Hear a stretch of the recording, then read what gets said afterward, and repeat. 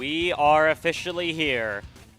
We are in Daytona, and we welcome you live to the NASCAR iRacing FedEx Cup Series Season number 5 Daytona 500.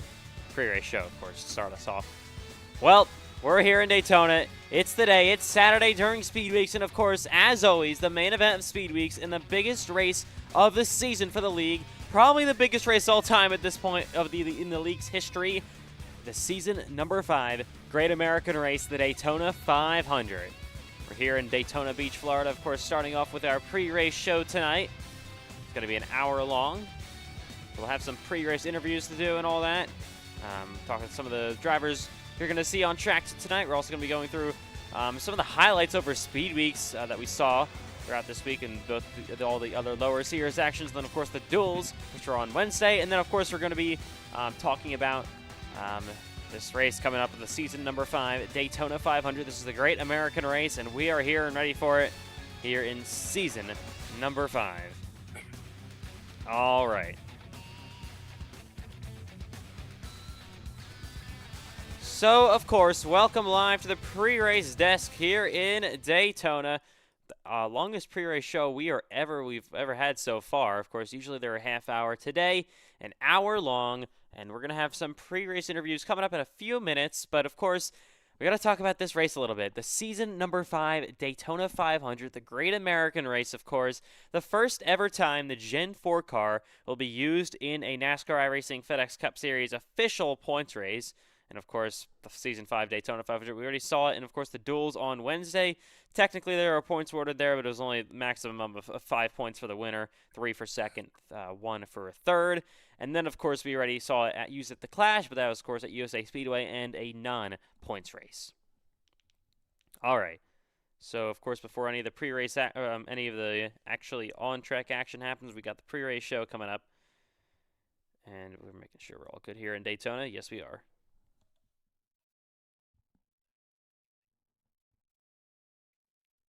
Of course, it has been a wild speed week so far. Yeah, we're just going to sit down here a little bit, and we're going to have some pre-race interviews coming up. Let's send it down, and we're going to be going to your first driver that we're going to be interviewing tonight. First of all, is going to be the driver of the 94, first full-time season for him in the NASCAR iRacing FedEx Cup Series.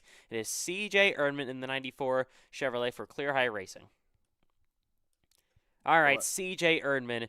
Of course, you're in your first Cup Series full-time season here. I'm going to be trying to go for points and trying to go for the championship this year. But, of course, it all starts off like all these Cup Series drivers will this season in the Daytona 500. So, I mean, what are the nerves just coming into this one? Obviously, you know you need to start off your season well. It's going to be harder to make the chase. Obviously, only 10 cars make it this season. I mean, just what are your expectations early on here? Yeah, I mean, we've run well all week, obviously winning iCar or the ARCA race, whatever. We ran well in the trucks and Xfinity last night. And we've ran well in our duels. Just need to keep doing the same thing we've been doing all weekend, and hopefully have some fortune go our way for once, and hopefully we can be in victory lane on Saturday, or tonight. But I'm just trying not to think of it any differently than I have the rest of the races this week. Yeah, so speaking of that, is this race, like, even compared to the other Cup Series races, is it like any different, like the thought process is in it, or is it just another race? I mean, you try to think of it as another race, but it is obviously Daytona, and you want to win here. But also the super speedway races, there is a luck factor in it, so you can't base tonight too much on the rest of the season. But it's always good to come out and score points early, so it's a little different. But you try to approach it as similar to normal. Of course, speaking about scoring points, obviously they have the stage, the halfway break. Grand National doesn't have that anymore. They did last season, so you do have experience with that being full-time, trying to score stage points. So what do you think the game plan is going to be like there? You do have to pit in the first half of the race. You can't make it to the end on fuel. Fuel window maybe about like lap 30 to 33, the fuel window for that first half. So what is your mindset in those stage points, that whole thing?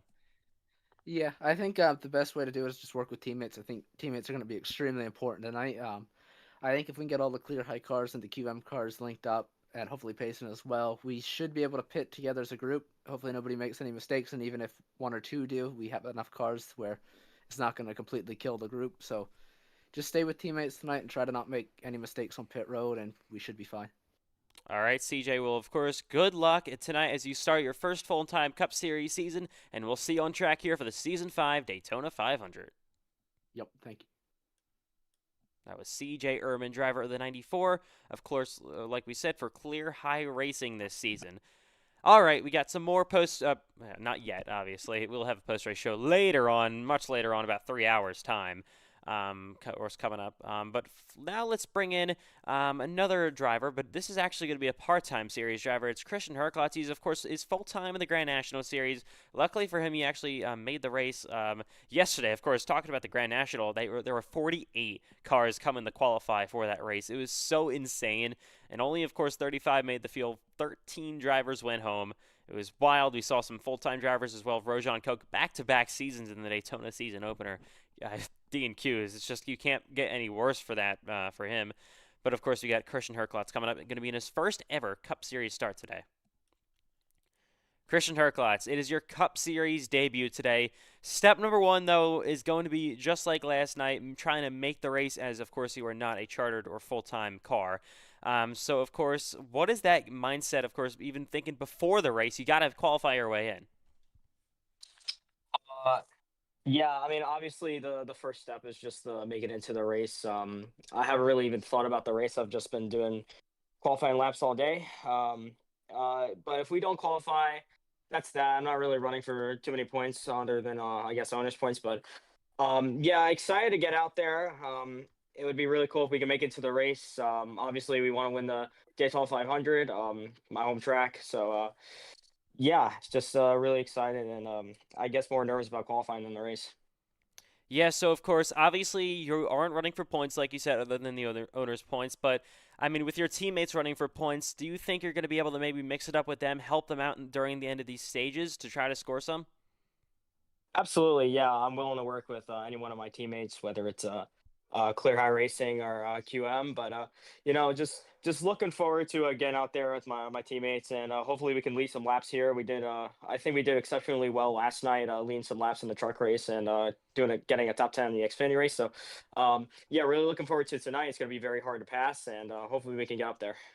All right, Christian. Well, of course, good luck trying to make your first ever Cup Series start tonight in the Season 5 Daytona 500. Yep, appreciate it. That was Christian Herklotz. All right. So we're gonna do one more interview before we have a little bit of an intermission, I should say. Coming up next is your 10-time Cup Series winner, I should say, the driver of the 82, coming back for his first full-time season in over 2 seasons' time. It is the driver of the 82 for Showtime Motorsports, Aiden Donahue, going to be a championship favorite this year. All right, Aiden Donahue. Oh. All right, Aiden. So I know you've been looking forward to this race for a while now. Of course, your Season 5 Daytona 500. You ran this race, of course, last season, but you weren't full-time. You ran it in Season 3. You got crashed out late in the going there. And last season, of course, you just didn't have enough time. Is tonight the night you think maybe, just maybe, you can get that first ever Daytona 500 victory? Man, I certainly hope so. But it's like you said though, I'm just very excited that we're back, especially with this car.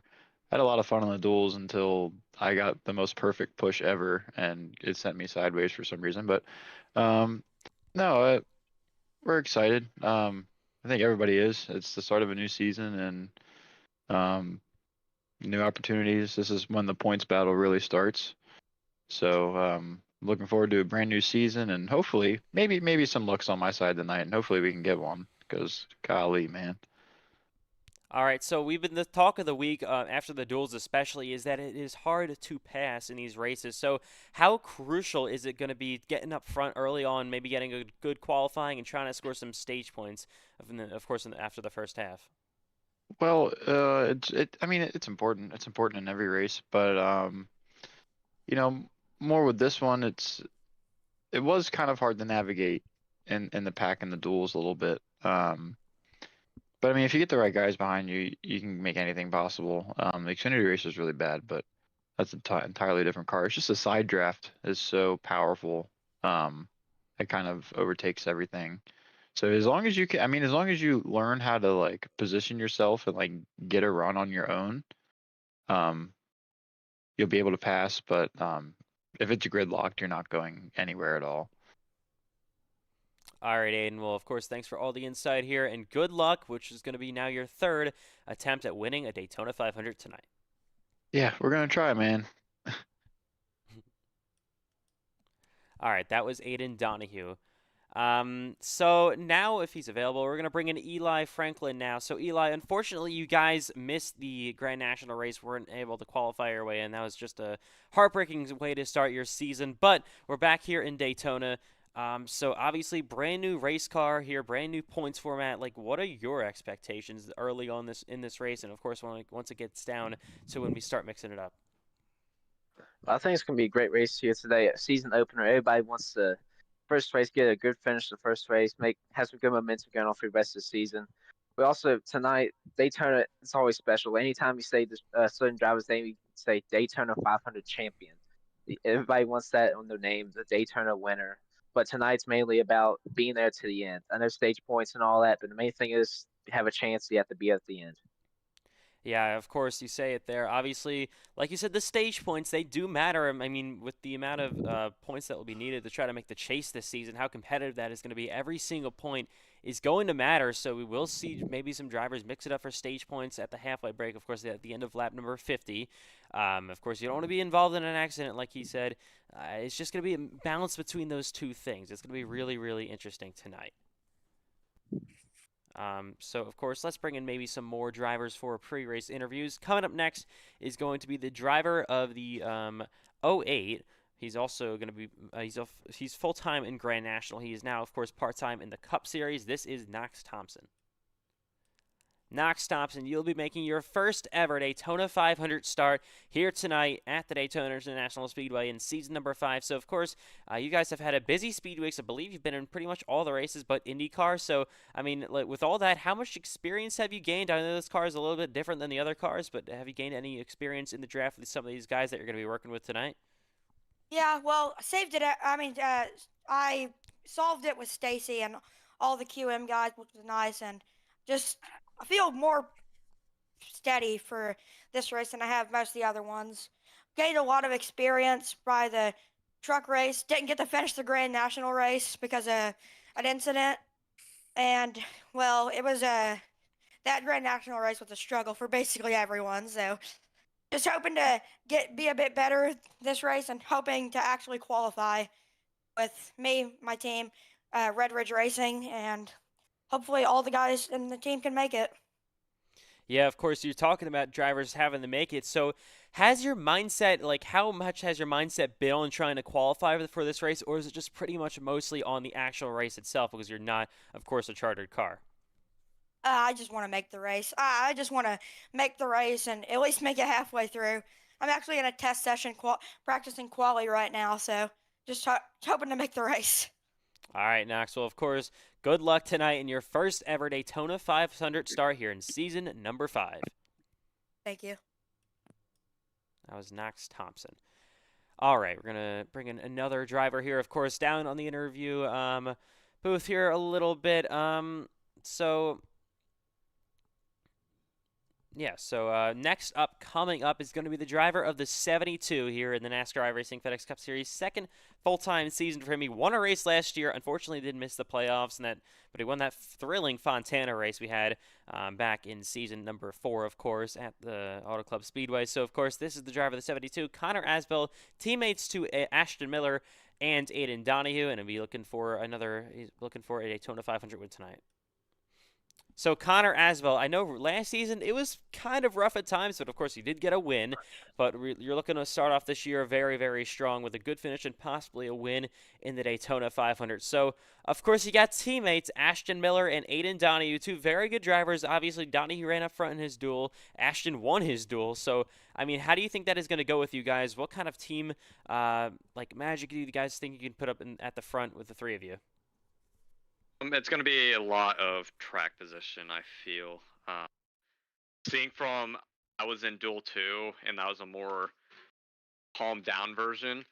Yeah, it was kind of just gridlocked or single file, so I'm going to have to take that in consideration, kind of think to what I could do to kind of get closer to the front if I qualify bad, but guaranteed me, Ashton and Aiden will be linked up some way or another. All right, so of course sorry, my mic was off. Of course, we head into this race, but we of course have stage points on the line at the halfway break. So, like, is that like obviously it's not the main goal, but like, how much thought are you guys putting into that, trying to get stage points in this first half?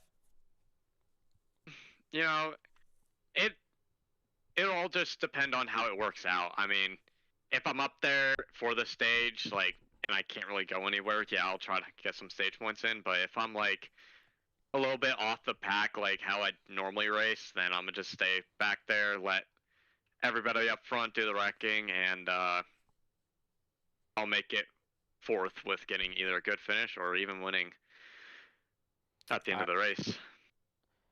I mean, yeah, you say that, of course, Connor, looking for your first ever Daytona 500 win. It would be your second career Cup Series win. So, yeah, like, obviously, if you win this race, you're not locked into the chase, but, like, would that really kickstart? Obviously, it would kickstart the entire, like, I can't talk today. All right. Your entire run to the chase? Yeah, I got some high spirits with this car. It's more of a throttle control it than send her in and just block with dirty air. Yeah, anything can happen throughout this whole season. It all depends on if I can actually lock in and produce the finishes I truly want. All right, Connor. Well, of course, that whole journey starts tonight in the Daytona 500, and we will see you tonight looking to work with your teammates to try to win a 500 here, and good luck. Yep, thank you. That was Connor Asbell. Now we're going to bring in some of the highlights over this, of course, these speed weeks. So, of course, last night's Grand National Series race, you might have saw it last night, of course. It was so insane early in the race. They were 3 wide. Just looking at some, okay. Or we're just going to be dumb. Sorry about that. Anyways.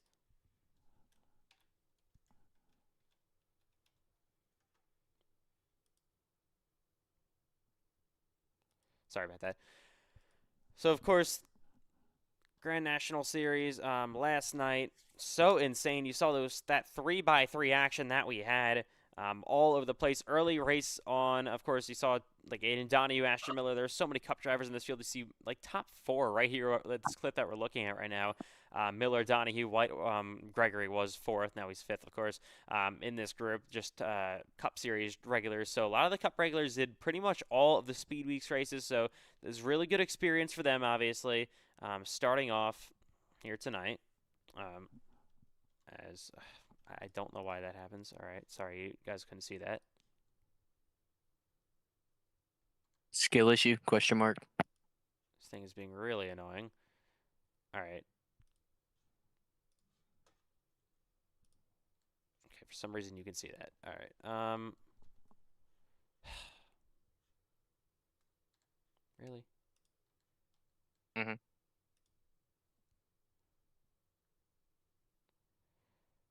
Well, then, of course, unfortunately, got to do this manually for a second. Of course, this is so dumb. Of course, we had that early race crash. You saw they were dicing it up here. Then you look at TJ Moon there up in the outside lane. He was aggressive all night long. Of course, he won the Truck Series race earlier that night. Obviously, he was doing aggressive things in that race. Of course, he was up in the outside lane, basically not working with anyone, basically just trying to clear himself. Not trying to clear himself, but just trying to not really work with anyone too well in that race. You see him, you saw McMillan get shut up, and there they go. There goes Gregory around, of course, in the back, and then they have this massive pileup. Joseph Lewis got involved, Andrew Stacy got hit hard, Christopher Lowell, Bryce Benton was involved, Brandon Pfeiffer, Eli Tomlin. I mean, just Knox Thompson, so many names. We've even talked to some of them tonight, talking about how much that race was just terrible for them. Just like that, and that just really killed the entire field. There were like 20 cars involved.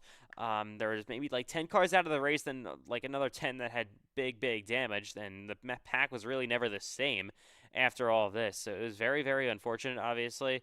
And we definitely wish that didn't happen, but it was an all right race at the end of that, after all of that. So very interesting for, of course, that. All right, I hate that we have to do it this way. YouTube is pretty stupid. Anyways, and then you look at the Truck Series race now. You saw the 95 of Herklotz. He gets turned, obviously making his Cup Series debut tonight. And then they have a massive crash collecting Connor Asbell, Brody Webster, Matthew White, Cole Wilson. That was only on lap 14. So once again, before lap 15, huge wrecks here in both the Truck Series and the Grand National Series. Hopefully, we can avoid that tonight in the Cup Series. That would definitely be ideal. We don't want anything like this happening tonight. For the NASCAR iRacing FedEx Cup Series, but I mean, you never know. Anything could happen. So it's going to be interesting to watch here tonight in the NASCAR iRacing FedEx Cup Series, season at number 5, Daytona 500. All right, we're going to have more pre-race interviews coming up. We're going to be talking about the race a little bit more as well, and we're going to be right back from Daytona International Speedway. We'll take a little bit of a break. We'll be back in about 2 minutes' time, maybe a minute and a half here from Daytona. Stay tuned. More pre-race coverage coming up for the Season 5 Daytona 500.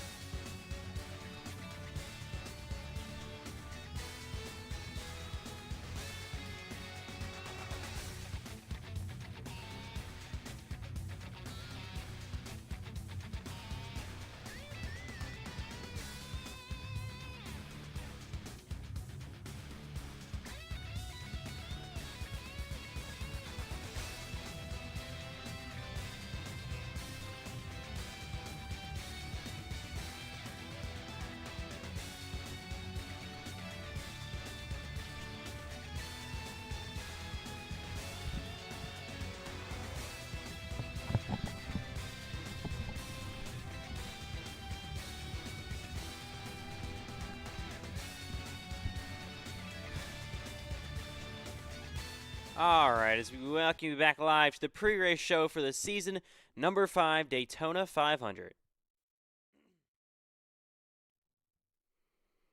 So we got more pre-race interviews coming up here from Daytona International Speedway. Of course, we looked at some of the highlights that happened this week. We're going to be talking about a little bit more of the race coming up after some more interviews. So we're going to bring some more drivers in here coming up. Now let's bring in the driver of the number 01 tonight. He is part-time. He only never does a part-time schedule. He actually lives in Europe, I believe. It is the number 01 of Jamie McKinney. He won a Grand National race last season. He's a Cup Series winner all the way back in Season 2 at Martinsville. So let's bring in the driver of the 01. Jamie McKinney, you're going to be making one of your select Cup Series starts here tonight. So you've always been very, very good, obviously, in the Cup Series. You have a win at Martinsville back in Season 2. You won a Grand National race last season, so that was a huge win and a great big pressure moment. So obviously you can win these high-pressure moments. We saw at Chicagoland last season in Grand National, like I said. So what are your expectations here for this race once it gets down to the end of it? Well, for TCMC, our expectations are always to win. But for me personally, in this FedEx 500, my current objective is just to finish the race because in my last 2 starts in the 500, I've crashed out in both of them. So I'm just looking forward to this 500 since it's going to be a whole different car. And I don't know how many different guys there are in the field, but it's still I'm still pretty familiar with the drivers, but I hope it's not terrible. But I'm just trying to stay optimistic. Well, yeah, of course. Obviously, speaking about that, you guys are obviously not locked into the race. You guys obviously are in a chartered car. So there are a lot of part-time series drivers, of course, a lot of Grand National drivers trying to race their way in here tonight. So, like, what is your mindset with all that? Just trying to qualify your way in to even start before the race. I'm not sure. I kind of just use the same strategy to qualify at any play track. Just run the high line on lap 1, and then the next lap you just run the bottom as tight to the apron as you can. But that's kind of it. There isn't really any type of skill, I would say, about qualifying and at play tracks. But yeah, that was kind of it. All right, Jamie. Well, of course, I believe you're going to be making your 4th Daytona 500? My 3rd All right, 500. your third Daytona 500. So, of course, good luck tonight and all the on-track action. We'll see you on track pretty soon. Yep, thank you, sir. That was Jamie McKinney. All right, now we're going to bring in our driver analyst, the number 88, Landon Johnson, of course, full-time for Johnson Motorsports with the alliance with Ethan Trendler Racing. So, Landon, it is, what is it, is it your fifth Daytona 500, is it actually? Yeah. All right, your fifth Daytona 500, how about that? Not a lot of people have accomplished that. Only, I believe, Cole Clausen hasn't. Matthew White has, Braden Hunsaker has. I don't know if that's it. It might be. I might be missing a name or two, but not a lot of drivers have accomplished that. And you're, of course, doing it tonight. So you have great experience in the league, obviously. You obviously are my first ever driver I signed back in July of 2023. So you've been here for a while, obviously. A huge league veteran. So, I mean, with a couple of rookies in this field here tonight, like, what do you expect?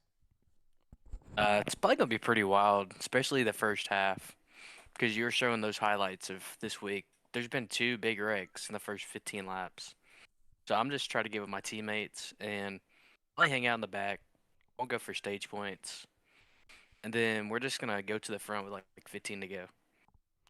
Yeah, so of course we've seen like the ETR cars and the Johnson Motorsports cars probably the last 2 seasons in these Daytona 500s really work together. So I mean, like, what can we see there? Hopefully we can just all get linked up together. I mean, we didn't really get to do that with only like 2 or 3 cars in each duel, and a couple of us losing the draft. So we didn't really get any practice in this Gym 4, but we worked good last season in the 500.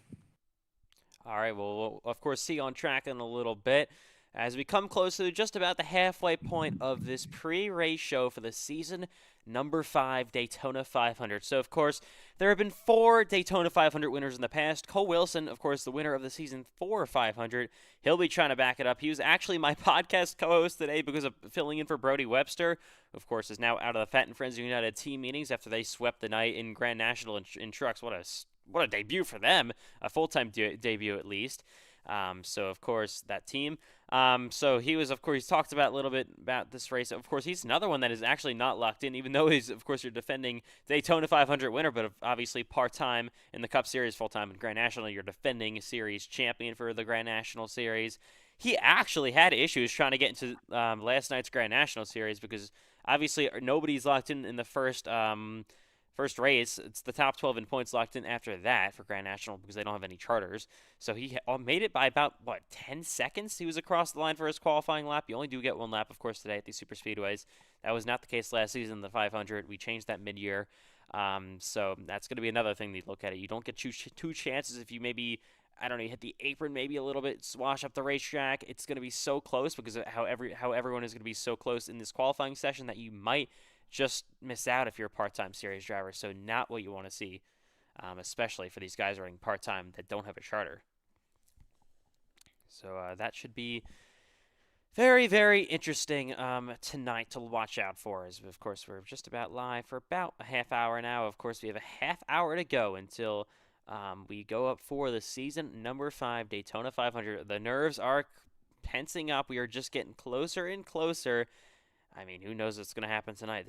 We're coming to the unknown, the first ever race with the Gen 4 car. Even though we did have, of course, 2 duels, that was, of course, half the field size in both duels is what we're going to see today. All right, so as the pre-race show continues, we're going to bring in another driver, of course. Coming up next is going to be Jeremiah Galtney. Wow. All right, Ethan. Galtney in the 29 tonight, I believe. I'll go double check on that. He's 62 tonight, I'm sorry. So in the 62 tonight, making I believe his Cup Series debut. So let's bring him in. Jeremiah Gauntlet, you guys have had a decent speed week so far. Your entire team has had a good one. Of course, I believe CJ Urban winning the ARCA race, or the iCar race. So, of course, you head to your first ever Daytona 500 start tonight. I believe, correct me if I'm wrong, is this your first ever Cup start?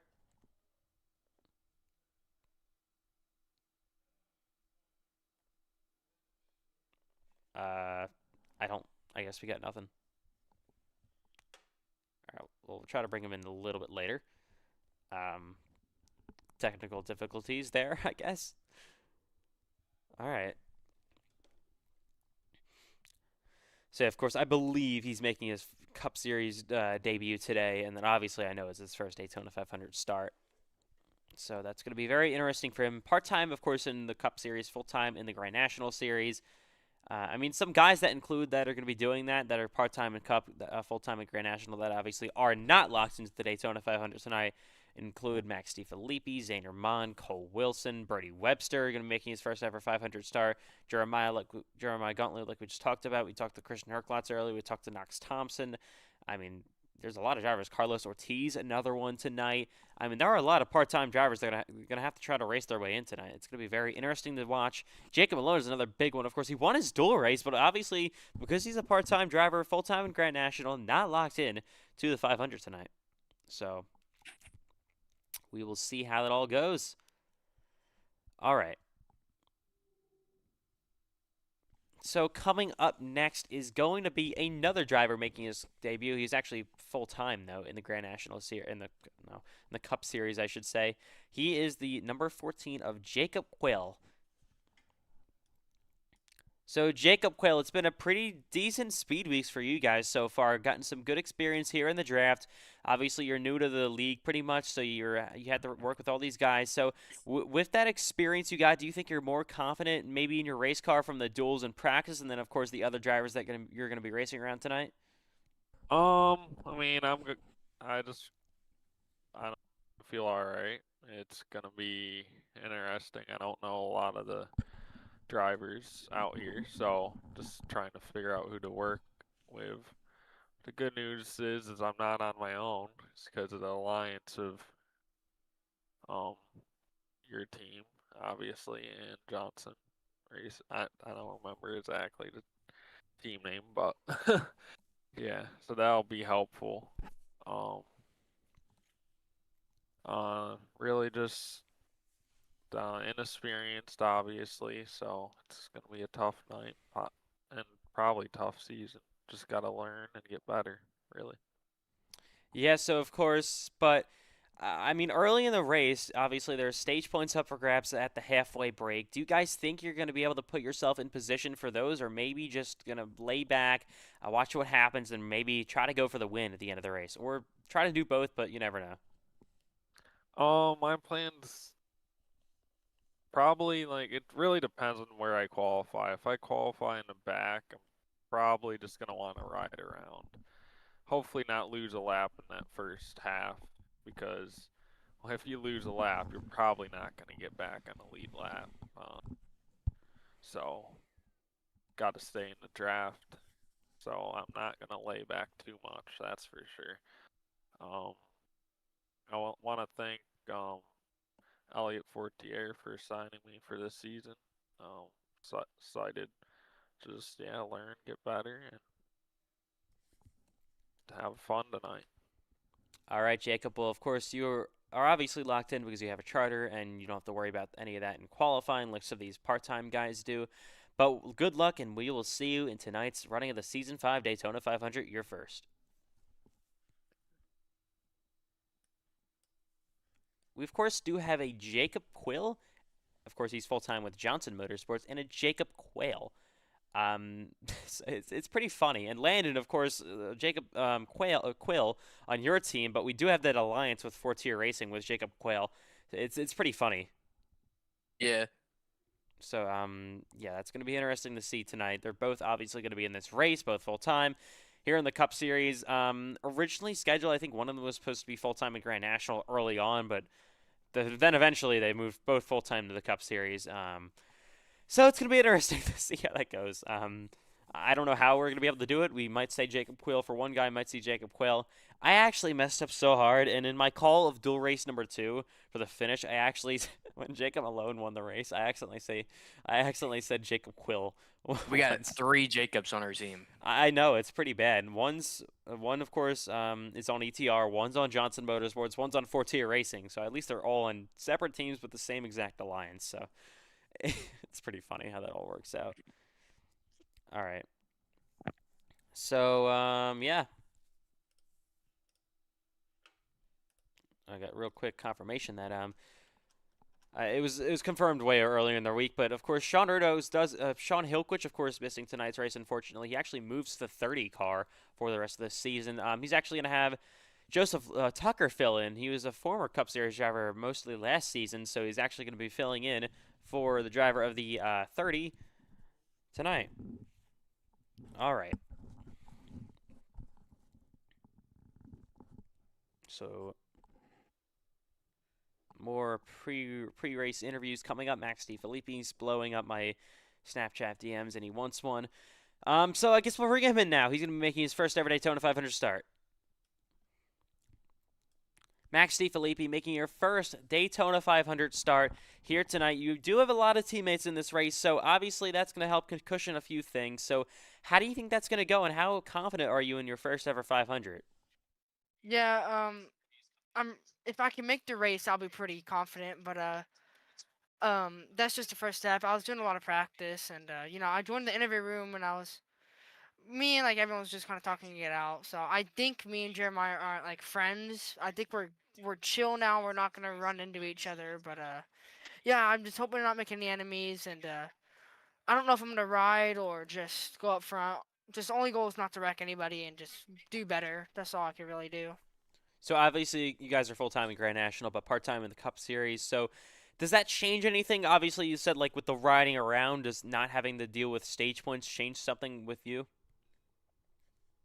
Yeah, I don't want to.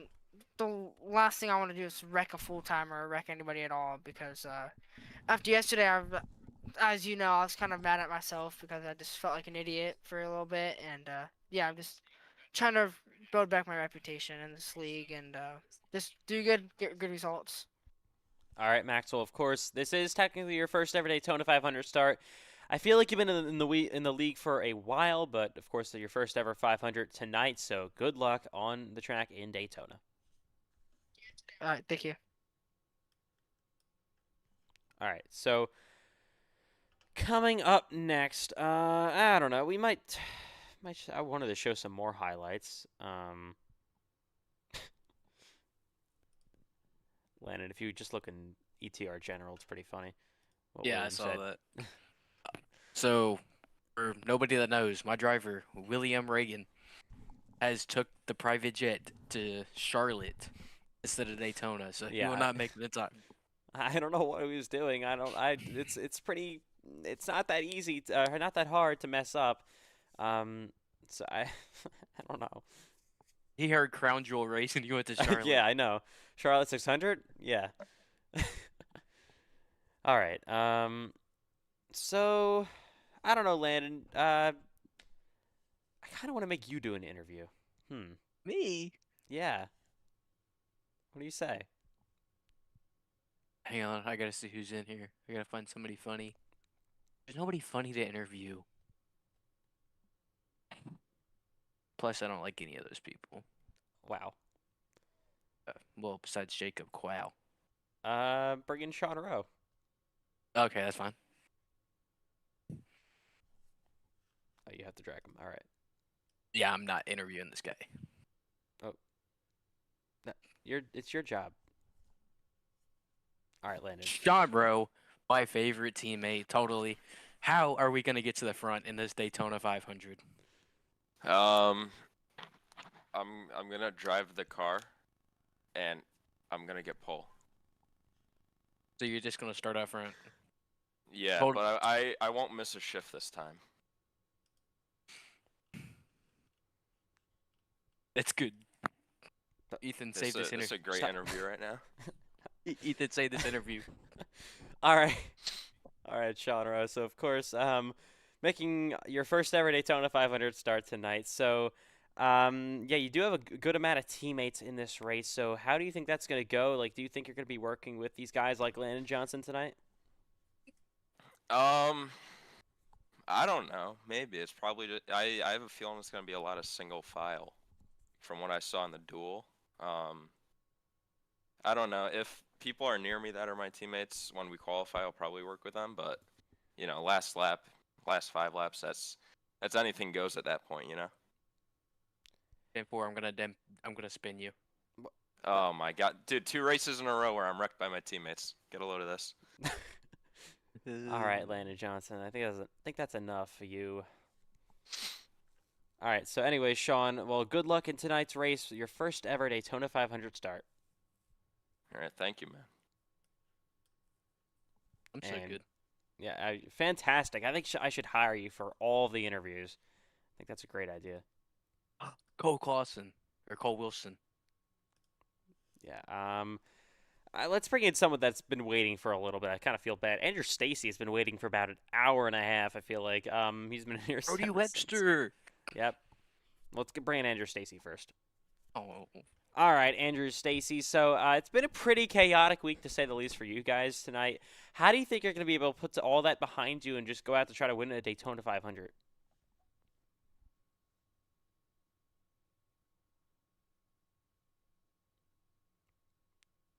Good answer. I'm All having right. technical difficulties. Oh.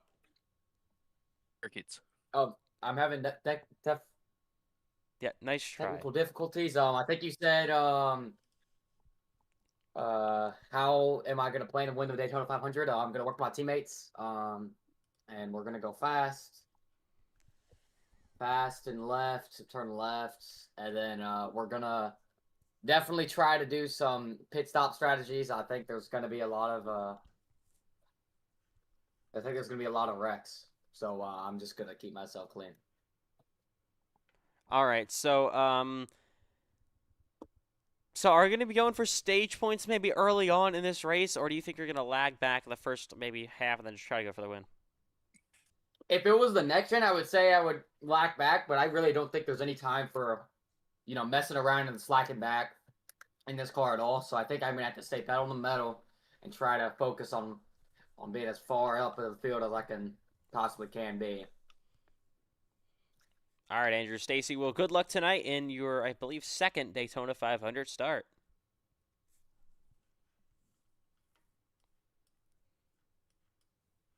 All right. Coming up next, still have about what? We got 18 minutes to go. An incredible post just put out by Landon Johnson and his team. Go follow the Insta. Yep, of course. Oh, and you saw what I posted, Landon? Maybe. A wish count. Yeah, we have the president here. Donald J. Trump is currently on a pit road. I just got a selfie with him. Yep, there he is. Landon Johnson. Yeah, he's there down there too. But Donald J. Trump, our president of the United States of America, is currently on a pit road not interviewing, but talking to the drivers. They're having a great old time down there with our president. And what did he say to you, Landon? He said, I'm probably going to wreck.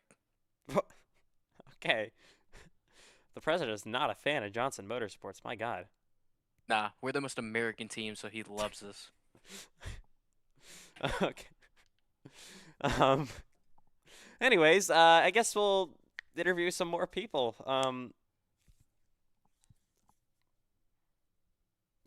Coming up next is going to be the driver of the 9, Bryce Benton. So, Bryce Benton, you'll be making your, I believe, what is it? It's only your second Daytona 500 start because Season 3 you're still suspended. So, of course, your second Daytona 500 start. Obviously, everyone's first with the Gen 4 car. So, I mean, you got a lot of teammates to work with tonight, and a lot of good ones like Cameron Chandler, Payson Lindsay, so good at these super speedways. So, I mean, what is the game plan to get up front? Do you think you can maybe qualify well as well? Yeah, I mean, we had a good qualifying last season. I think we could probably, hopefully, can repeat that. But qualifying isn't gonna matter all that much. So yeah, we're gonna just have to kind of just survive, I guess. I don't know. It'll be definitely an interesting race, and yeah, well, we'll just see what we can do, cause yeah, I do really want to Why am I get in the this win, booth? cause I don't know, I would like to get a 500 to my name, so yeah. Okay, so Bryce, obviously there are stage points though awarded at the halfway break. It's been like that, obviously, all the time in the Cup Series. So how do you think it is going to be like up there at the front of the field when stage points are on the line? Or do you guys maybe just want to lag back, not even think about that, and just try to go for the win at the end? Yeah, I think it'll probably get pretty chaotic at the toward the end of the stage. I would like to get stage points, mainly because I learned from last season not every point is gonna count toward the playoffs. I'm really gonna try to have to go for playoff points, I feel like, all season, because that's where I lacked last season, and that's kind of what got me eliminated from the playoffs in the first round. So, I don't know how aggressive I'll be for the stage win today, but probably in future races I'll probably be pretty aggressive for like the stage one, but we'll still try to go for some stage points and just get some solid points on the board. So yeah. All right, Bryce. Well, of course, good luck in tonight's season number 5 Daytona 500, and we'll see you on track coming up pretty shortly. Yep. And I said it, we are just 15 minutes away from the Season 5 NASCAR iRacing FedEx Cup Series Daytona 500. We're going to see cars on track, first of all, for the warm-up session. Then we're going to go to qualifying. Only, of course, one lap. Qualifying could be so intense here coming up because of obviously, well, the full-time guys are obviously locked in. Then that only leaves limited spots for these part-time drivers to try to make their way into this race. And I'm assuming like we would have multiple D&Qs in this one tonight, so we'll just have to wait and see how this goes. Landon Johnson, like, what is it like though, not having to worry about that? Obviously, you didn't race Grand National yesterday, but if you did, you would definitely have to worry about that. Oh, so now we're saying I'm a bad qualifier. That's not okay. It's just I'm talking We about know. everyone. Nice attempt. Yeah, it's nice not having to worry about qualifying, especially since like I'm not good at practice. I'm not good at qualifying, but like I feel like when I'm out there with everybody, I just get better. Yeah, it's kind of I don't know. I just get better, like with the race, and especially it depends where I'm at. If it's one of my good tracks, I get better the longer I go. Cause we don't be practicing through the week.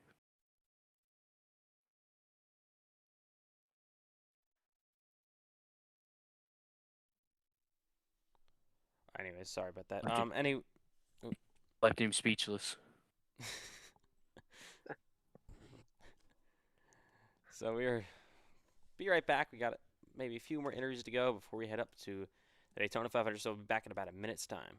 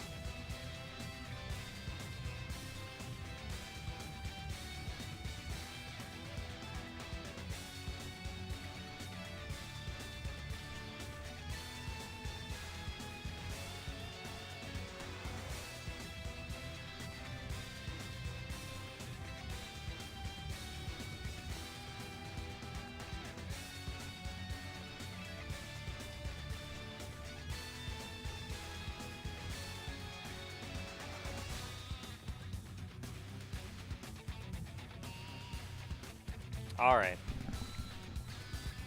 As we welcome you back live to coverage of the season number 5 NASCAR iRacing FedEx Cup Series Daytona 500. We are only about 10 minutes away from seeing cars on the racetrack, and this is when it starts to get really, really serious. All right. We're going to bring a couple of guys in here, first of all. Let's bring in Brody Webster, Carlos. Let's bring in Brody Webster. Actually, bring in Brody Webster and Cole Wilson at the same time. That's gonna be real serious. Well, we're going to try our best. We're professional. All right, we're bringing both of you guys in here at the same time. Brody Webster and Cole Wilson. Of course, Cole Wilson, our defending Daytona 500 winner. Brody, you're in your first ever Daytona 500 start. So I don't know. I don't care which one of you guys starts off, but actually, Well, first of all, Brody, let's talk about the real reason why you missed our podcast today. So the real reason why we missed was because we had to go to a parade, because it's like our opening Daytona 500. It's our first ever. So we had to go to a driver's parade, and there were so many people there congratulating me on the first start in the Cup Series. Also, I do have a question. So if I'm somebody's reserve driver and one of their chartered cars doesn't show up, do I fill in for the charter car, aka automatically qualify? Nope, that's never been the case. So no. I told you this, Oh. Brody. You just didn't believe me. No, but what about Now we're just embarrassing ourselves on YouTube. it happens all the time, okay? No one I watches mean, this. we embarrassed ourselves yesterday. We should have won. Actually, no, Cole Wilson embarrassed himself. We should have won. And Cole Wilson doesn't push me, but actually R-words me. I'm not gonna say it on the stream. But gosh. All right, you guys are both being moved. No, No, I never got to no. interview, but I never got properly interviewed. All right, then dog. Yeah, I'm worried about today because I think the package is buns, and I'm gonna try my best to go fast and win. That's trying to be like a Ricky Bobby, bro. Yep. All right, we'll see you coming up. Good luck in trying to defend your Daytona 500 win. Yep. Wow. All right. Well, we have about 8 minutes to go. Coming up next is going to be the driver of the one, Zane Rahman. Zane Rahman, you guys have a lot of Cup Series starts under your belt already, but of course, this is going to be your first ever Daytona 500 start. So, Speed Weeks couldn't have really ended off any worse coming into tonight because of your DNQ in the Grand National race. So, like, what kind of momentum and I'm not gonna say momentum, but what kind of drive does that give you to try to qualify to this race and of course try to have a good finish? I mean, I don't know. I mean, coming into this weekend, I thought it would be as great as last time I came here in September, but obviously it was a lot more different. And well, when I didn't even make the iCar race, I mean, I was really happy to see Chris get the pole for the one car, but I did DNF'd at the truck race, ended up on my roof after coming to checkered, and then I straight up didn't make the main event, especially since I'm a full-time driver in Grand National. So yeah, really heartbreaking for myself and for my sponsor as well, since I felt like I let them down. But I hope to change that for this race. I did a lot of training coming into here. All right, so of course, obviously, guys don't have to worry about stage points for tonight. So does that change anything? That change the game, not having to be worrying about points, just be going for the win? Yeah, I mean, I'm not really a full-time. I mean, the team entirely is not a full-time organization. So all four of us, me, Max, Chris, and Knox, we're all focusing on getting that win if we can. All right, Zane. Well, of course, good luck coming up for you and your entire team in the Season 5 Daytona 500. Yes, sir. Thank you. All right. We have a few more to go here. Coming up next is going to be the driver of the 71, Cole Clausen. Cole Clausen, I interview you all the time pre-race in these big races, but of course this one's going to be a little bit different. First time ever in the Cup Series, you are not full-time, and you're of course full-time in the Grand National Series. So obviously, does that change your mindset? You've got so much experience, obviously our Season 2 Cup Series champion. Does that change your mindset coming into this race? I mean, no, not really. We're still just gonna go out there, race as hard as we can, and try to win ourselves a race. But right now we're kind of focused on just making the race because there's a pretty good chance that there's going to be more than 40 cars entered in this race, and we definitely want to make this race. So if we're able to make the race, then we're going to go out there and just try and be there at the end. But I'll have some help with McMillan tonight, and hopefully we can work our way to the front of the pack. But I'll probably be making a good amount of starts in the Cup Series this season, and yeah, just really happy to get the season underway, and hopefully we can have a good night. Yeah, so of course you will have your teammate Ethan McMillan in this race. I mean, take me through the difference. I believe you've had some races where you don't have any teammates in. Does that change? How much does that change the whole game for this? I mean, at first I didn't really think it was that much of a change, but as of recent, it is a big change. I mean, you saw us running 1-2 last night in the Xfinity race, and even in lobbies the other night in that Gen 4 race, he won and I finished second at Atlanta in the Gen 4 cars. So I think teamwork is key, and it's definitely going to help us out tonight. All right, so, well, of course, good luck, Cole Clausen, coming up in your now, I believe it might be your 4th Daytona 500 because you missed one, but we'll see you on track pretty shortly. Yes, sir. Thank you. All right.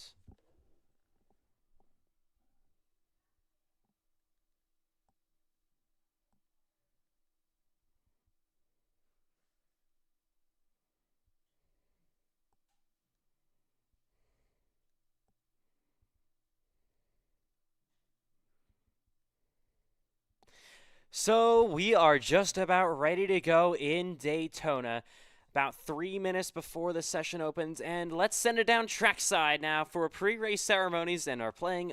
Or real quick, let's send it now down trackside to our pre-race ceremonies and our playing of our national anthem.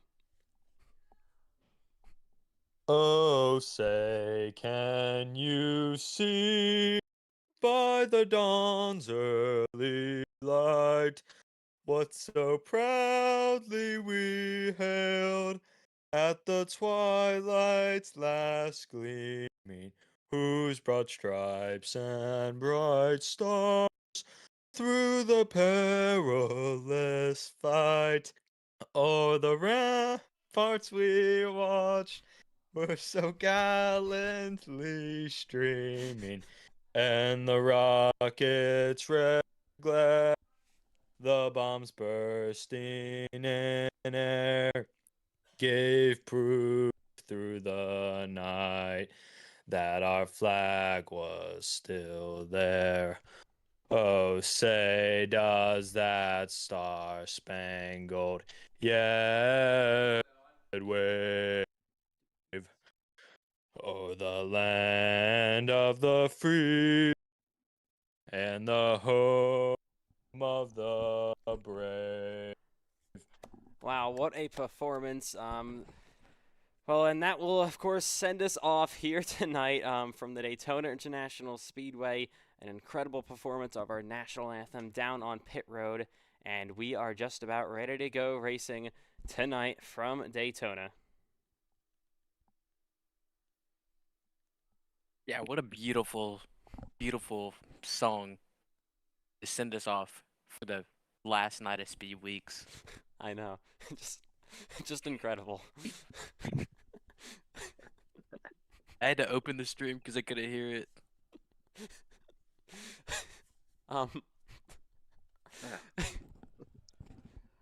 Well, I mean, it's time to get down to business now. Here we go. This is the moment you have all been waiting for. This is it. This is the Great American Race. This is the season number 5 NASCAR iRacing FedEx Cup Series Daytona 500.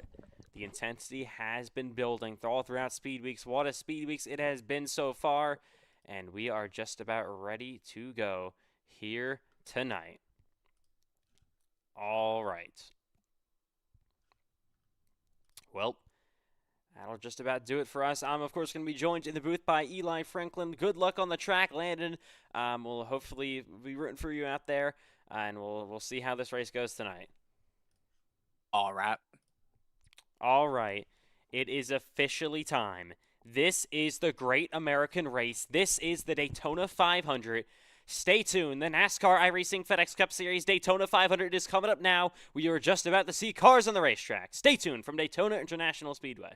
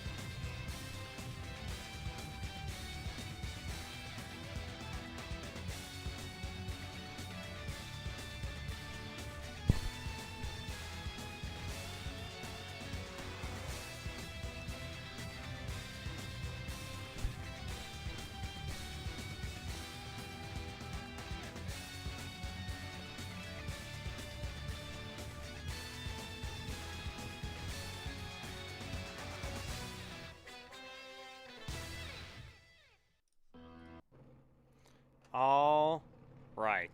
Well, we are here.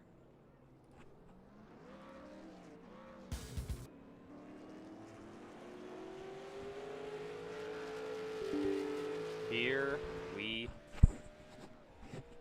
go.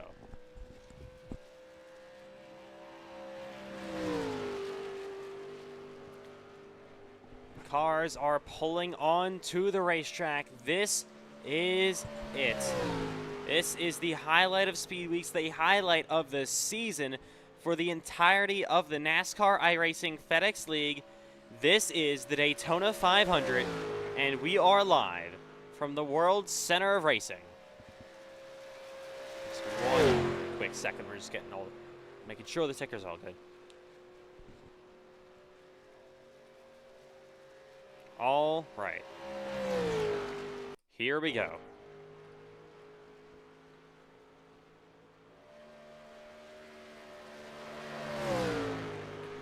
All right, we're here. This is it. This is the Daytona 500. Welcome live to the season number 5 NASCAR iRacing FedEx Cup Series Great American Race. This is the Daytona 500 in season number 5. As we welcome you live to the broadcast booth here tonight, I am, of course, your host and lead broadcaster, as always, Ethan Trendler. We're joined to the booth tonight by Grand National Series driver. Unfortunately for him, he missed did not qualify for the Grand National Series race last night. DNQ'd out of that one. That is, of course, Eli Franklin, driver the 24 in the Grand National Series for Ethan Trendler Racing. All right, cars are on the racetrack here in Daytona for the warm-up session for the season number 5 Daytona 500. As Aiden Donahue in that 82, first one you see on the track, making his way through 1 and 2, and now down the back straightaway. Of course, Donahue's not one of these drivers that has to worry about qualifying his way in. Obviously locked in already because he's got a charter. We'll see if that changes anything for him in qualifying. Actually won the pole for the Grand National Series race last night. As he makes his way to 3 and 4, we got a large party of cars here on the pit road as they pull off.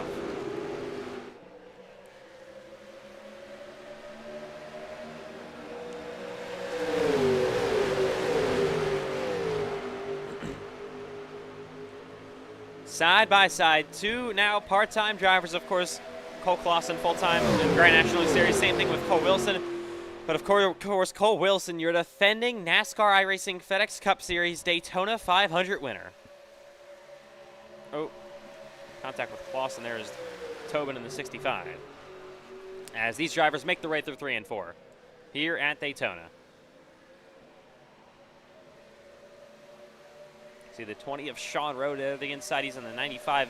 That is Christian Herklotz. And, of course, his debut. We talked to him earlier in pre-race interviews. All right. Of course, all these Gen 4 cars, all the Cup Series drivers on the racetrack here in Daytona. Oh, already starting things. As they make their way through 1 and 2 here at the World Center of Racing. There's the 22 of Cole Wilson. Of course, like we said, defending Daytona 500 winner.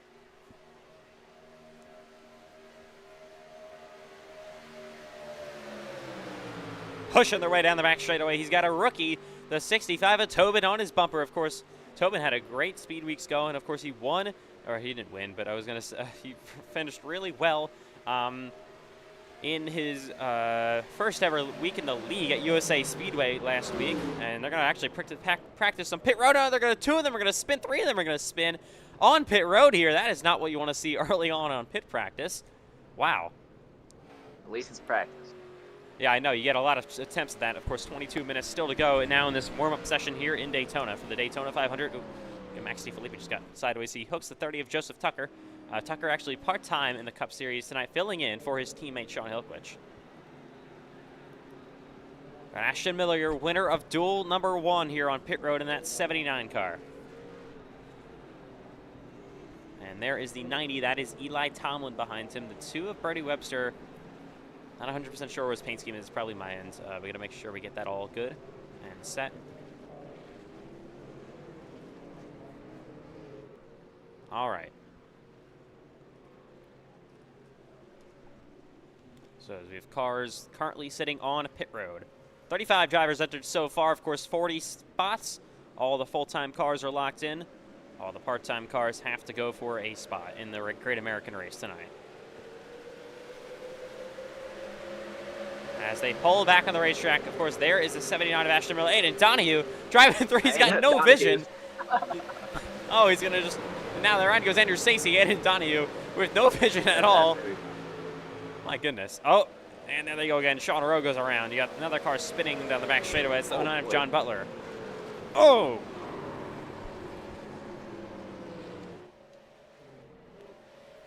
I mean, Eli Franklin, of course, you've been in this position yesterday. Unfortunately, didn't work out for you. Like, for these part-time drivers, what are the nerves having to try to qualify your way into the race? Well, obviously, you got to worry about qualifying for part-time, big time for them. First, you got to make the race. For me, I was done and thought it was 2 laps, and it was only 1 lap, which is why I did not make it. But hopefully, these guys know it's 1 lap, unlike me.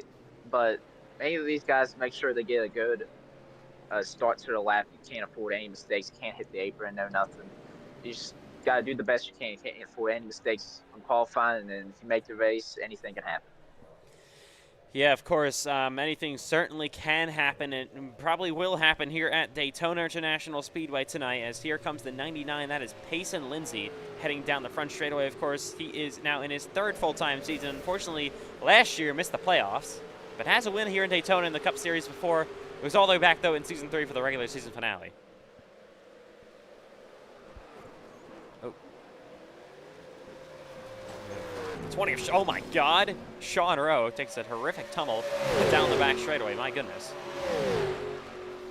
As cars make their way through 3 and 4.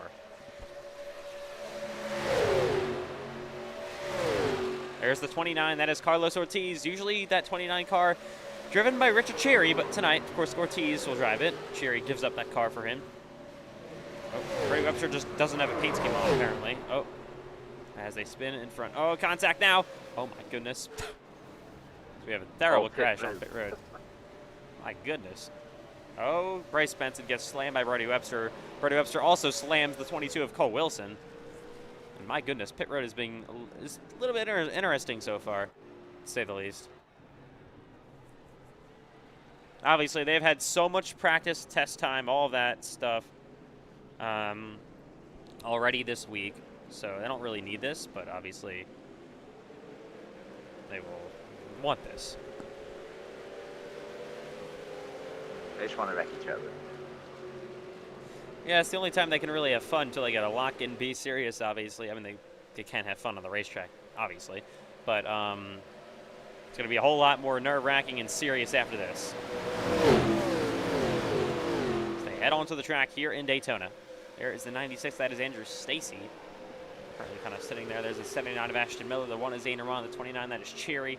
Side by side, they go back into 3 and 4 between the 82 of Aiden Donahue and the 2. That is Brody Webster. I believe that's Brody Webster. Should be Brody Webster. If we actually want to look. Yes, it is. I don't know where his paint scheme is. He's, for some reason, running a test car. I don't know where they got that from. Maybe it's just a backup car. I'm not really 100% sure. Oh, he's making contact with Zane Rahman down the front straightaway.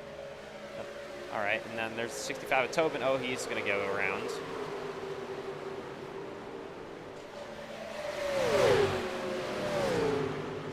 Payson Lindsay, so far top of the board, obviously practice times. You can't really look at that too much. Oh. Here's the 33 of Jacob Clarino now going around. Also got the 88. There is our colleague. Oh, my God. There's our colleague, Landon Johnson. We got wheels everywhere. My goodness. And here's the 22 of Cole Wilson on the bumper of the 79 of Ashton Miller. Making their way back into 3 and 4.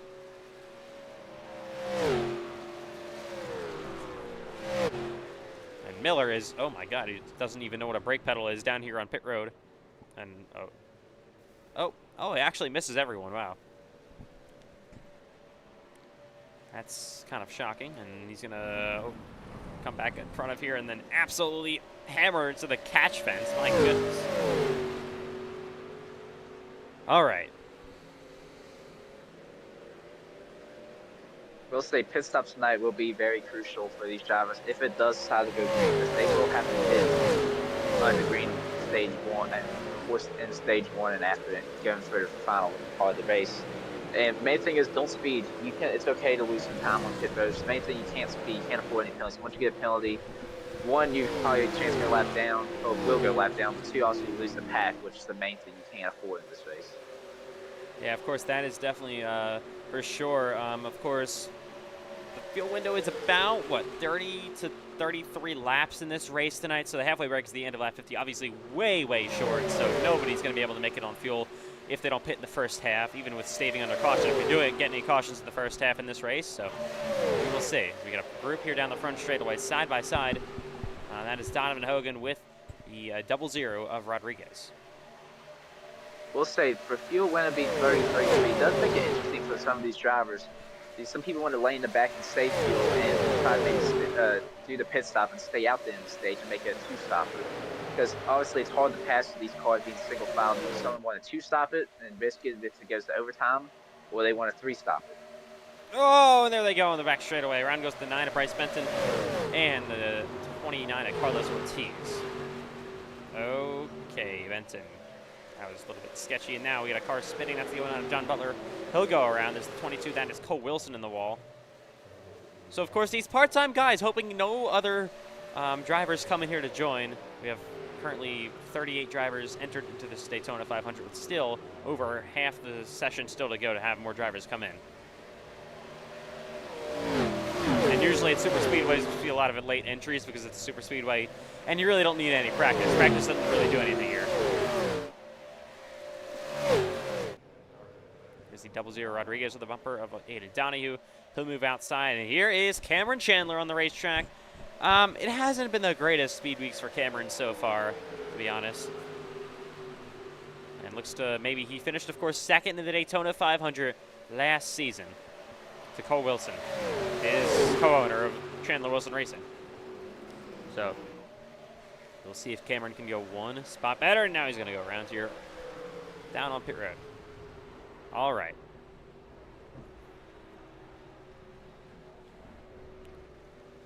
So you got cars wrecking here down the back straightaway. The 94 of Erdman. There's the 42 of Holes. There's the 95 of Herklotz. They're trying to, Andrew Stacy here as well. They're trying to start a bit of a group, have a bit of a mini race.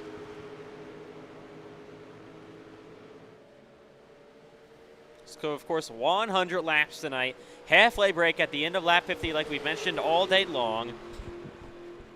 Obviously going to need a pit stop before that here in this Daytona 500. As they will come flying to pit road.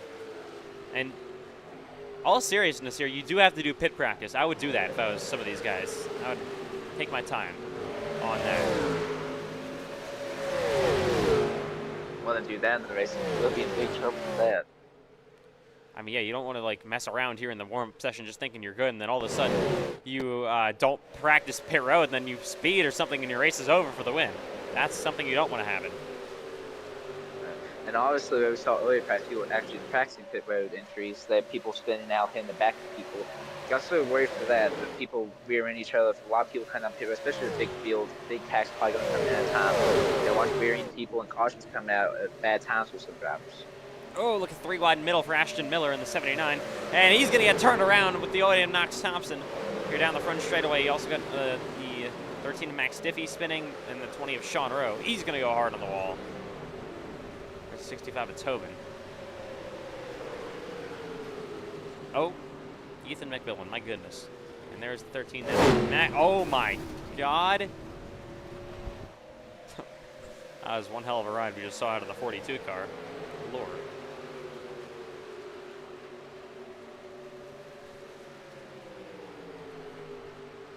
All right.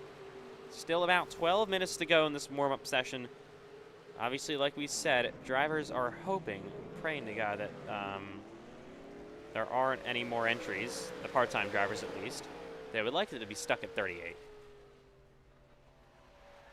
That's for sure.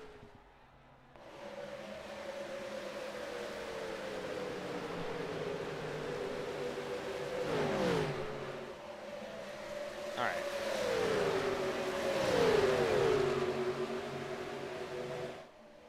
As they head here down the backstretch at Daytona. And back through turns 3 and 4. Look at this. Look at this. 3x3 down the back straightaway in this group.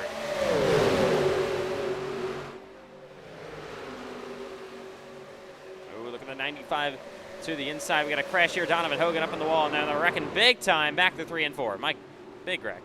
Oh. And there goes everybody.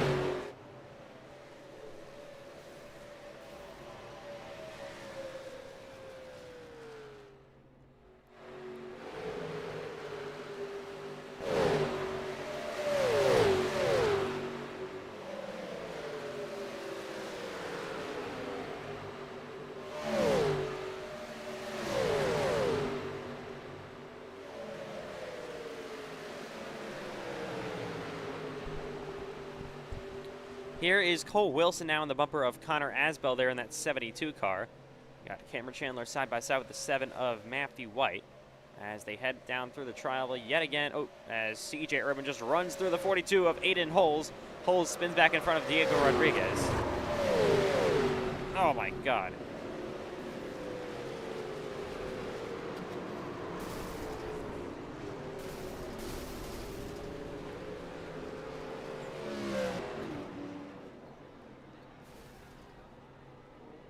Flipping on pit road. Yeah, it hasn't been a pretty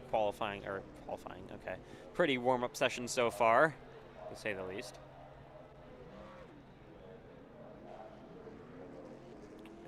It's just like this at basically every track, so nothing special. But I mean, I remember some of the Cup Series practices were actually somewhat clean. I mean, they weren't doing some of this stuff, but they do. I don't know. If I were them, I would try to practice pit road. That could come back to bite some of these guys, especially if they speed or make a mistake like spinning. Because obviously, we've never done a pit road, like a green flag pit stop in this league with the Gen 4 car. Yeah, big difference with Gen 4 cars coming on pit road compared to the next gen car. It doesn't take a lot of contact with these Gen 4 cars to spin out.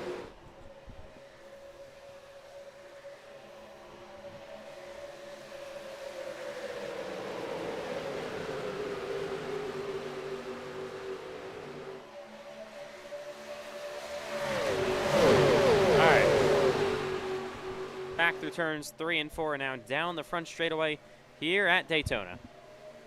Got 9 minutes to go. 39, so one more car can join for these part-time guys and still feel okay. Yeah, it could get close and tense here at the end, though. Aiden Holes down on the inside there. We got Cole Wilson now going around here in that 22. He will spin.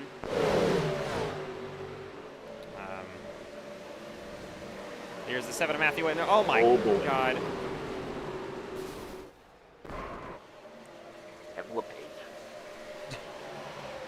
As Matthew White will flip here down the back straightaway. I mean, oh, Sean Rowe going to go around now in the 20.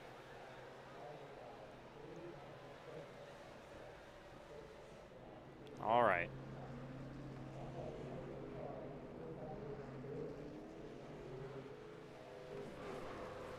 Here's the 88 of Landon Johnson. Of course, our colleague down in the back straightaway for him. As, oh, something, I don't know what that was. As he goes back through 3 and 4.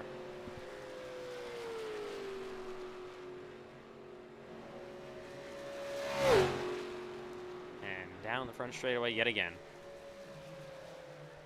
How did Andrew Stacy get there? I don't even want to know, to be honest. If it's Andrew Stacy, my God. There's the 20 of Sean Rowe backwards. Here's Ashton Miller back on the track, the 9 of Bryce Benson, the 00 Rodriguez, the 30 Sean Hilquist. Here's the 62 of Jeremiah Guntley, the 90 of Eli Tomlin. Oh my goodness, hard in the wall for the 43 of Andrew Hogan. Stacy, I think he's just trying to get over the wall into the entry. It'll be funny when he speeds on pit road. I don't know. Like, I really would be trying that out. It's like, if things go caution-free, which I don't think they would here at Daytona, but say they do, we're going to have to make 2 green flag pit stops, I think, for most drivers, unless you're in some sort of strategy. I don't think that you can, though. I think we have to make 2. If we didn't get like, hypothetically, we didn't get a caution at all besides the halfway break in this one.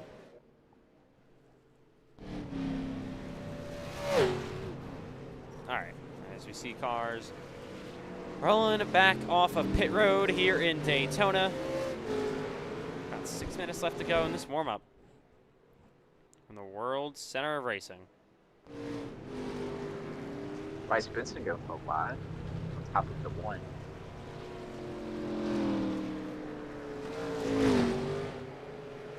All right.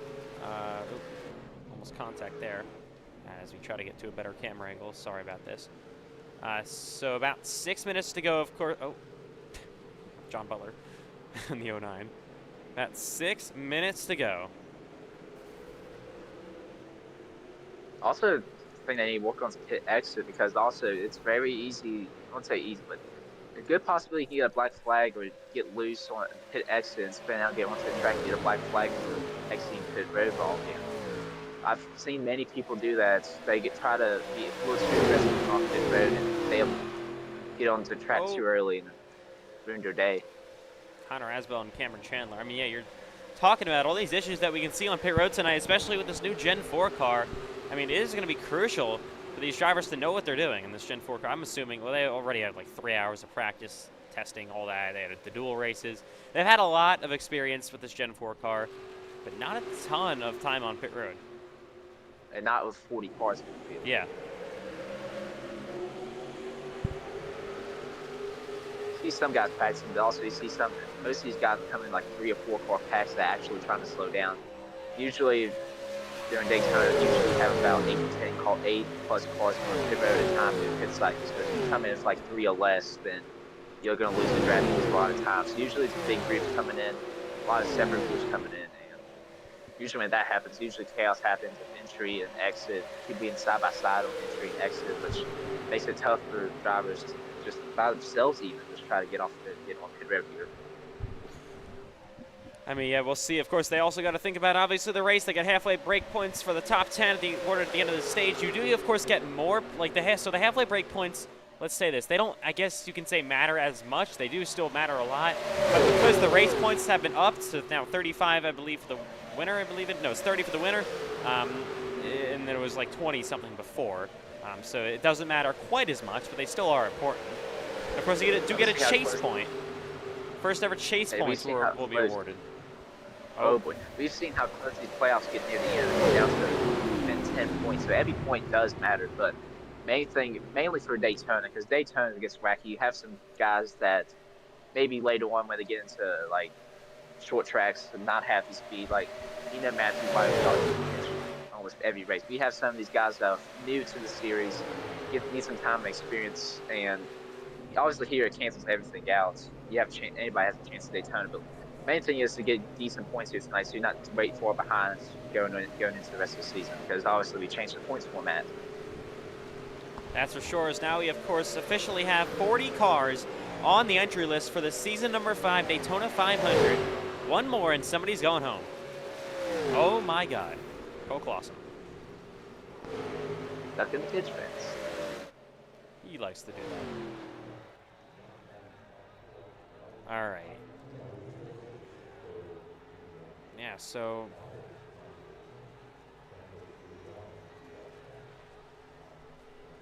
3 minutes to go here before qualifying gets underway in the Daytona 500.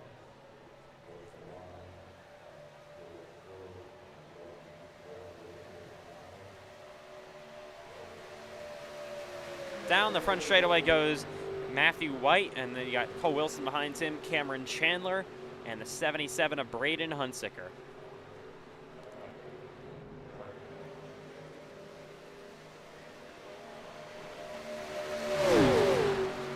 We're also going to have the shoes cone in this race. We didn't have that last season in the 500. It was the first ever 500 with it.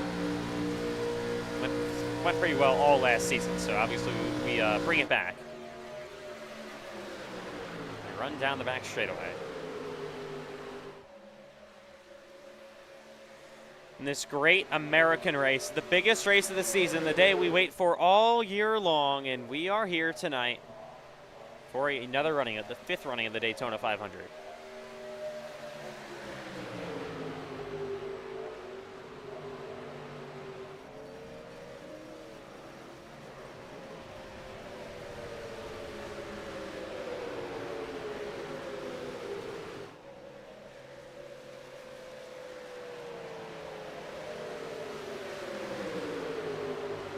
drivers make their way down this backstretch here in Daytona. Here's Payson Lindsay. There's the 40. That is Brandon Piper, the 62. Jeremiah Guntley. Some more drivers here on pit road. About a minute and 30 to go before qualifying. And currently, we are literally just on the brink of 40 cars. So these part-time guys could get very lucky. But if one more driver enters this race, it's all hell from there. Somebody's going home. Oh. Cole Clausen stuck on the catch fence. But this is guaranteed now to be the biggest field in NASCAR iRacing FedEx Cup Series history. Of course, in the Grand National race yesterday, we had the most cars ever enter a league race in FedEx. 48. Tonight we've had 40. That's 88 cars combined between these two races. That is insane. That's a lot of people. I know. Here is the 14 of Quail down the front straightaway. Braden Hunsaker so far top of the board. Chandler, White, Smith, Wilson. Obviously, this is not a session you can do any qualifying sim, and you have to do that by yourself or in the practice sessions earlier this week. So much practice, so much testing. Got 30 seconds to go. Oh my goodness, this is this is nerve-wracking. This race is going to be huge. Obviously, it's the Daytona 500, the biggest race of the season, and we are about to see hopefully some great action on track tonight.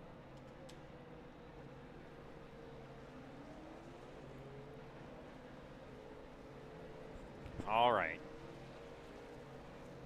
Seems like these part-time guys would get a break. Barely though. 40 cars.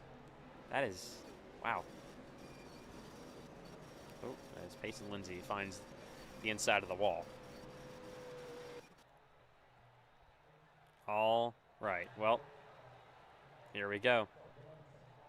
This is it. This is the Season 5 Daytona 500.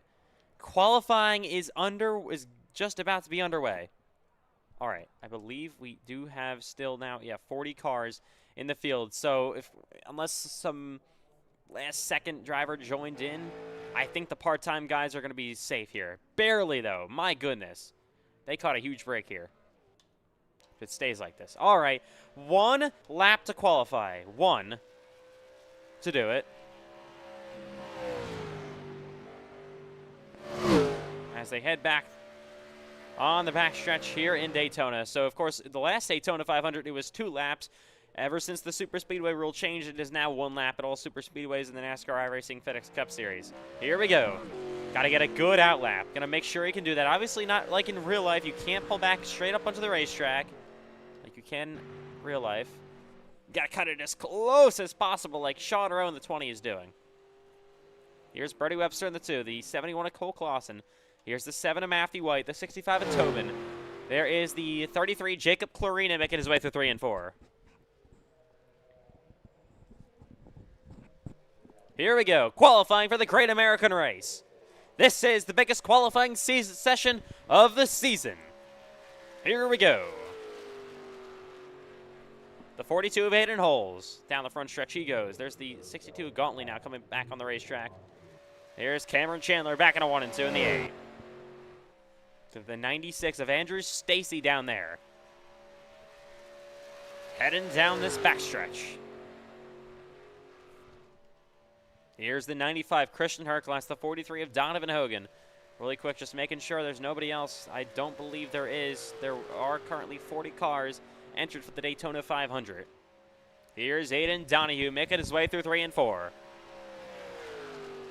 And down the front straightaway he goes in that 82 Showtime Motorsports machine. Ashton Miller for first car over the line. Here comes Donahue to the line, to the checkered flag he goes. What is it going to be for Aiden? Malone is second. Rodriguez is third. Benson's third. Donahue is third. Malone P2. Ashton Miller currently on provisional pole. Erdman goes fourth. Here's your defending Cup Series champion. Braden Hunsicker down the backstretch he goes. Matthew White top of the board. Here in qualifying, there's Max DiFilippi. Got Landon Johnson making his way 3 and 4. Brody Webster, P3 so far. And Sean Rowe goes top of the board. Giesbrecht, how about him second? What a lap. Quail now P2. McMillan goes across the line. Thompson down in 21st. Erdman still currently rounds out your top 10. There's Giesbrecht, currently slow. He's currently 3rd. Juan Cobbs Jr., P5. We know how good he is at these super speedways qualifying. Here's Payson Lindsay on the track. Brent Benton is all the way down in 18th. Went earlier than he usually does. Here's Jeremiah Gottlieb in the 62. Here comes the 22. Now Cole Wilson down the front straightaway. Braden Hunsicker goes 3rd. Your defending Daytona 500 winner, Cole Wilson, across the line he goes. Cameron Chandler is 16th. Axel Smith, your Grand National winner last night, is 11th. Cole Wilson goes across the line. I'm trying to see where he is. It doesn't update just yet. He actually is starting his lap. Minute and 30 to go for these guys. Here's the L1 of Jamie McKinney. The 90 of Eli Tomlin. Here's Tobin. He wraps it up. Asbel down in 31st. Here comes Eli Tomlin down the front straightaway in that 90 machine. What is it going to be for him? Across the line goes Tomlin. He is 21st. Here's Payson Lindsay down the back straightaway. Zainer Mon back into 3 and 4. Anyone trying to knock off Sean Rowe off pole? Can anyone do it? Quayle is 2nd. Hunsicker, your defending champion, 3rd. Giesbert White, so far your top 5. Cross the line. P11. Oh, Wilson actually, all right, yeah. Here's Payson Lindsay. What is going to be for him? 29th. 29th. Wow, that is not too great for Payson Lindsay. And here comes Jamie McKinney in the 01 down the front straightaway. Final couple of chances for these guys to try to knock off Sean Rowe from pole position. McKinney across the line. He takes a minute 10th. For me to 10th. Not bad at all for Jamie McKinney. Sanderman, the final one on the racetrack. Don't know if he's going to exactly have time, though. Oh, he's up the racetrack as well. And he is not going to have time. Yeah, time's out. That will do it. Sean Rowe. And no, there are 40 cars in this field just missing out. Nobody will miss the race. Sean Rowe is on pole in Daytona. And here we go. This is it. This is the season number 5 NASCAR iRacing FedEx Cup Series Great American Race. This is the Daytona 500. Welcome to the Daytona 500. Let's go through your starting order. Sean Rowe on pole for the first time in his Cup Series career. 2 is outside. Jacob Quayle in the 14 machine. Braden Hunsicker going to line up 3rd. Your defending Cup Series champion. Incredible qualifying job for Logan Giesbrecht. He will start 4th. Matthew White, all-time wins leader in the NASCAR iRacing FedEx Cup Series. Season 3 Daytona 500 winner will start in 5th. Juan Cobbs Jr. going to be starting in P6. What a great qualifying effort for him. And Carlos Ortiz going to start 7th. D. Filippi, Clausen, and McKinney round out your top 10. You have the rest of the top 20, the top 30, and the top 40 on the left side of your screen. Here in Daytona. Well, we are finally here. This is the Great American Race. And of course, I'm Ethan Trendler. That is Eli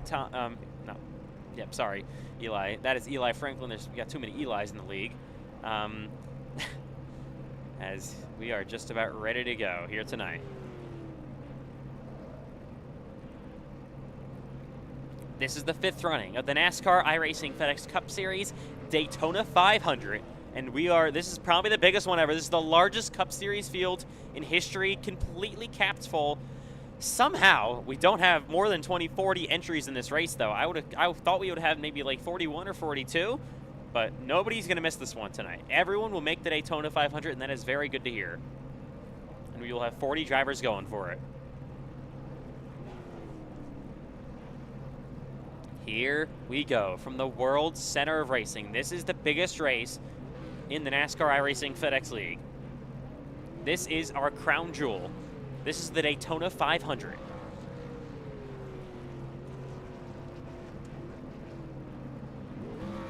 Here we go. Cars rolling off the grid.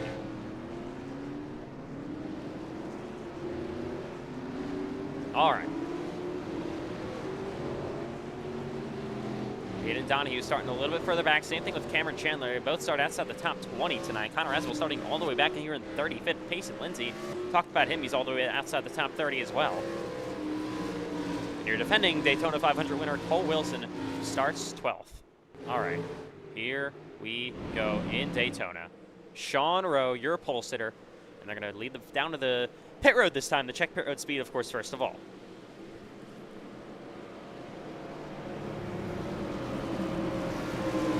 So, of course, they're also going to be checking the pit boxes. This is probably a very, very important time to be checking your pit boxes because of the green flag pit stops that we could see tonight. It's the first Cup Series race of the year. We are back, and of course, it's the big one. This is the Daytona 500 for season number 5.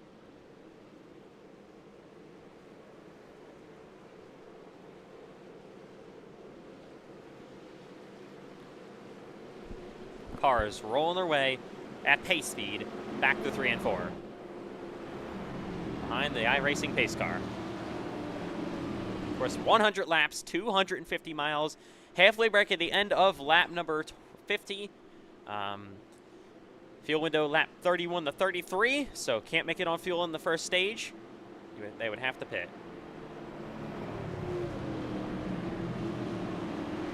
How high are the aggression levels going to be early on? We will see. They'll come to check pit road speed and check their, most importantly, pit boxes this time. Hopefully everybody stays calm early on. It's 100 laps, it's a long race. I know we have the stage break lap 50, but we have seen the past 2 races, the Truck Series and the Xfinity, well, not the Xfinity Series, but they have big wrecks have happened within the first 15 laps. So hopefully these guys have watched the 2, have been racing early on those 2, and realize, hey, we've got to be easy early on and make it at least to close to the end of stage 1 before we start getting aggressive. Yeah, obviously this race a lot longer than those races as well, as we come the 1 to green. Well, this is it. The moment we have been waiting for. So much testing. This is day 6 of Speed Weeks, Daytona Speed Weeks as well, but we've started off at preseason Thunder over 2 weeks ago. And we end up here, where we have the Great American Race on hand.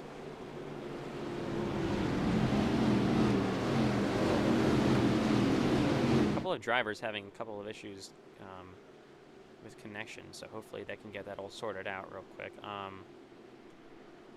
don't know what's going on back there. Trying to look. There they are. All right, that was weird. All right, so iRacing is just being itself as they head down the back straightaway, ready to come to green. This time by 40 cars.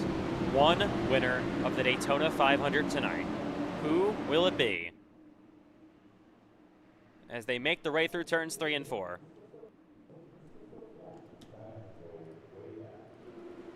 Here we go. This is the Daytona 500, the biggest race in NASCAR iRacing FedEx League history.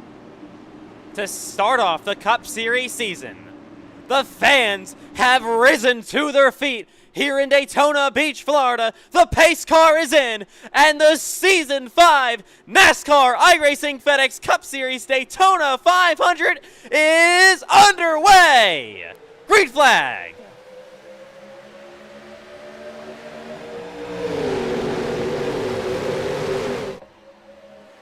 Oh, it goes to 2. Oh, out of the way he goes. And we have a yellow already. That ruins everything. That sucks. Oh my god. Why was that caution iRacing? Well, we're having connection issues back here as well. That was the worst caution I think I've ever seen. Whatever. I cannot think of a worse way to start off this race. I really can't. What is iRacing doing?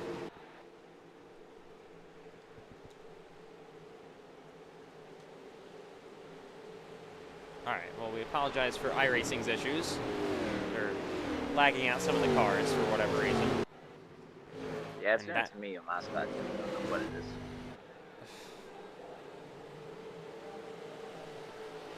under the first caution of the night already. There, and the pace car, why is, oh my God, iRacing. Absolutely pathetic.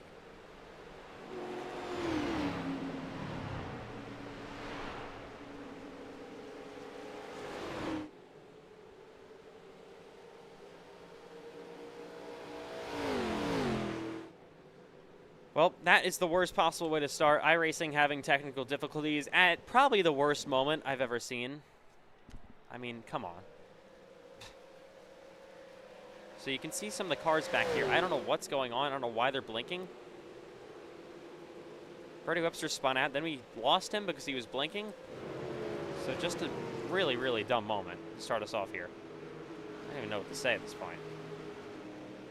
And what? Okay, I don't know. My God.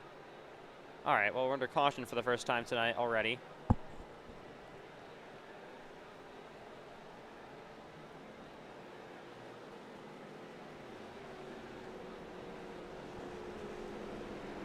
Well, besides Eli Franklin and Ethan Trailer, I have decided to, well, with the permission of Ethan Trailer, I have decided to join the booth. So hello. I'm going to start by saying about the performance issues. Probably, I'm going to admit, Daytona has one of the worst optimizations in all of iRacing. So it's always going to be a huddle towards the PCs of the drivers, and there's going to be a lot of blinking as a result. A shame we have had the wreck there on lap 1, but some of the historic races in both the FedEx and in real NASCAR have had like a lap 1 caution. So you don't know what spectacle you could have in these races. Yeah, of course, bringing Richard Cherry to the booth now. They got car pitting. That's holes now off pit road. Okay, we're coming to green apparently this time by. They changed the caution length. Connor Havrilla has rejoined into this race, so hopefully he is all good. We're going to restart here on lap 4. Sean Rowe has to pull back in line. I'm not really sure what he's doing. So if we have cars blinking, this is terrible. iRacing didn't do this yesterday when we had more cars, so I don't understand what they're doing.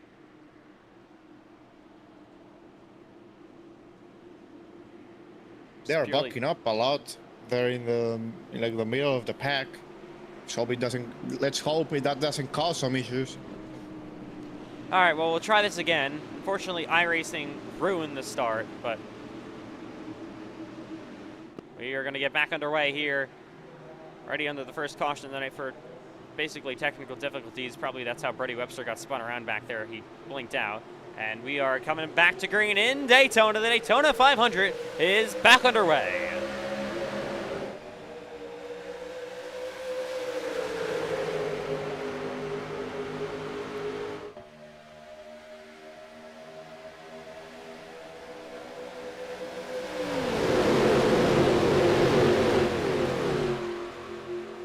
To the outside goes Braden Hunsaker for the race lead on the 20 of Sean Rowe's teammate, Matthew White, two of the most iconic teammates in the Cup Series, going outside, and they just let Sean Rowe out to dry as they head down the back straightaway, first time under green.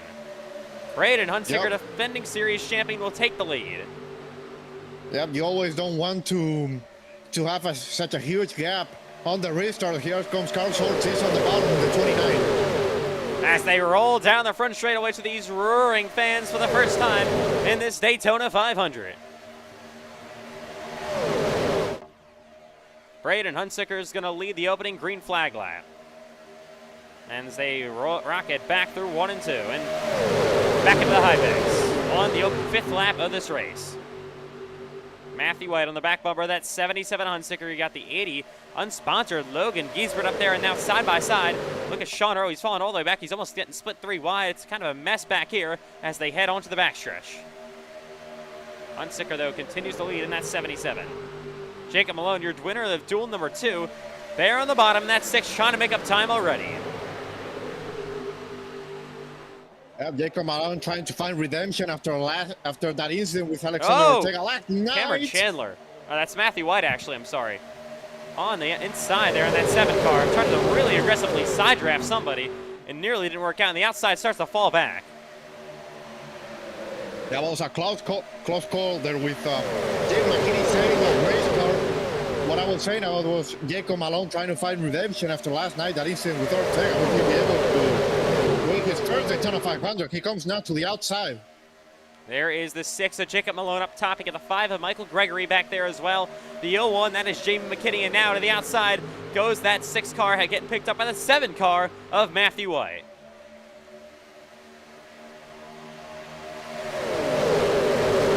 Down the front straightaway on the 6th lap of this race, coming to lap 7. To the outside already was Michael Gregory. There's the 0-1 of Jamie McKinney as well. And now to the outside, whoa, my goodness. They might split the 0-1 3-wide middle. And now to the outside goes Carlos Ortiz. Side by side, some of them blink, heading back through Audenton.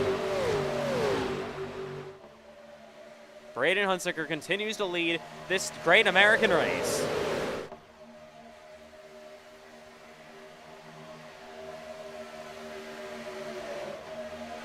Looking a little bit further back there, 3 wide. Jacob Quayle, no help on the outside. He is falling back.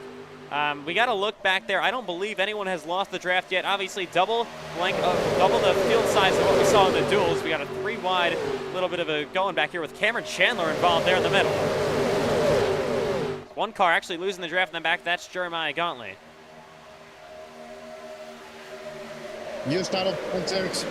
If Apple Music could put the Gen 4 sound as a song, I would have it in my playlist. Yeah, of course, these race cars sounding absolutely beautiful around Daytona all throughout this week. Yeah, and Shannon Rowe with a way better race so far than he had in the duels.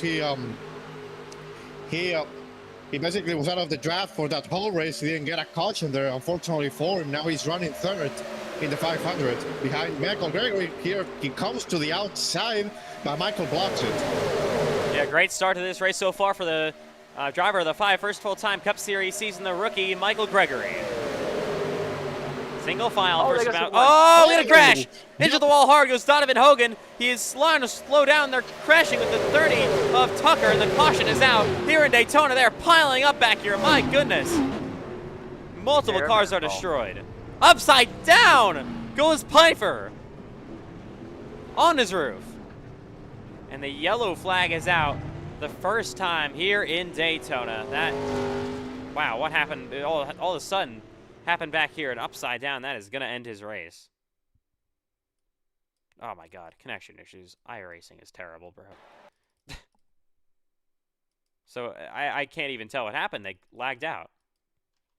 It's like the 82 got loose and the 1 checked up and there's a chain effect behind. Let's see. And then everybody just started wrecking. There's Tobin with Zane Rahman. Oh, he just turns it. My God. And then they start checking up here. The 43 of Donovan Hogan. He comes down. Cole Clausen gets spun around by his teammate, Ethan McMillan. And they pile up John Butler, McMillan. A lot of cars pile in here. Oh, my goodness. Eli Tomlin destroyed, or CJ Urban with big damage. 30. Tucker, he's probably done. Upside down goes Brandon Pfeiffer. He is for sure done. And the 09 of John Butler has huge damage. Man, didn't want to see this at all. As they continue just to lag. All right, so. Yeah, it is always really enraging to. It is always enraging to crash, but especially in the starting moments of the race because you haven't been able to show anything, and just to get your race done before you even got the chance to show your weapons. That is just infuriating for these drivers.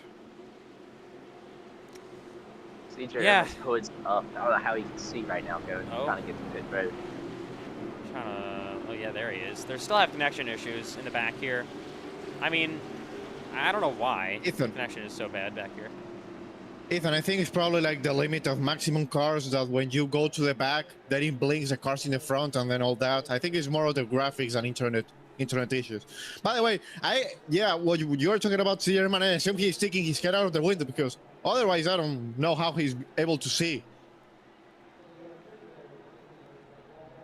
All right, so what's some of these guys pit here? Not yet. Oh, here comes Malone, maybe Grease Brett. Now they will pit. All right, so this kind of messes up the entirety of the pit strategy, so I don't know what's going to happen now. So here they come to pit road. Still just outside the window, but close enough to where he can pit here. Maybe get another caution or two, but safe enough to the end of the stage. So it's our second caution of the night. First one for cause, really, because the Brody Webster spin was from just iRacing netcode, as they're going to roll off pit road now. Fuel only for most of these guys, it looks like. So Joseph Tucker, Christian Herklotz, Brandon Pfeiffer, I think all taken out in this crash. Pfeiffer is currently sitting on pit road. He flipped, but the damage isn't too severe, so maybe he can get back on track. I believe Herklotz and Tucker are our first two retirements in this race. Pfeiffer, I mean, he's going to be 3 laps down maybe, but we're going to get a guaranteed caution, so that could be 2 unless somebody else goes a lap down. By the way, they cannot, according to some reports I have been given, they cannot make it on field even if they pit, so. They will definitely be closer. I don't think they would be able to save or anything unless we get more cautions in this race. But it does help them where they can make a shorter pit stop. Yeah, still, of course, 90 laps to go in the Daytona 500. We're just getting started. Yeah, somebody is taking the bus stop there. It doesn't have any grass, so, you know. First, we use the bus stop at the Daytona road course. Cheery, you know that very well. You won the IndyCar race, of course, on Tuesday. Yeah, we won it like we lost it last year. It was crazy. So, yeah.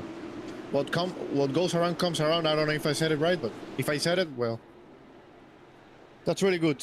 So, shoes come this time by.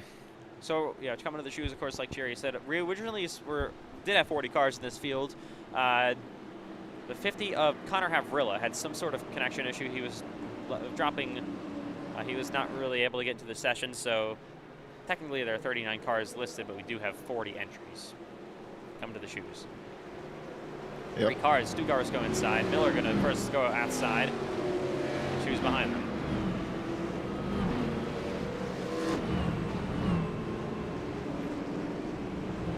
Obviously, you hate to see these early wrecks. It sucks, man. It's not what we want to see early in a race like this.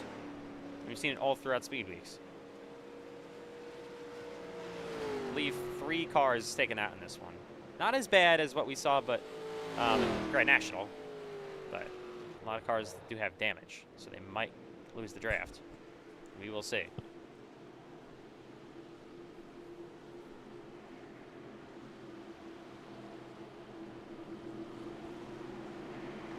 All right, here we go once again. Ready to get the 5th running of the Daytona 500 back underway on lap 13.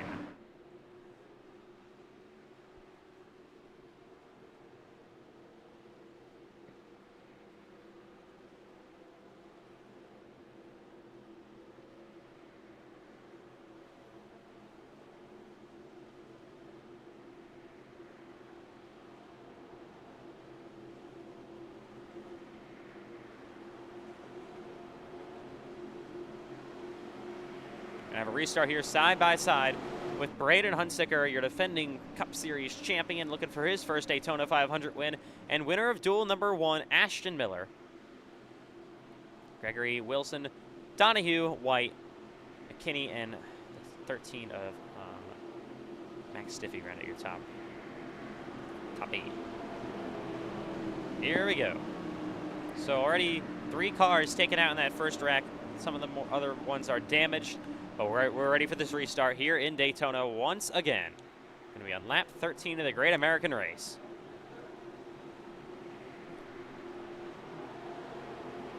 We are back to green.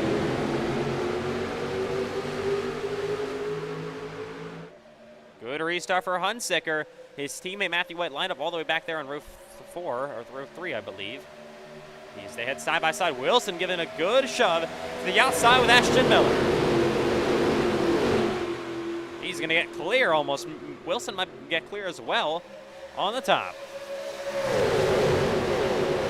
These two, of course, know what it is like to have success in the Cup Series here in Daytona. Cameron Chandler already up inside the top 15. He's stuck on the outside, though. Look at that. He's going to fall back. No help. And now Ashton Miller goes back down low, and Matthew White continues to shove Colt Wilson up to the outside. They'll try to get back in line. Cameron dropped back there, kind of split up this whole group. Donahue gets it on the bottom. So they head through the tri-oval and back down the front straightaway. Side by side at the top of this field. Cole Wilson get pushed out nearly into the lead of this race, but Ashton Miller comes back on the inside lane on the bottom, help from the 77 of Braden Hunsaker. Oh, Wilson, not a great shove there from the 7 of Matthew White.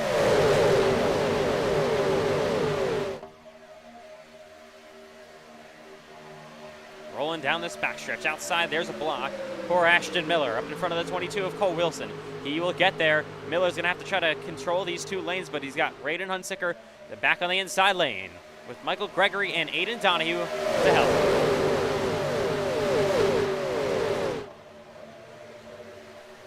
Back there, they're trying to get a little bit more single file. Obviously, top 20 or so cars, double file here in Daytona as they head back down the front stretch. What a good shove by Cole Wilson.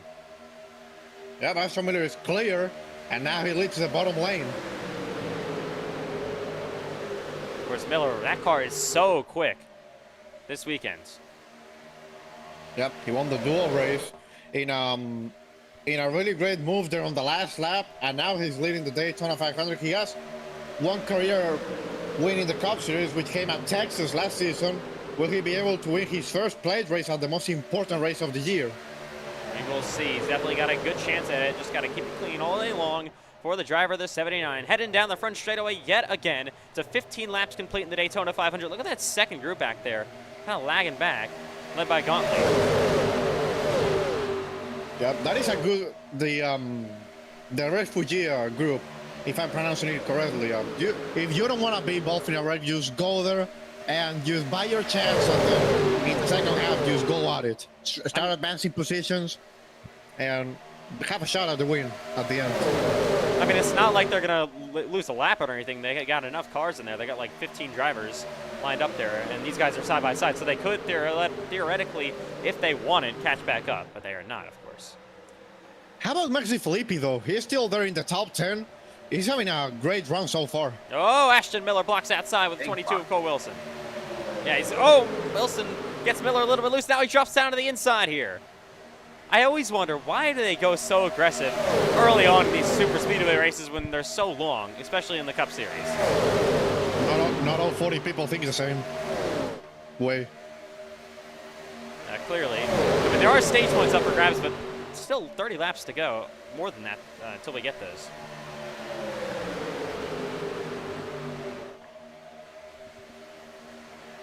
Second group is kind of caught back up. Maybe a couple of cars dropping off the lead draft back there weren't able to catch pace. Heading back through 3 and 4. There's Ashton Miller dropping down to the bottom. He's got now Cole Wilson will come back to his bumper. A lot of experienced veterans currently at the front of the field. And all of them inside the top 5 besides Max DiFilippi are Cup Series former winners. Who's going to win the first ever race of this Gen 4 car? Wouldn't be a big shock if it was the 7 of Matthew White tonight. Back on the outside. Of course, all-time wins leader in the Cup Series, 22. And he won the most races last season. However, he came short to winning that championship. Now with the new points format, he takes the lead with a great push from Max DiFilippi. Will he be able to, with the chase format, to be able to win his second championship in the Cup Series? Was season 1 champion, of course, all the way back then. It's been a while since he last won a Cup Series title. As they head side by side, once again down the tri-oval in the Daytona 500.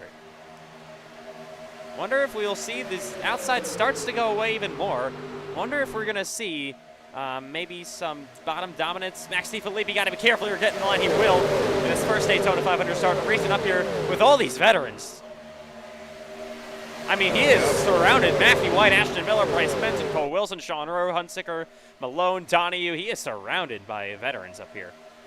Yeah, the top's falling apart very quickly. Seems like we get single file pretty quickly. But honestly, how aggressive these guys have been early on. We're surprised that someone's side make a push, go back to the outside. You see now it's starting to go double foul.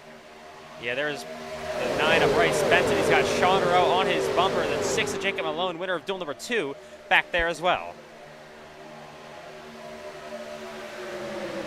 course, teamwork going to be so important in this race. We'll see teammates work together. That is two ETR cars, Sean Rowe and Jacob Malone on the outside. They already have one of their teammates, Joseph Tucker, out of the race, unfortunately. There's Hunsicker up outside, gets in line between them. Oh, Malone got rated a little bit loose, heading down this backstretch once more.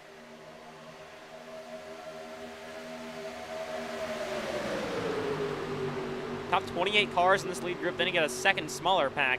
Almost like they're losing the draft back there.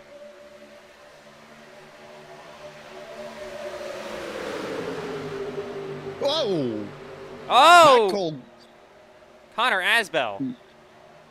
He will save it and try to get back in line. He will. Michael Gregory and Connor Asbell with those saves there. These drivers are going to have to be careful with the pushing, because even though it's easier to push with these cars than, for example, the Xfinity cars, it still has its limit, and if you exceed that limit, you're going to have a major pileup. Catching some traffic. That's Eli Tomlin in the 90. Heading down the back straightaway. All right, so I would still think it's a little bit early, though, to come. I personally would not pit yet, but I'm not a NASCAR iRacing FedEx Cup Series driver, so don't take my word for that.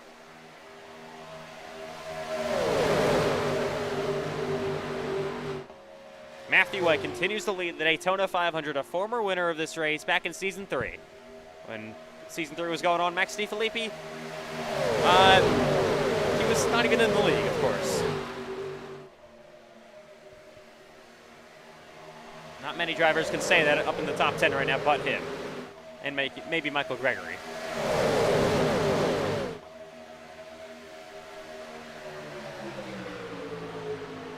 Here comes Bryce Benton to the outside lane. Bryce Benton still somehow looking for his first career win. I mean, he's got to be the next driver to do it, I would think. He has been so good in his Cup Series career. Just gets better and better every single race, I feel like. Yep, but what we've been talking about throughout the past season or so, he's really aggressive with. I was talking about also with Ortega yesterday. It can be good in some situations, but it can be bad. And sometimes he seems to just not be able to perform in the long run as good as in the short run. He has had some. He won the Grand National Charlotte race, taking advantage of a green Ortega. He was third behind Karen myself there. If we had Rexon for some reason, he would have won the race. As we have to be careful. They're getting screwed right there. Oh, God. Yep. What was... I don't know. Jesus. Tomlin. My goodness. He's trying to get out of the way. They cut it a little bit close there. I don't know what they were expecting for Tomlin to do there, but I don't really know. That was a great save by Gregory there. He lost the lead pack, but he also got the second pack up behind. The leader's kind of staying behind of the lap car. Kind of brings in a few memories, if you know what I mean. Back from Talladega in Season 2. There goes the 62. Oh! Jeremiah Gauntly spins in the back.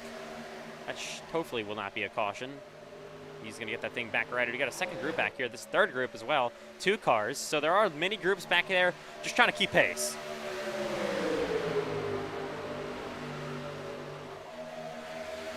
Coming to lap 25 of the Daytona 500.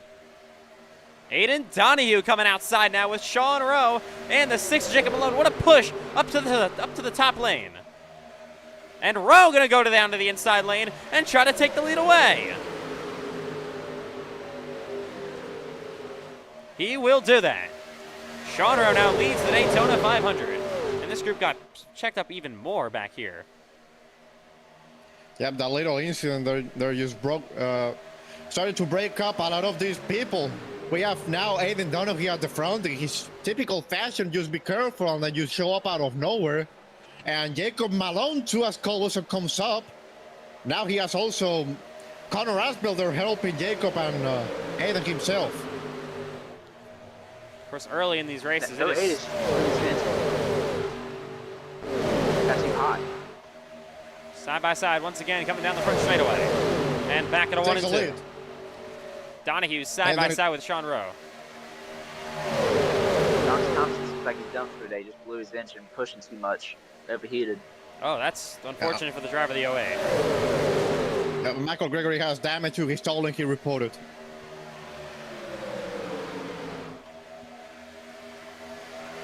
The second group real quick. Another second. Look at all these groups back here. Like 4 of them, I feel like. Payson Lindsay's involved with one of them. They're going to be hoping for a caution, I would assume. That whole, like, thing we just saw really, really messed up the whole field. Luckily, nobody crashed, though.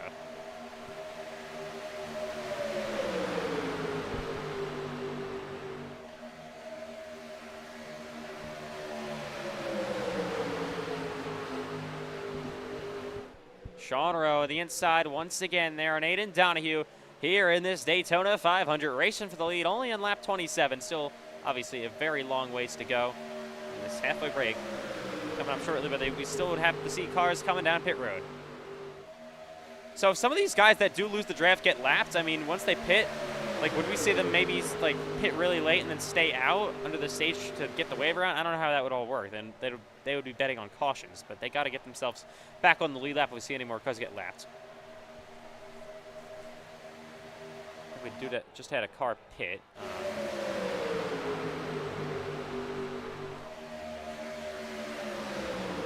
Maybe it's just my ticker being really dumb. We have 32 cars currently on the lead lap. Eli Tomlin 1 lap down.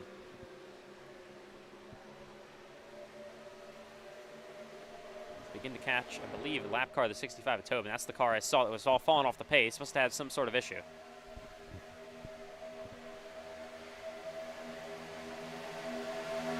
Oh, Aiden Donahue! Whoa, man! Malone got to stay off his bumper for now. Good Lord. I thought he was going around about 3 separate times. Saves it, though. And look at this group here. Only, what, 18 cars. The rest of them have fallen back into mini groups back there.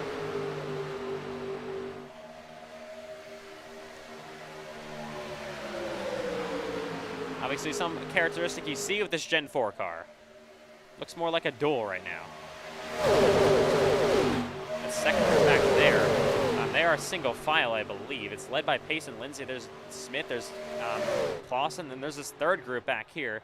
We got these other mini groups. There's Erdman all by himself. There's the 65 of Tobin. And here's the main pack up front. Sean Rowe gets pushed out really far in front. He's going to have big runs coming by both Cole Wilson and the 82 of Aiden Donahue.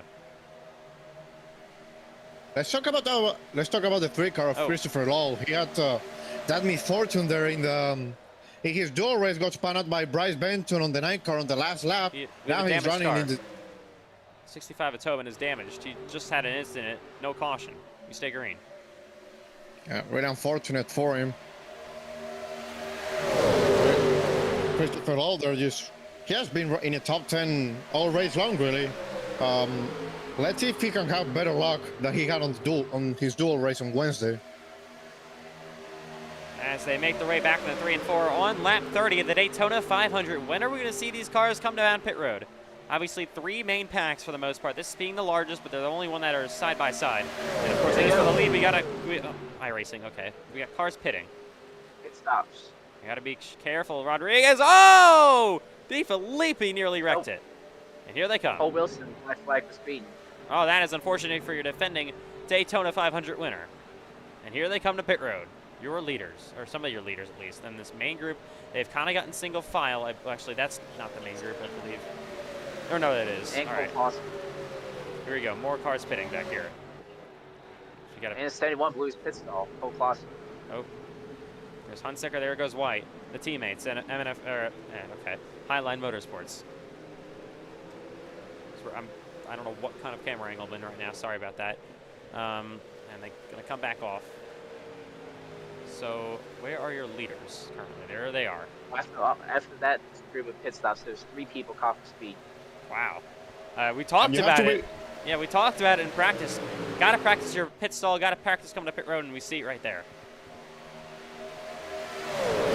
You have to push because you don't want to be by yourself, but you also have to be really careful because that is really small margin between being out of the draft and maybe losing a lap Carlos Ortiz is out of the draft, or just having a speeding and also losing a lot. It's kind of crazy that.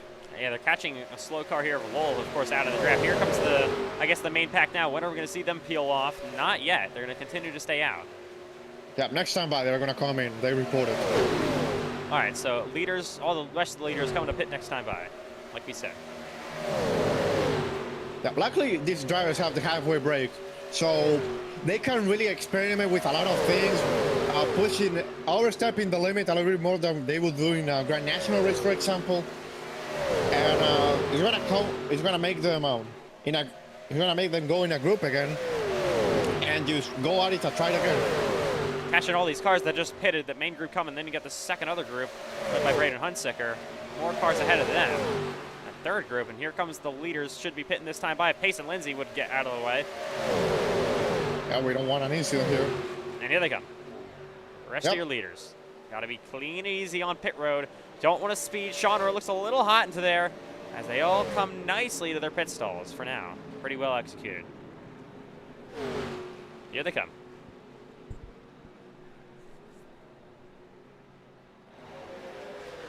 Fuel only for these guys, obviously. I wouldn't expect anyone to take tires just as much as they need. Want to be as quickly as possible out. You also don't want to lose any sort of draft. Can't speed, then that's detrimental if you speed. Here they come, off of pit road. Jacob Malone gets a spot over Sean Rowe in the pits. As he does, that's his teammate. Here's Tomlin currently running it slow. He was already lapped down anyways. They all roll off. Where's this second group? There is the one group led by the 00. Come more no cars off the road. That was very competitive, very clean on the road, no penalties. Never trying to get it off clean and easy here in this Daytona 500. Here comes this group led by Pace and Lindsay. There's Christopher Lowell. There's the 65. He's still on pit road, and your leader right now is being scored Carlos Ortiz. There comes Malone. Look at how far these guys are at. They're going to be caught by this group. Now led by Cole Wilson, and then here comes another group coming to the outside of them, led by Rodriguez.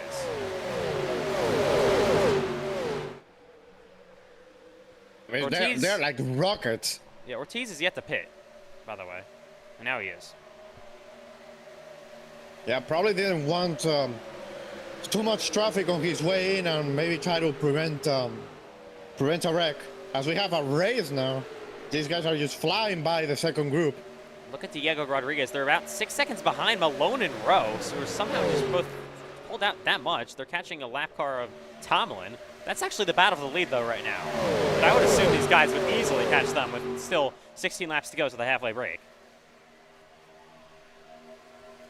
So you got this group up here. Now there's Cole Clausen up in the outside lane, currently 1 lap down. We have 27 cars in the lead lap. There is another group back here. You got a single car group. There's a 5-car group. Bernie Webster involved in that. And then there's a 3-car group led by Andrew Stacy. There's Juan Cobbs Jr. all by himself. A couple of cars on pit road, and then here's the second or third, fourth, fifth, all lined up there. Lots to break down. Aston Miller has been really aggressive with the pushes and the blocks. He just pulled a massive push on Bryce Benton there. Of course, Ashton Miller, like we mentioned earlier, won his duel. That car is very, very quickly. It was very, very quick, I should say. You catch the lap car of Tomlin. There is Sean Rowe and the 6, Jacob Malone. Here's your leader, Rodriguez, down the back straightaway, back into 3 and 4.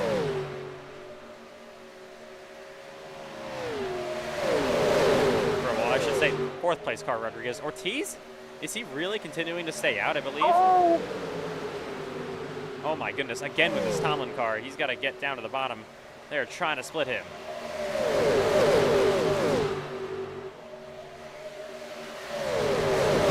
Tomlin's just trying to ride around here. It's not been going so well for him, though. So let's... And Landon Johnson is caught beating out of the pits. Oh, wow.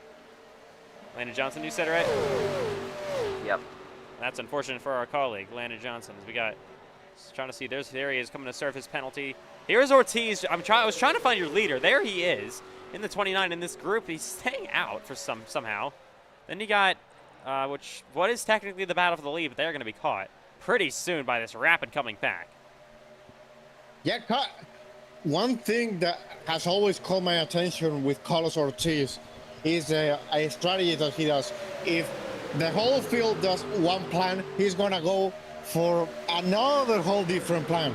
That sometimes worked really well for him, and obviously sometimes hasn't worked for him. Will it work for him this time? Look at Cole Wilson to the outside with Matthew White and Cameron Chandler, Connor Asbell, and 13 of Max DiFilippi. In the middle now goes that 71 of Clausen. And there goes the 82, the Donahue to the outside.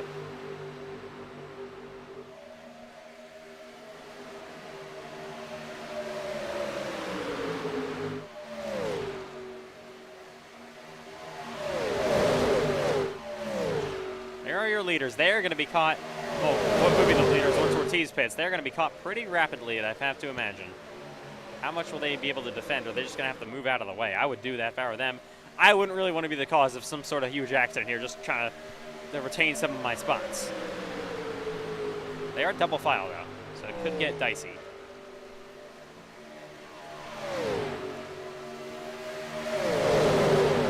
This will be the battle for the stage win once Ortiz pits. And Braden Hunsicker trying to control this group. Back to the outside lane he goes. How about Jacob Quayle and the 0-0 of Diego Rodriguez on the bottom?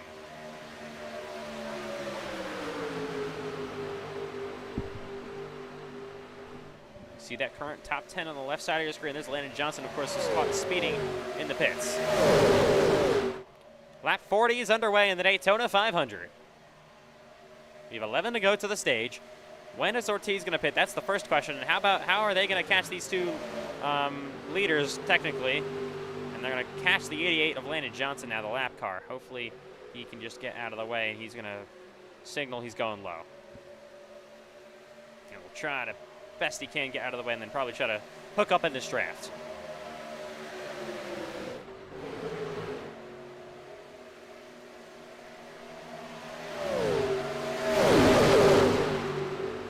Oh, Matthew White. My goodness, that 8-7 car was sideways from the push from the 8 car of Cameron Chandler. And here they go, catching Sean Rowe and the 6 of Jacob Malone.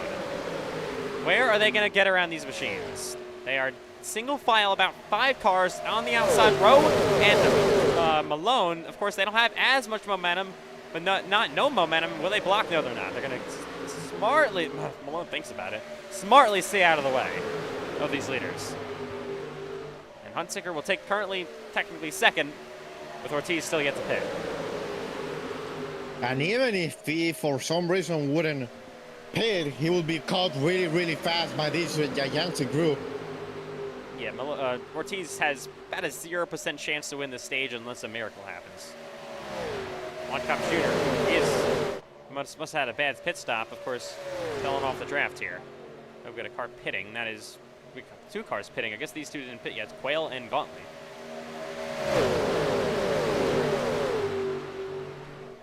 Landon Johnson now 2 laps down, 32nd in this race. Saying out here, I see damage on the left rear. Oh my goodness! Oh. Cole Wilson up to the outside, who, by the way, is a lap down right now. Oh, he was speeding, right, yeah. So, goes to the outside here. He's trying to get his lap back. He's going to push Hunsicker, currently the free pass car. My goodness, not being too nice with these leaders. Look at Sean Rowe, almost going to split 3 wide in the middle with his teammate Malone in the 6 going with him. Yeah, we're starting to have a race here. Cole Wilson, we have to be really careful with the pushing, though, because if he wrecks the field, he's not going to get the lucky dog. Yeah, that certainly wouldn't be too popular for a lap car doing that. I mean, 8 laps to go. Depends on how you see it. 8 to go on the stage here in Daytona. Yeah, Bryce Benton being forced way up to the wall by the 6 of Malone. Yeah, catching more lap cars. And then there's your leader currently, technically Ortiz. Gauntly off pit road. A lot of these guys slow off pit road, so it could get dicey. Caution would change everything. Let's see if we get one here. Or if they're able to make it back. Yep. Yeah, Carlos Ortiz will finally surrender the lead. Was about to get passed anyways. And we'll pick. And outside now, here comes Aiden Donahue with his teammate Connor Aswell and Ashton Miller, the 3rd Showtime car, up to the top with 7 to go in the stage. about go times for these guys that want to get stage points. Hard to pass in these cars. Oh my goodness, Cole Wilson, my God. He is second time made in Donahue. Him and Cole Wilson have gotten into a little bit of a scruffle there. Is going to catch up to the 96 of Andrew Stacy. He's going to hopefully just stay on the bottom. Oh! Andrew Hunsicker! Here he goes! There we got a big crash happening. Matthew White spun. Hunsicker hard on the wall. The 800 Rodriguez. It's the big one in Daytona on lap 44. Oh my goodness. Matthew White, big damage. Connor Asbell, McMillan, Rodriguez. They were starting to get really dicey there in the lead, and that has caught up to this group. We have at least 10 cars involved in the wreck. Oh man, coming to the certainly almost to the end of the stage. So look at Connor Asbell to the inside. Oh, Braden just comes down on him. Man, that is unfortunate for your defending Cup Series champion, Braden Hunsicker. And then look at this big old pileup. Cameron Chandler just basically gets away with not a lot of damage. Matthew White, though, he is destroyed. Let's ride along with the 7.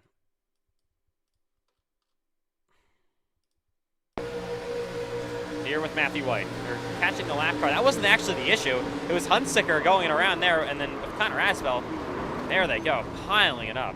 Oh, man. What a big break for Carlos Ortiz, who just pitted.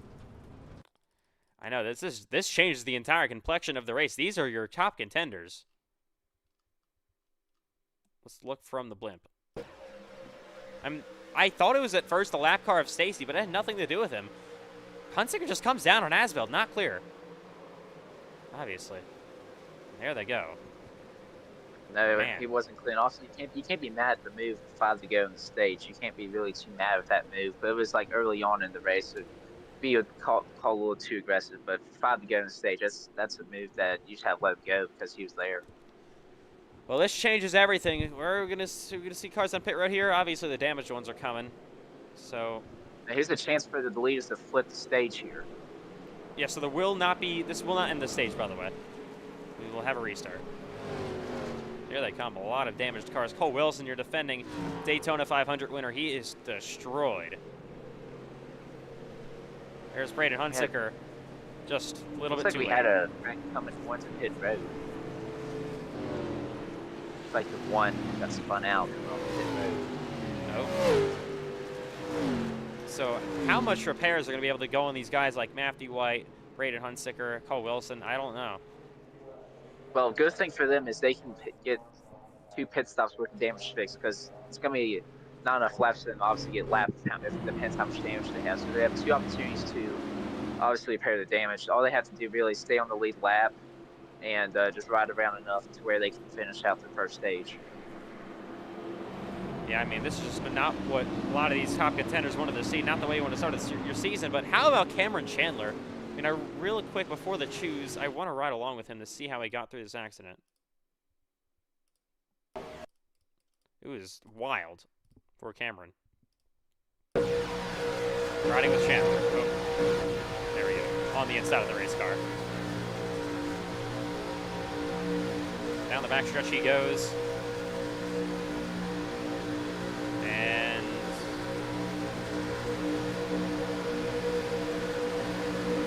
they just start piling it up. My goodness. And look at Cameron just, oh my goodness, makes a little bit of contact, but mostly unscathed. So we have a that's kind of impressive. Go through the grass layer. You take the grass layer out of everything.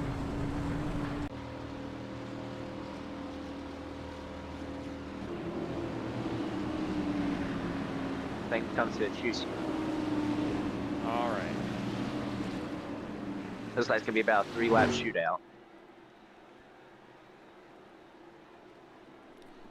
As we will come to the choose this time by a lot of damaged cars still there. All these other cars trying to roll off. They're trying to make sure they stay on the lead lap. Here we go. Come to the choose. Donahue, Miller, teammates go on the bottom. Cameron Chandler goes outside with the 5 of Michael Gregory. Of course, this actually, all right, real quick, I'm just going to say something here. I think this might help these lap down cars because they're going to pit here and then maybe just take the waiver rounds once the leaders pit. I think that's how this would work. Well, it depends what these leaders do if they decide to stay out here. I don't know though, because a lot of them didn't pit here. Like I would assume they would all pit.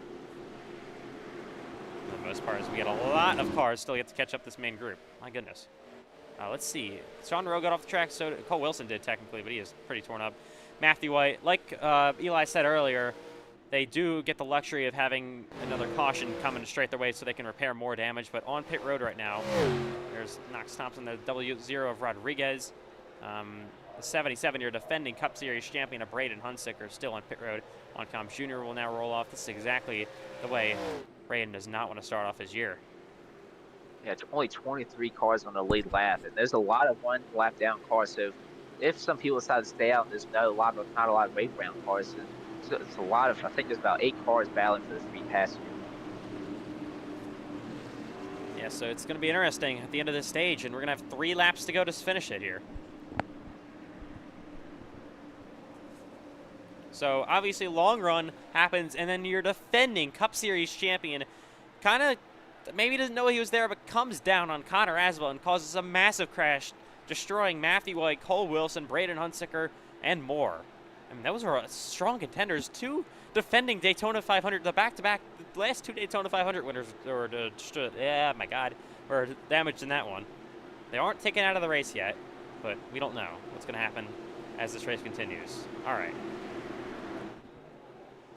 Base car is in. Aiden Donahue, Cameron Chandler on the front row. This is the final restart guaranteed to this stage.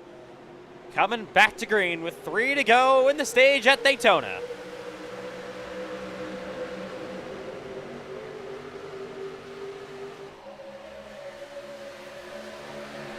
Now on the front straightaway, they will go. Cameron Chandler up on the outside. They are trying to get, look at Ashton Miller, side draft. The absolute heck out of him. Bryce Benton all of a sudden here on the bottom. I don't know how good is that, though, to have such a gigantic gap coming to the back straightaway. Ashton Miller seems to stuck with his teammate, Aiden Donahue. I expect that was probably, those two probably going to work together for the most part until the green, white checkered flag comes out. Maybe they can maybe dice it up coming to the trial if they're still up front. How about Bryce Benton, though? He's in third and he has a shot to win the stage. Yeah. And Christopher Lawley in the top 5 for the first time this race. Of course, it doesn't matter if we fall off the draft here, there's a caution coming. So guys like Matthew White back there are falling off the draft, obviously, with their damage. They expect a caution to come anyways, so it doesn't really matter for them because they can repair their damage after this. You see how many cars are lapped down. There's, I believe, 6 of them. 2 to go in the stage. Oh. Whoa, whoa, whoa, whoa, whoa. Gotta be careful with these pushes. Even at the end of the stage, you don't want to cause another crash. Seems like mostly everybody's been single file here. Who's going to be the first to pop out of line? Wow. Yeah, top, 10 cars, single file. There goes Gregory outside. Is anyone going to go with him, though? Cameron Chandler goes high. He wants stage points, obviously. Stage points are on the line. Like a lot of health, though. It's going to fall back, not a lot of health unless you get a couple more pop up high. Most of the top 10 is, of course, full-time series drivers going for the championship, so they do all want stage points. Final lap of the stage. Look at how far out Ashton Miller just pushed Aiden Donahue. Bryce Benson is kind of a big run down the back stretch. Oh, in the wall! Jacob Malone. He's trying to save the race car. He's bouncing off the wall again. He will save it, but probably has damage. As they head down the back straightaway for the final time in this stage. And they're getting really dicey in the back of the pack. Carlos Ortiz trying to make it 3 wide. As Ashton Miller is just pushing, absolutely pushing Aiden Donahue there. It's turn 3. I would expect him maybe to try to make a move once they're maybe clear on Benton and all, but he's going to get kind of, this might not go too well with them with Gregory and Benton trying to come with the run. Here we go, coming to the green and white checkered. Push. Here we go. Green and white checkered flag is waving to the outside as Ashton blocks to the green and white checkered flag. It's going to be Donahue winning the stage. Benton gets second. Contact as the caution will come out. Ooh. Contact between Ashton Miller and Aiden and Bryce Benton there. How about that? And a 97 get the free pass. All right, that's Axel Smith, winner of the Cole Grand Clausen National and race. Cole Wilson. The first Cole Wilson does not get the free pass. He was leading for again when the green came back out. He was first out of the lap down cars and fell to right at the final corner to not get the free pass there, which hurts because he knows we're going to get another caution. I expect another caution to stay kind of, but who knows? We'll see. Aiden Donahue, though, wins the stage, so Will we see cars maybe try to take the wave around if all these leaders pit? And we're going to find out pretty soon. Leroy has 7.5 minutes of damage, and Cole Wilson has 9.5. So they're just gonna survive at this point. Yeah, they're just trying to maybe hope on some other chaos. Obviously, Matthew's teammate Braden Hunsicker probably the primary cause of that one. It's so unfortunate, man. Not what they wanted to see at all. All right, caution flag. Left. So Hunsicker. Hunsiker's nice stuff. All right, wow, that is your defending Cup Series champion. Obviously, turned down on Asbel a little bit too much. Turns himself around while leading the race, and that is his night over. This is the worst possible way for Braden Hunsicker to start. He's going to finish, of course, outside the top 30. Over halfway in this Daytona 500. See who pits here is very interesting because we only ran a couple laps, so fuel-wise it will help some for these guys to pit, but thinking if the goes go to a green flag pit stop, really you gotta have track position here, but we'll see what these guys think of in here. Because if all these guys pit, I expect all these guys are a lap or two down to take the wave around, but it only takes one guy to stay out for these guys not to get the wave around. As we will get ready for pit stops. We'll see who comes. So, of course, same fuel window. If everyone pits here, all the leaders for the second half would be like 30 to 35, 33 laps. So nobody, no matter what happens here, is going to be able to make it to the end. All right. Let's see. Here we go. And our leaders are pitting for now. Nobody's going to fake, I don't think. First car that stays out is going to be Jamie McKinney. Also, there goes Pace and Lindsay, and I would assume all your lap down cars that are one lap down at least would stay out, get the wave arounds, or getting the free pass. Here we go. Leaders on pit road. Here in the Daytona 500, under halfway. Jacob Quayle. There's the 80 of Logan Giesbrecht. Here's the 29 of Ortiz. There's the 20 of Sean Rowe trying to manage the damage. So, of course, like we mentioned earlier, this also gives the opportunity for some of these damaged cars from that last big one to repair their race cars. Here they roll off pit road. Look at Jacob Quayle off first.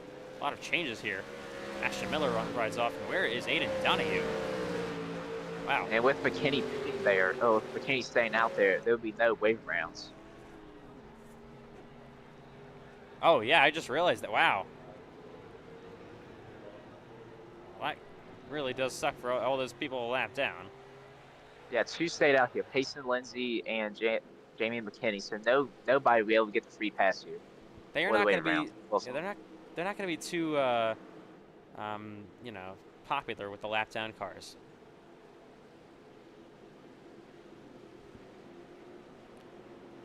Everyone trying to catch back up some more lap cars to drive around the pace car to get back in line and all that.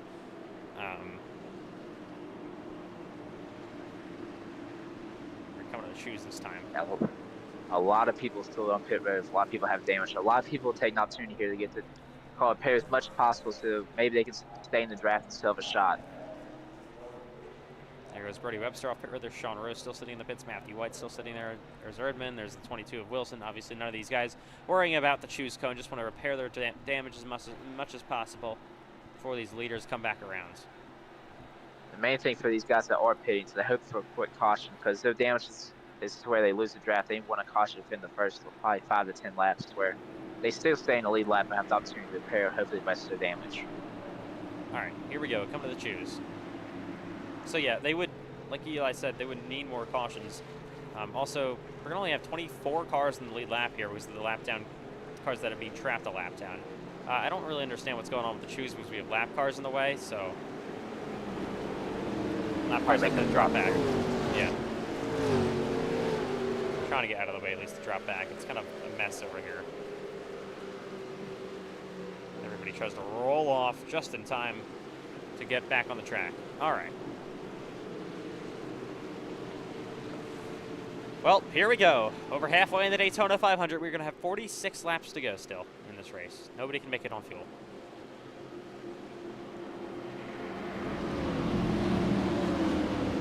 The drivers that are laps down now are going to have to hope for continuous cautions coming to get themselves back in this race. I mean, it's the Daytona 500. It's Daytona. Anything could happen. We never know.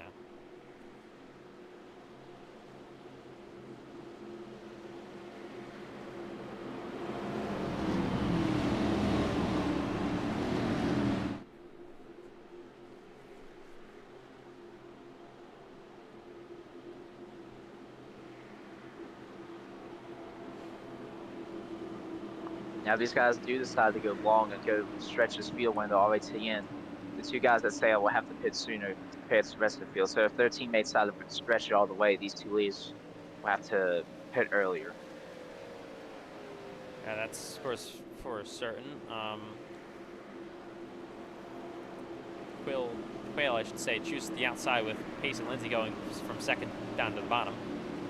So here we go for the restart once again in this Daytona 500.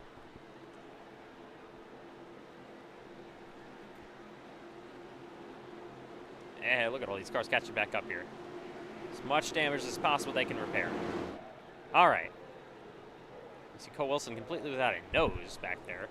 As the pace car's in once again, we're ready for the restart. The second half on lap 55 in the Daytona 500. Back to green.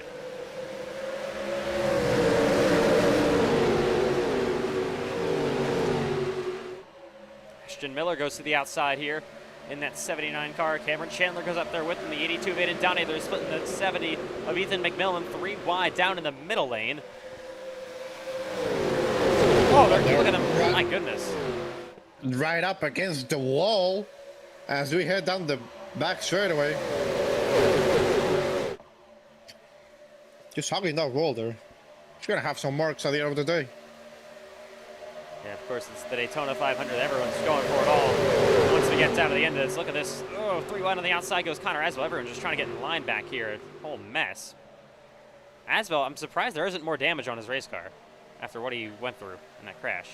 And look at this group falling back, and Matthew White is involved. There's about 5 cars that are losing the draft already with big damage. These guys have to be careful back here. Oh my goodness. Axel Smith on the 97 car, 3 wide in the back. Look at this group here. Top 7 have pulled away. Everyone's just trying to get maybe in line. Wonder if we're going to see people maybe ride around for a bit. I don't know. Hopefully. Cameron Chandler stuck on the outside with Ashton Miller.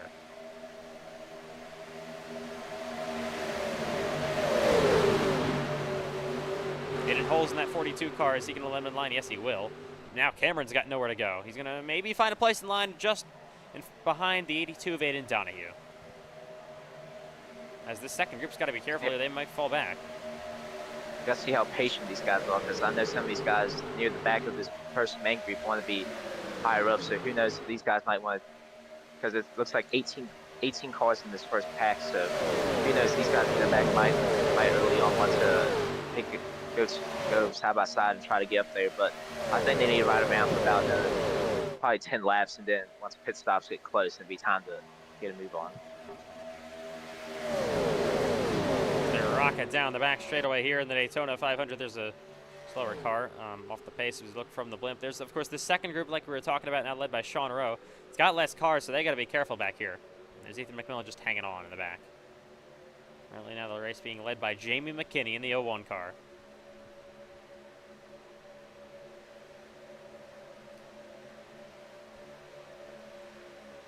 Single file for the first time pretty much all day.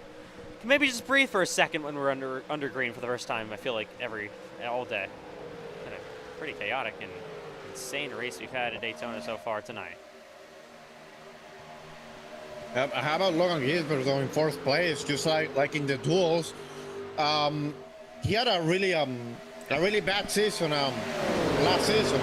Only 1 top 10 in all of his starts. Let's see if he can. Probably snatch a win away being on the underdog in this race. Yeah, Logan Gisbert no longer full-time. He is not racing for the championship this season. There are, of course, didn't leave Gisbert Racing. He's still on that team. Obviously, he's the team he owns, but going to be running part-time schedule this year, not full-time in any series. Sometimes part-time racing feels way more enjoyable because you're not stressing about points. You're just going for it, having fun. If you win, great. If you don't win, whatever happened. So look at the second group, man. They're dicing it up. They can't be doing this. Man, they are getting impatient maybe with Sean Rowe. Oh my God, they're dicing it up here in the second group, heading down the back straightaway. If they want to catch up to this first group, they gotta get single filed. I don't have enough cars to even do that, I don't think. Then you got the damaged machines here, led, I believe, by the 5 of Gregory. There's this There's Colorino. There's Matthew White and Cole Wilson. Big damage still to them. And here's the lead group. Still single file down the front straightaway. You got this. Here's the Showtime cars. They're getting impatient with Cameron Chandler. Yeah, that Only 3 Acre laps has per been single file. Yep, that Acre has been fast all day.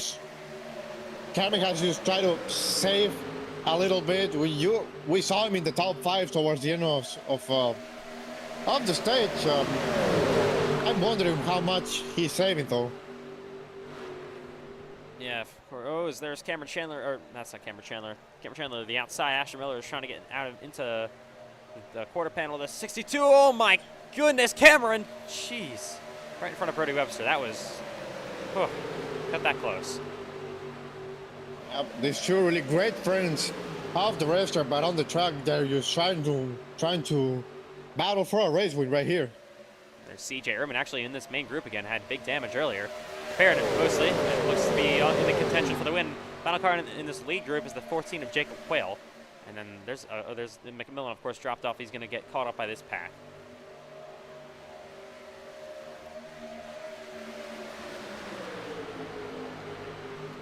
$40 laps to go in the Daytona 500.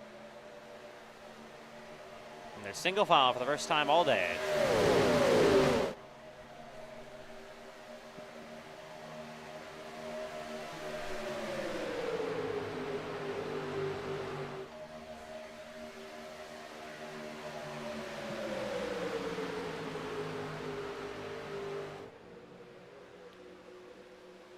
Head back through 1 and 2. Once again, you see Payson Lindsay in line there in second place. Third place, Max DiFilippi.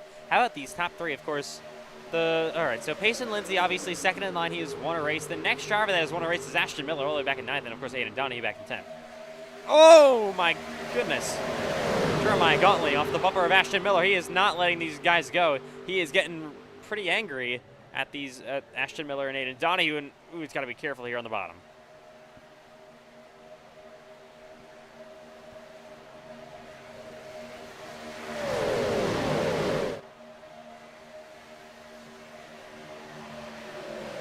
Bryce Benson up there in 6th place. Carlos Ortiz had that crazy strategy call at the stage. Actually works out now right for him.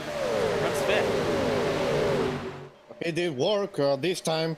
If he had followed the normal strategy, he would have probably been involved in that wreck in the main pack. So running there in the top 5 for Tissel, a good super speed racer. He finished in the top 3 in his dual race on Wednesday. So he has a shot at winning the 500. Jamin McKinney currently leads this Daytona 500. Second place is Payson Lindsay. Third, Max DiFilippi. Actually, I'm sorry. Go ahead. Yeah, McKinney reported that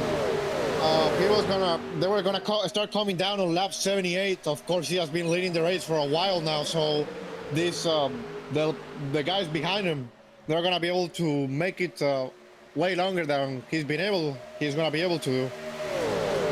Yeah, of course, same thing with Payson Lindsay. I would assume that same kind of story going on with him. Also, I apologize. I earlier said only driver in the top 5 that had a win was Payson Lindsay, but McKinney does have a Cup Series win back in Season 2 at Martinsville. We got a battle going on here now. Brody Webster to the outside with Cameron Chandler.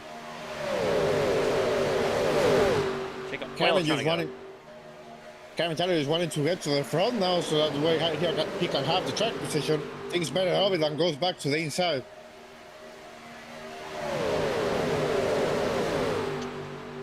And McKinney though, he's always the kind of guy that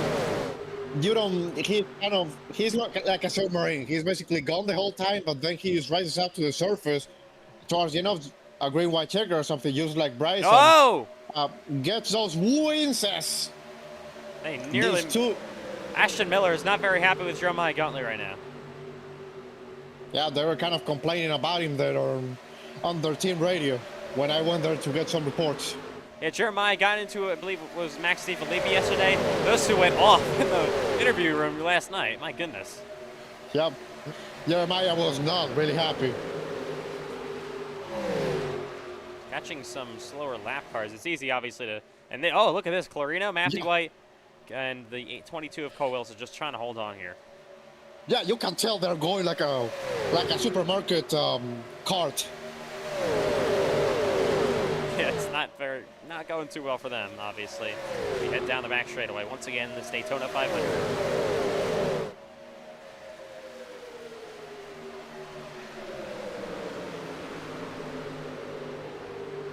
They're going side by side up here, actually. Clarino, they're trying to drop him.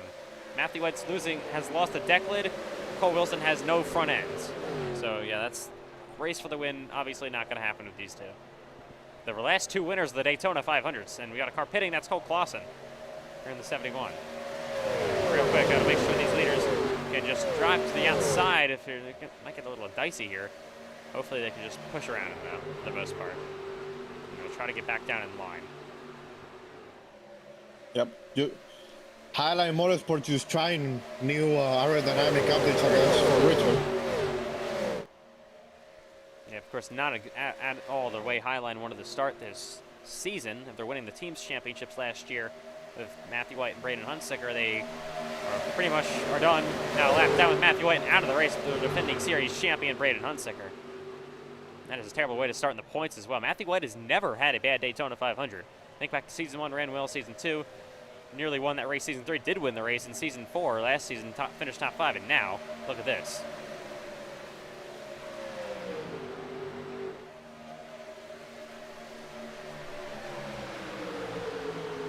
A lot of cars a lap down right now. Yep. And Axel Smith makes an appearance out of nowhere and leads the race. So far. All right, my ticker is broken. Great. Yep. No, he's starting P1 with Jamie McKinney right now. Yeah, good thing the ticker breaks itself randomly. That's just great. We'll give it a minute to hopefully update. Yeah, but now that those lap cars are really messed up. Zane Román was running out barely outside the top 10. He was having a good run. Always improving as he has run more and more races. He will have to hope for a caution now to get back on contention to win the race. And our ticker's broken. Great. Yep.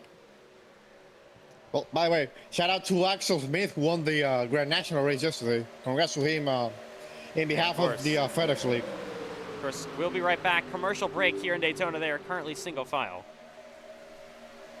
Richard Cherry maybe want to go radio style for a second. There, well, nothing really to say right now. They're currently single file. Boo, boo, boo. I don't know how to make commercial sounds. All right. So we will go for Plan B.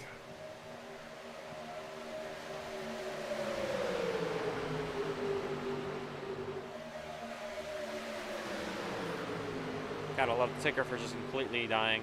That's just always great. What in the... All right. All right, Richard Cheer. I think we're back. I think that's enough. I think we're pretty much back here. Ready to go once again for this Daytona 500. All right, we are back. The ticker has fixed itself. I fixed the ticker, actually. The ticker didn't do anything. And what? Okay, you know. I swear to God, these things always happen in the biggest races. Coming to 30 to go in the Daytona 500.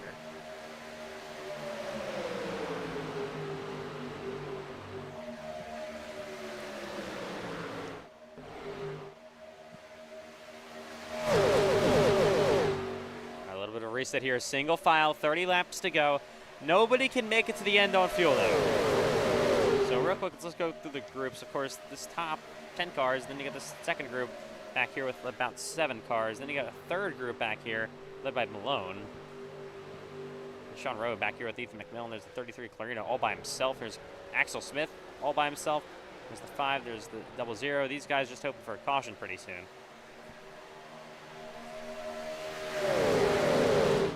So it's kind of right around time for a little bit in this Daytona 500. They raced all race long, the first 50 or 55 or so laps. And now, a bit of a calm moment in this race.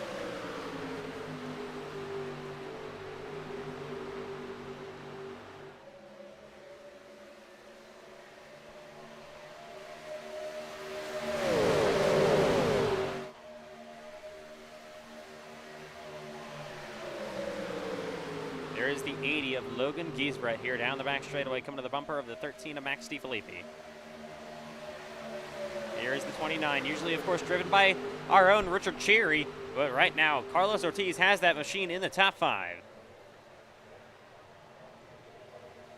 Yeah, he's always worth of that race car, especially on the plate tracks. I came up to him, just told him if he wanted to drive the car. He told me yes. He's driving it right now, really damn well.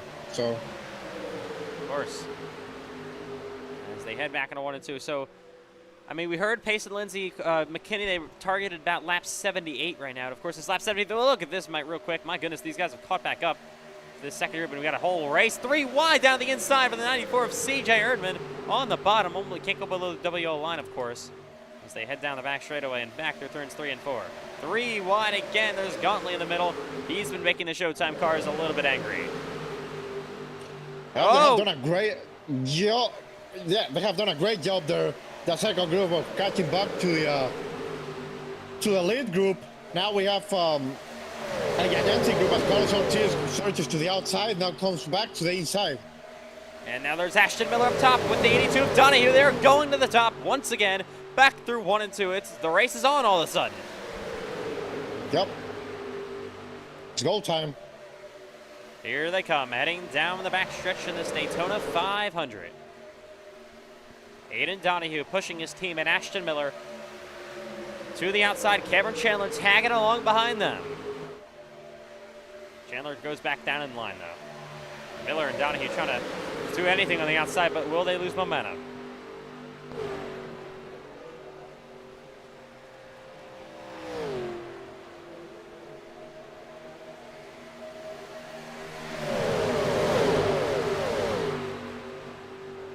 Under green for a while here. We're closing down to the final 26 laps of the Daytona 500. Let me make sure my ticker is all good.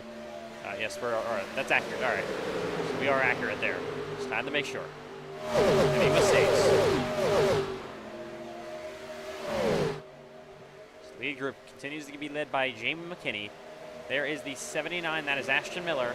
He's actually falling back out of line, out of his teammates' range as well. That is not what, of course, Donahue wanted to see. Here comes Brody Webster in the 8 of Cameron Chandler up to the outside lane. Oh, Jacob Clarino slow in the outside in that 33.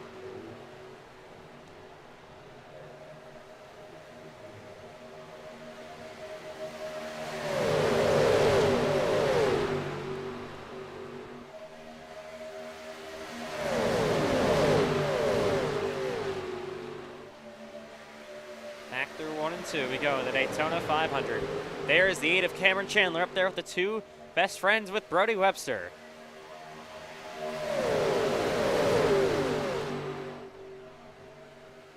We're going to get back a line, though. When will these leaders pit, and how much will it mess up the entire group? Cameron's been trying to do things on the outside lane, just has not worked for him. And they should be coming down in approximately 3 laps, or 2 now. Well, we heard McKinney and Lindsay, they didn't, of course, they pitted, they stayed out under the last caution flag, so they have a little bit less fuel. Oh, Cameron! My goodness, Chandler almost went around. Got nearly turned by Jeremiah Gauntlet in that 62 car. I don't think he's going to be too pleased. Here's Brody Webster to the outside lane. Ashton Miller. This might get this group outside of the lead. No, I don't think so. They're going to get back up into that group. They could actually Maybe get not. clear on each other. Oh. It's also smoke right there. I don't know what that was. Oh, it's a slow car. Oh, yeah, Matthew White. Slow in the bottom. He got turned back. He got turned back over. Oh, that's definitely bad night gone worse for Matthew White. My goodness, this is not what he wants to see to start off his season. Coming to lap 78. This is when they said they would pit. We'll see. From this lap on, we are going to start to see green flag stops.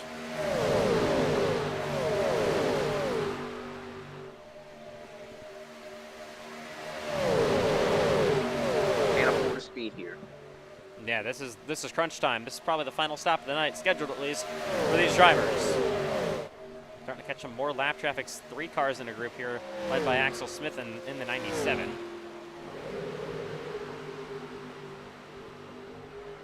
A lot of drivers still back there hoping for yellows.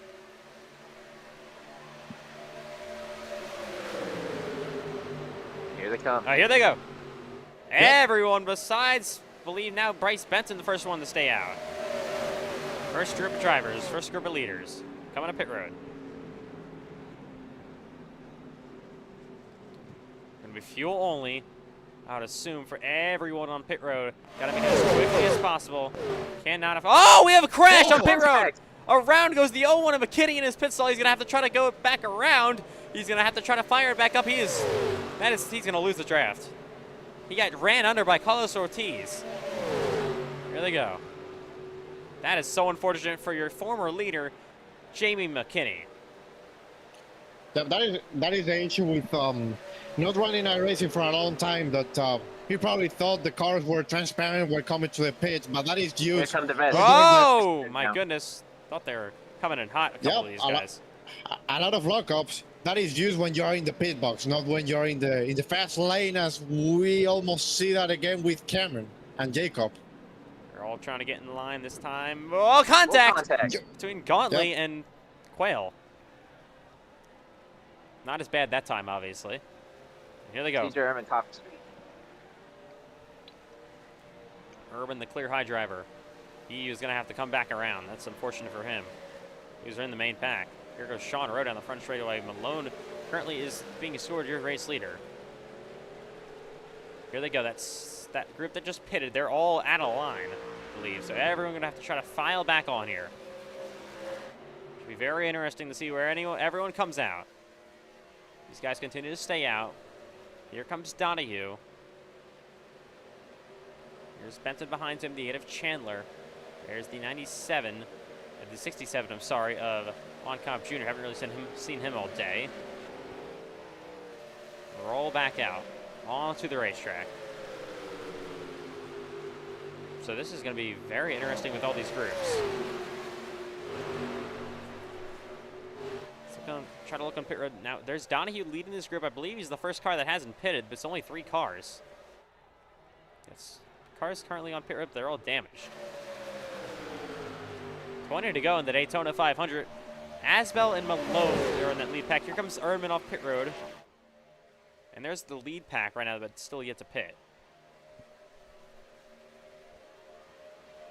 Seems like there's not a big group no more. It seems like after those pit stops, there's a bunch of small packs. The biggest one here is probably this group coming by the Fashion Mill Wednesday.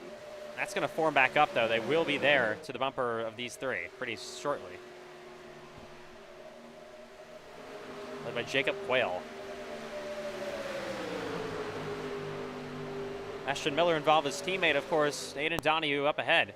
We saw this earlier in the race with, it was, I believe, the 20 of Sean Rowe and the 6 of Jacob Quill. Now it's 3 cars. What's going to happen here? Now this group actually kind of falls back. Juan Cop Jr. is not going. Max Stiffy is not pleased. He's going to have to go to the inside. There's another group back here. There's, oh, of course, Ortiz and Gauntly. They got into each other on the pits. There's the 0-1 of McKinney, of course, spun around on pit road. Just Clausen all by himself. That was Ortiz that spun out McKinney during the pits. Let's go to lap the 94 of Erdman.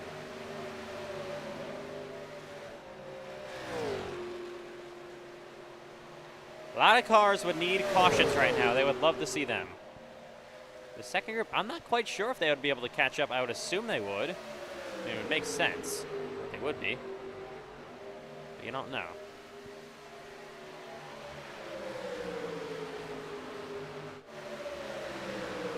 They have definitely more manpower.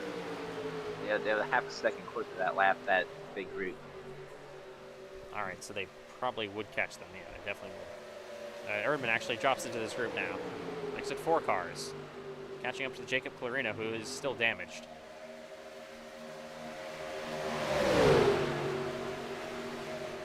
He'll do his best to try to fall in line. Yeah, there's no way Clarino can keep up here. Malone, Asbel, and Rowe, and here they come. Final group of leaders to pit. It's been a very interesting Daytona 500. We have 17 now laps to go in the Great American Race. And the second group trying to cash back up to the main group. It's been lately just trying to stay up in the main packs. Like, going off pit road nicely. We've seen a lot of drivers have been caught speeding. It leaves not a ton of them in the main group for the finish here. And look at this McKinney car. Here they come. That these Crown Jewel races also are won by people that can handle the pressure of the green flag stops and nail that exact limit between under driving the car and just being out of the pack and overdriving the car and speeding on the pits. That second group is coming. They will be there shortly.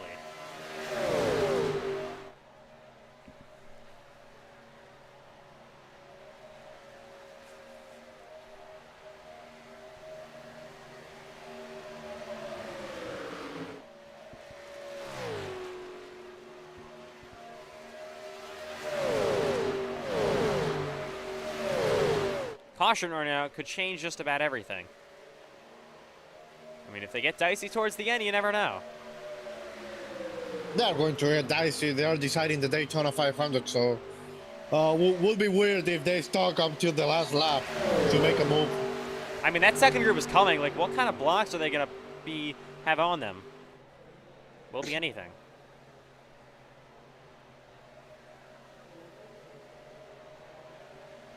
They don't have. They only have one more car actually, but they're obviously in their draft, so they would catch.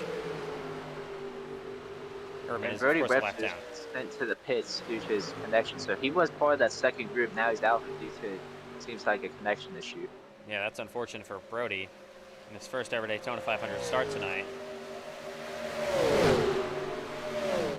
So now it's down to 5 cars in that group.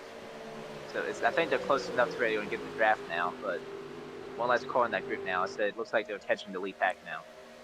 There's a slow car, Rodriguez. Currently 1 lap down.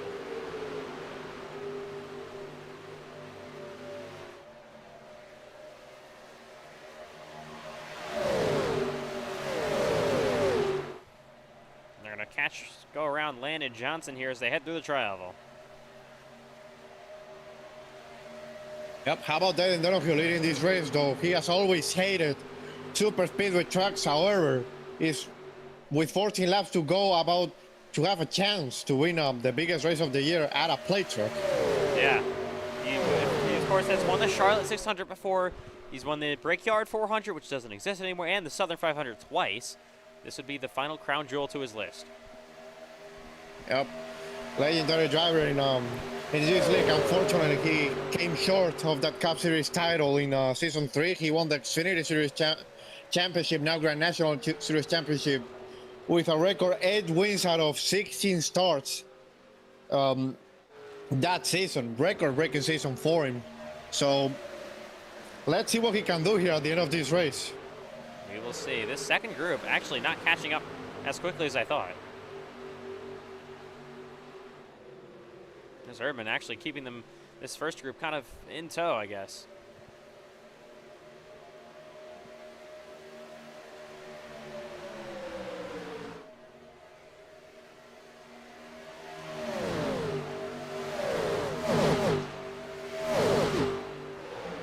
It's about even amount of cars for each group. First one has 4, this one has 5. But once the first car in that second group gets some of the draft of that first group, they'll catch up pretty quickly. Yeah, they're trying to do that. It's been hard for them. They've been pushing. They've got to keep on pushing best they can. They have another car, that's Landon Johnson, involved. He's a lap down right now. Did they just lose another car? I feel like they did. They lost Giesbrecht. Oh, and they lost the 00 and the 80. That's why they're kind of slowing down to give. But they did gain Landon Johnson. Now they're in the draft. All right, here they come. Here they come, led by Jacob Coyle, the rookie. Really quick.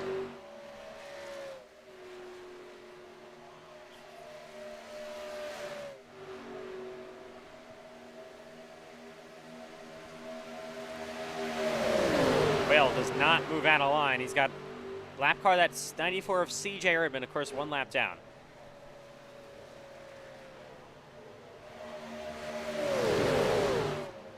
Single file group heading down the tri-oval again. Oh! Oh! Payson Lindsay will Payson. save it. Through the grass almost. He might lose the draft. He's got to be careful here. Yep, Ashton Miller there got into the back of Payson Lynch there. Payson saves it. And let's see if he can stay in the draft. Gonna be crucial for him.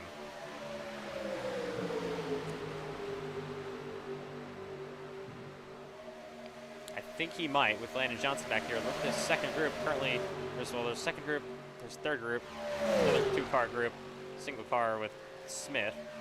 There's another 4-car group, of course, a couple of cars that have had unfortunate circumstances today. And there's Brody Webster, and there are your leaders. Now going to tend to go when these guys start to make the move to go double, maybe 3 wide here. Not a lot of cars here, but right now we got to make a move. Yep, right now, of course. Here we go to the outside. 2 cars will go. Somebody's blinking badly. I don't know what's going on. I don't know. As they head back through 1 and 2. And Cameron Chandler goes to the outside. Aiden Donahue goes up there to the block. And he's going to go to the inside of Donahue. Here he goes. Cameron Chandler's so hungry for a Daytona 500 victory. Maybe the last thing on his bucket list here in Daytona. He's to the inside of Donahue back in the 3 and 4. Got Team Chevy Motor Club on the bottom. Jacob Quayle in the middle of the Showtime cars up in the outside lane. Donahue blocks back down low on Cameron. 9 to go in the Daytona 500. Oh! Into the wall. Jacob Quayle, Ashton Miller. Caution is out with 9 laps to go in the Daytona 500, and that changes a whole lot. Yeah, they were starting to get dicey there, and that is race over for Ashton Miller and Jacob Quayle. Jacob, the rookie, who I was just wondering how much are they're gonna trust him as well. We're gonna see the wreck right here. Oh, we're not. Oh, bad push maybe from Miller, and just couldn't hang on to it. Into the wall hard. Goes that 14 of Quayle. Let's run along with Ashton Miller through this crash. Here and Bryce Benson was actually short on fuel, so that caution definitely saves him. Riding here. Yeah, just lit up too much. Lit up too early as well for Ashton. Really unfortunate. Look from the blimp. And that'll give EJ Ehrman the free pass.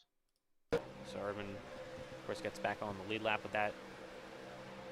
Just, I don't know. Just couldn't hang on to it, unfortunately. Caution is out in Daytona. And Ashton Miller's got big damage. Man, what a great race he had going. Won his duel, was so fast today. And this is not going to help. All right, who's going to pit? Heard Bryce Benson was short on fuel. How many others are? I don't think anyone is. I don't know why Bryce was short. Will we see the whole field stay out? Do we see people pit here in case we get overtime? We'll see. So, I don't think people. I think they just got enough to get to. I don't know. Some of these people got enough for overtime, but we'll see.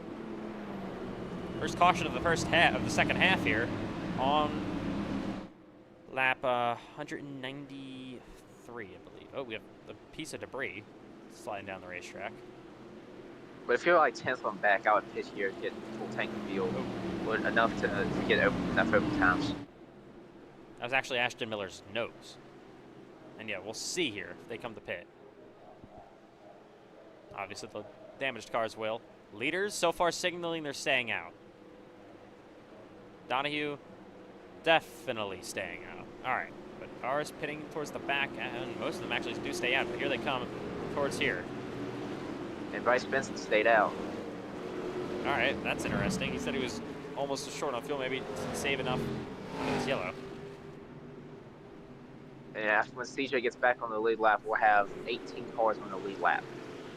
All right, of course, it's how wild this race has been with the fields being split up and all that. I mean, kind of makes sense. A ton of cars on the lead lap right now. So off pit road goes McMillan. There goes the 97 of Smith. We're going to restart with 5 laps to go, coming to the shoes this time. Found these front guys out. It doesn't really matter. But once you get about, I'll say, 7th on back, you probably want the house out here. So once you can make it, you have an opportunity to go up top and go 3 wide. Because you go to the bottom, you're kind of stuck. I mean, yeah, we'll see how the shoes works. I mean, Ashton Miller just lost his, or Aiden Donahue, I should say, just lost his teammate Ashton Miller in that crash. So, but now you look at second and third, Bryce Benson teammates in Team Chevy Motor Club, and how about Pace and Lindsay, another TCMC car running in fourth? They have 1, 2, 3 all in line here. This could be a win for Team Chevy Motor Club if they could maybe time this nicely.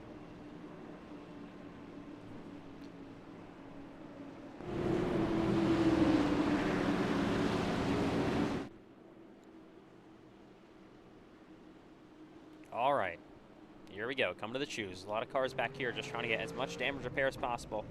There's Jacob Quayle. Actually, I think he might be able to survive. Yes, he is. Actually, not too damaged at all for Quayle. Ashton Miller is pretty torn up. Here they come. Coming to the choose.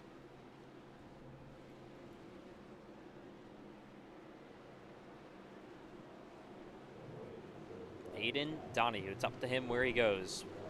Got 3 teammates behind him, and then he's all on his own now. He is going to stay low. Cameron stays low, and his teammate Benson goes up to the front row with that Pace and Lindsay. How about that? Interesting. I was expecting teammates to go with each other. So was I, and then they're going to roll off pit road over here. Now we got a 5-lap shootout. Well, if you want the lead lap, you have a chance. Yep, of course. This is for glory and a win in the Daytona 500. Can Aiden Donahue do this? But we know Cameron Chandler wants this 500 win more than just about anyone. I've talked to him. He wants it so badly. He's won here in the Cup Series, of course, last season in Daytona, but not the 500. It was the regular season finale. Can tonight be his night?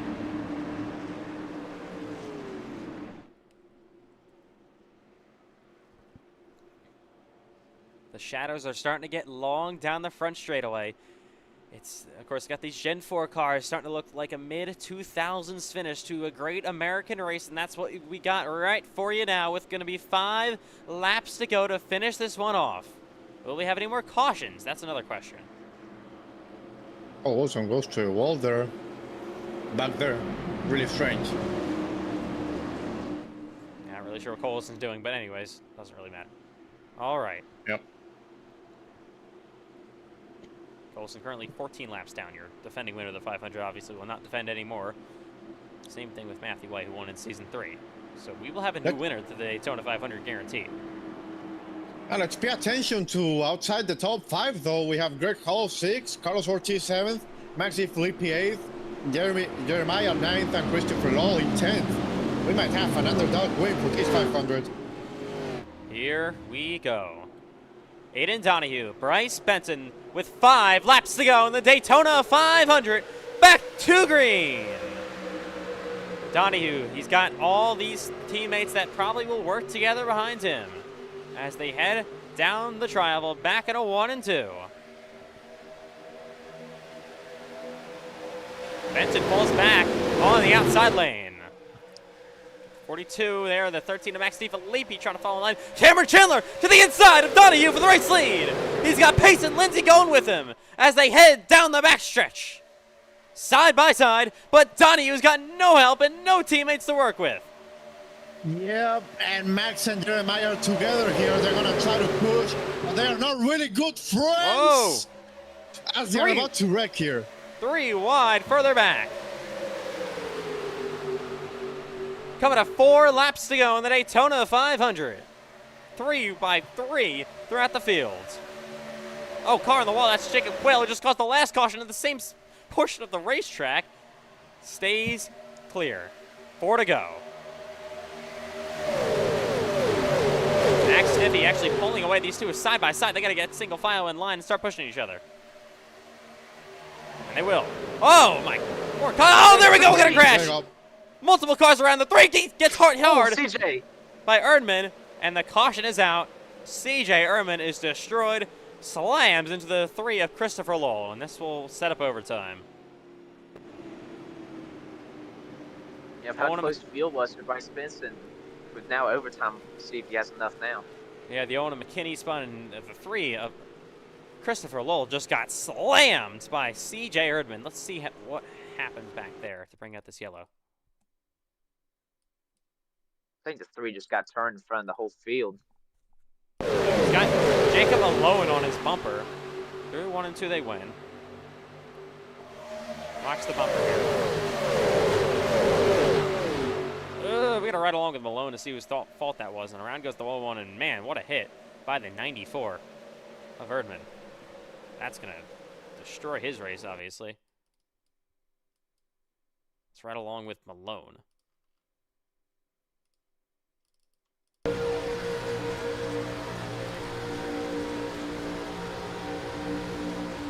Oh, actually, they checked up with no one of McKinney, and then he got ran under too.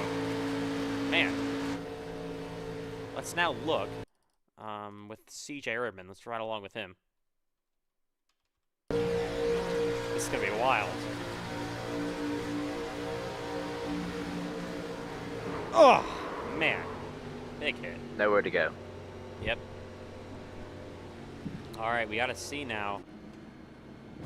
Of course, And 1, Bryce 2. Benson on save mode. He's on the apron rolling around. Oh yeah, I'd imagine. There he is. And there is your leader, Cameron Chandler. At this point, if you think you have any chance with Bryce Benson, you probably stay out here. You can't afford to lose track position, and if you run out, you run out. I mean, this is for a win in the Daytona 500. I mean, yeah, like you said it. If you said it, Eli. If you run out, you run out. So we'll see. I assume he will just stay. Yes, he is. No one hitting besides Sean Rowe and Erdman. Of course, he is destroyed. Yeah, CJ Erdman. This is definitely night over for sure. Unfortunate. Just got back on the lead lap as well.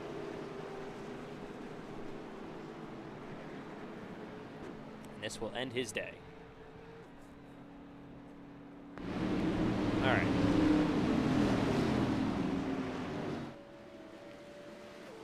So this will be green, white checkered attempt number 1 in the Daytona 500. We had about a 40 lap green flag run after the first half, of course. Then we had a caution come out. What is Juan Cobb Jr. doing? All right. Then I had, of course, a caution come out with Jacob Quayle and Ashton Miller going around. Ashton Miller is now, I believe, is out of the race, pretty much. And Cameron Chandler leads the Great American Race right now, looking for his first win in this race. He won twice last season, of course, at Daytona, but the second race. And, of course, at Bristol as well.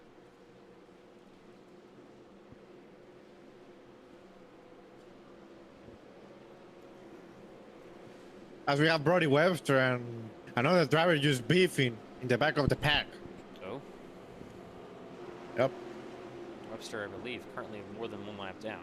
There he is in the 2. Matthew White, I don't know what's going on back here. Well, These guys. well, not beefing, just are good friends, so.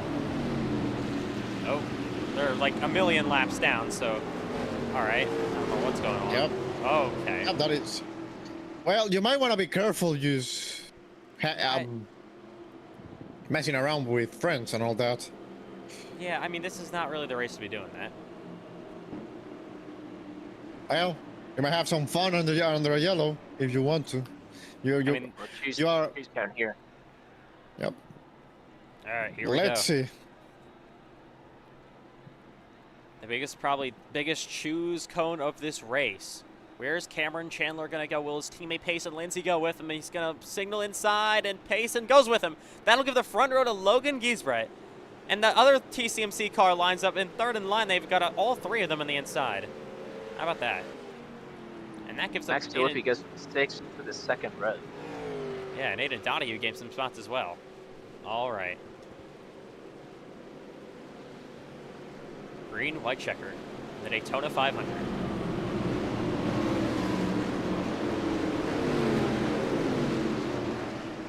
Well, sit back, take a breath. Here we go. This is gonna get interesting. Can the unsponsored Logan Giesbrecht win this Daytona 500 on the outside lane? I mean, you've heard about, I forget who it was, but one of those older cars from the 90s, late 90s, completely unsponsored, so quick at Daytona. Logan Giesbrecht is looking like that right now. believe Yep, who was it? it I will be- completely forget. It's not the exact driver that you're meaning, but it will be kind of a Johnny Benson 2000 Yeah, yeah. story. Just that he didn't gather, Logan didn't gather a sponsor right before the race. And Logan Giesbrecht trying to do just that, in that all white 80 machine. Yep. And Max DeFilippe in the second row, just fighting for his first ever FedEx win overall, and it will be in one of the biggest tracks in the world, in the biggest stock car race in the world. Yes, it would be. Well, here we go. Will we get another caution? That's also a thing. Of course, the leader takes the white flag under green. Race is official. Here we go in the Daytona 500. 2 laps to go. This race has been ran all night long, obviously, and this has been a wild one, and we are just about ready to finish this one off. Cameron Chandler and the 80 of Logan Giesbrecht on the front row. Through the Geico, through the United Rentals restart zone they go, I'm sorry. Back to green, 2 to go in Daytona. What a great restart by Donahue to the outside. Gets up there with Logan Giesbrecht in the 80 machine. Top lane falling really quickly. Malone there in the 6th. Max DeFilippe tries to get in line. Cameron Chandler got a big lead here. How is that going to work out as they head down the back straightaway again? Chandler blocks outside. Oh, but Giesbrecht is there. Almost, he's getting sideways, getting shoved by Bryce Benton. Down the backstretch, Logan Giesbrecht to the lead in the Daytona 500. Benton on the outside lane, no help behind him. Cameron Chandler lined up in 2nd place. We are coming back to 1 to go in the Great American Race, the final lap of the Daytona 500. 1 lap to go. Logan Giesbrecht is the lead too big. Cameron Chandler on his bumper to the inside, to the outside. Here comes Chandler to the outside with Lindsay. And here comes Bryce Benton. He's going to try to make it through what's on the middle.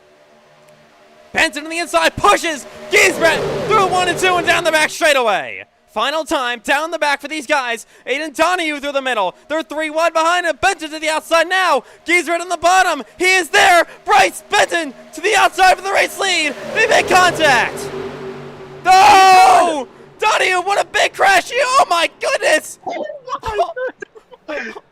I have never seen any bigger crash. Here they come to the checkered flag, trying to break the draft. He's gonna do it. Bryce Benton, first ever win, and it comes in the Daytona 500.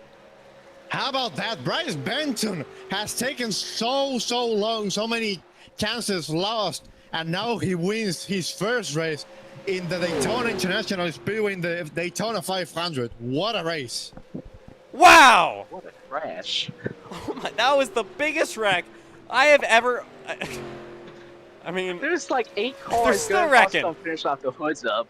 They are still wrecking. That's an all-time wreck. Oh my god. Well, obviously, a post-race replay is coming up. Bryce Benton is finally a NASCAR iRacing FedEx Cup Series winner, and it comes on the biggest stage in the Daytona 500. Oh my god, that is so many cars. Wow. I've never seen a regular Daytona crash like this in real life along iRacing.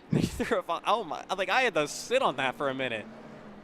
Malone comes home 2nd place. Jacob Quayle, how about him in his debut, comes 3rd. And Benton gonna burn this thing down. What a victory. Well, looks like we've looked at replay. 2 separate crashes happened at the same time. The leader and then the 8 both got spun at the same time.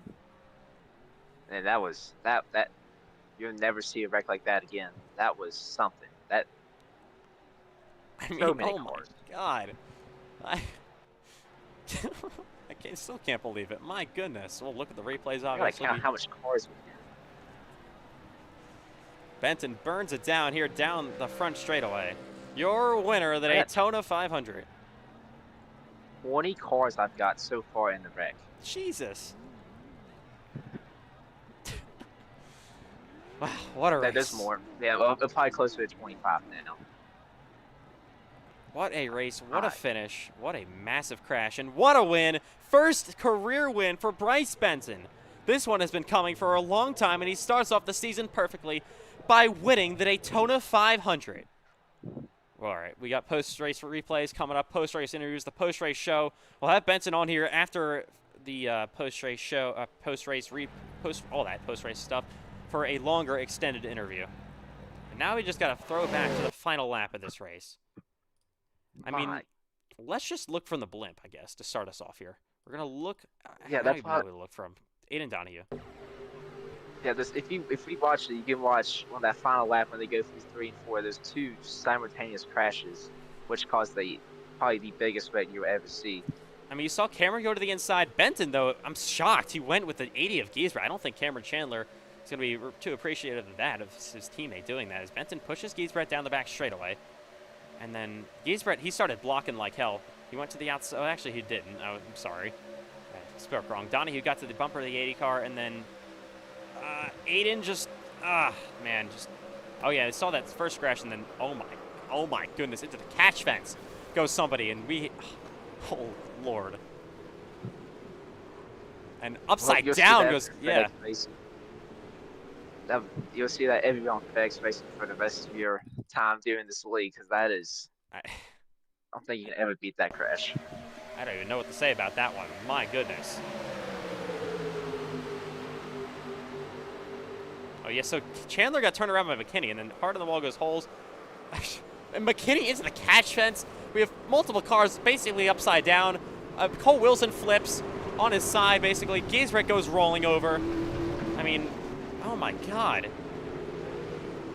That was the biggest crash I've ever seen in my life. Look at Max Lippi flipping. He had about 4 different flips in that crash. Have you ever? No, I've never. Let's ride along with Giesbrecht. This is going to be wild. There's Donahue. And, hold on. For dear life. Oh my God. Oh my good Lord. Jesus. You want to see what everything looks like if you're behind. Look at Matthew White's view. Everything just collapses in front of him. We will see from the 7 of Matthew White. Of course, had a terrible race all race long, but I mean, I think he made it through. Right along.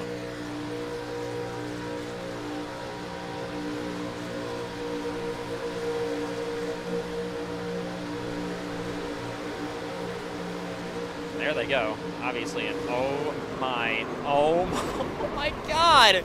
Oh. Obviously did not make it through. I don't think anybody made it through. Yeah, they just piled in. Like, nobody. Oh my God, what a wreck. That was the biggest wreck I think I've ever seen in my life. Easily. I would think of one where someone made it through was 97. Look, car is flying.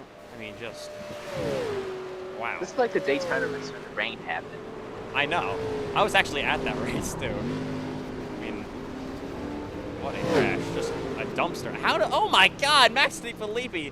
Look at him just get hooked there, and upside down he goes. All right, we're gonna have more replays coming up here on the final lap, but we'll ride along with Bryce Benson when we have his interview going. But what a race! What a Daytona 500! Oh my goodness, there's a lot to talk about and a lot to break down. All right, first of all, let's have your winner, Bryce Benton in the 9. Coming in just a minute.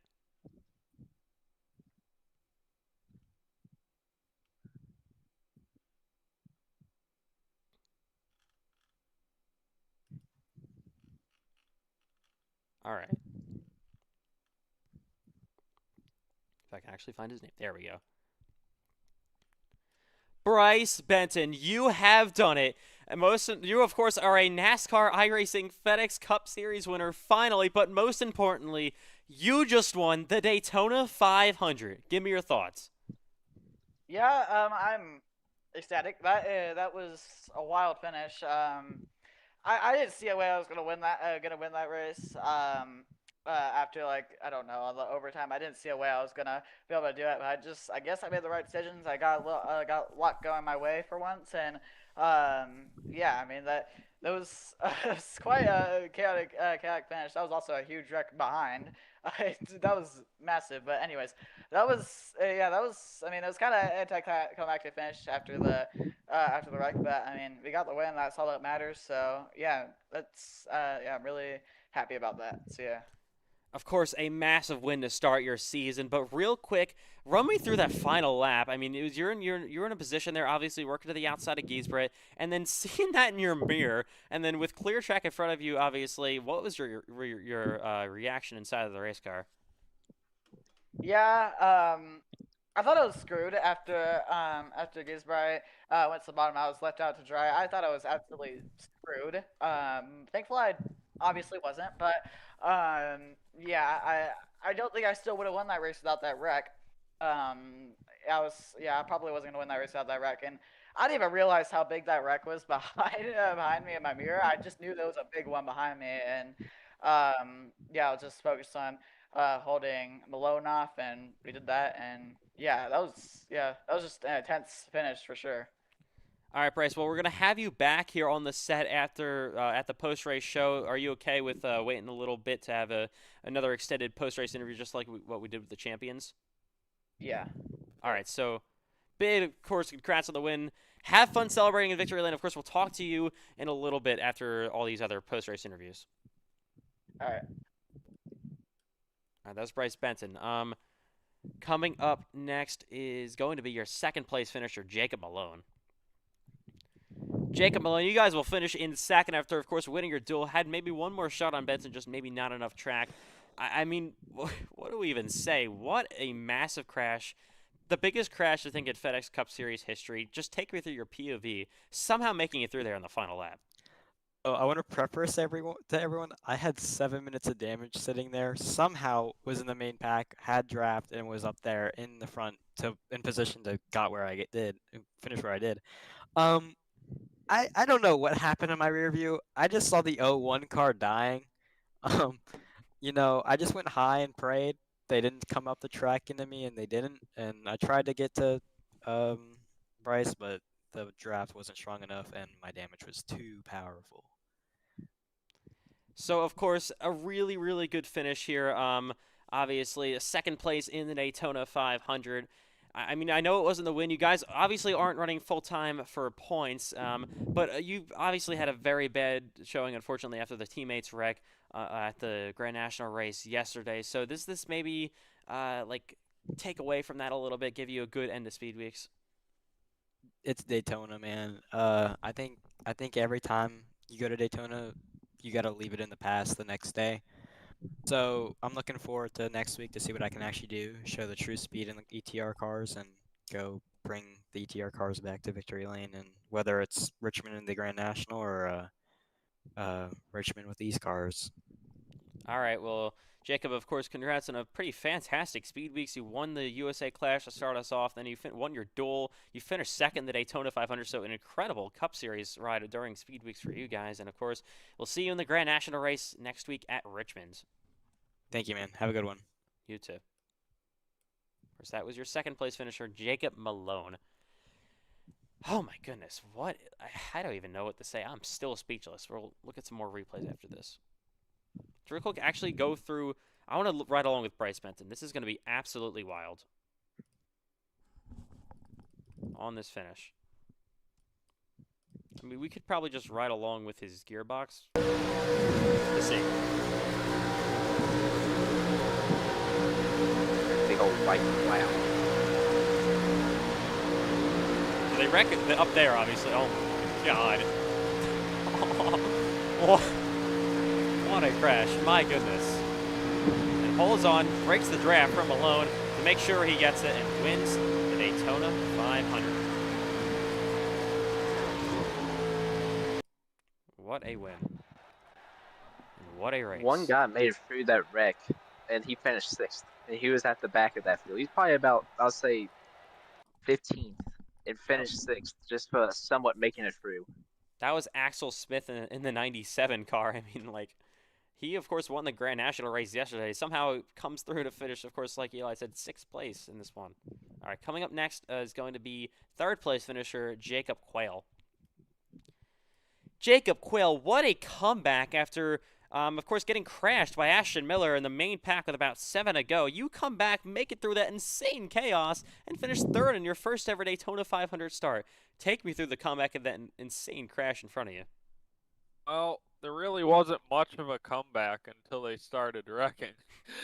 But when they did started wrecking, I slowed down a tiny bit when I saw them wrecking, but somehow I ended up getting shoved towards the apron sideways, and I saved the car and get back on the throttle and get to the line to finish 3rd. I can't believe it, man. I mean, just what a start, though, to your season. This is going to be an incredible points day as well. I mean, we talked to you pre-race. You said it was going to be maybe a struggle this race, struggle all season. Not whatsoever to start us off 3rd place in the race, and I think you got some stage points, I'm assuming, as well. Yes, I did. So really, really good points day. What are your thoughts on that heading to Richmond's? Just got to hold on from here on pretty much.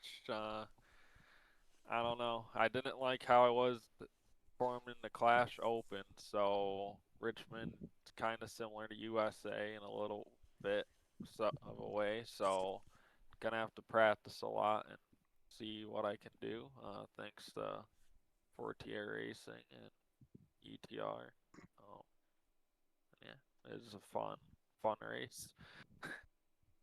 All right, well, good job, of course, Jacob, finishing 3rd place in this one tonight. A great, great finish for your team, and we will see you next week at Richmond Raceway. Good night, guys. All right. Coming up next is going to be 5th place finisher Carlos Ortiz. Carlos Ortiz, just like a lot of these other top finishers, a wild finish there at the end. I think, did you get caught up in that last lap? Yeah, I did, and I finished top 5 somehow. Take me through that. I mean, I don't know what was going on. I know that we were getting crazy. We were going 3 wide. We were splitting somebody. Then Donahue came down in front of me. I was pushing. And then the 80s went out. And we all just got swept up in that. It was like the most funniest thing I've ever been involved in. But like the top 5, I think that's incredible, especially some mistakes I made today. Honestly, I couldn't have asked for more, to be honest. Yeah, an incredible day. Obviously, Richard Cherry gave the call up to you to race his car part-time, and you deliver with a top 5 finish. I mean, what other races do you think we're going to see you in coming up? Obviously, you're part-time and everything. Nah, it's just this one, unfortunately. I'm busy with life, but I'm glad I was able to do this. But if I have free time, I'll see what I'll do. But for now, this is it. I'm glad I went on a high note. I saw a fucking tire flying across my screen to look at the replay. That was funny. All right, Carlos, incredible job. Top 5 finish here in the Daytona 500. Hopefully, we'll see you back here someday soon, and we'll see you when we I guess we see you. See ya. All right, that was Carlos Ortiz. Coming up next, We got 5th, and he was all 4 tires were off the ground in the air. I mean, oh my God, I don't even know what to say at this point. Good Lord. He was on top of 2 cars and finished 5th. Aiden Donahue somehow finished the 7th. I thought he was destroyed. I mean, and he's coming up next. Aiden Donahue, you guys got destroyed. You still finished 7th somehow. Take me through that. I don't know. You can't move one way and then move the other while a car is directly on you that has another car directly on him. I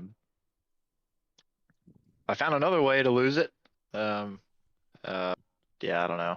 I did everything I could there. Cameron got the best of me on that one restart, and I thought that was going to be it.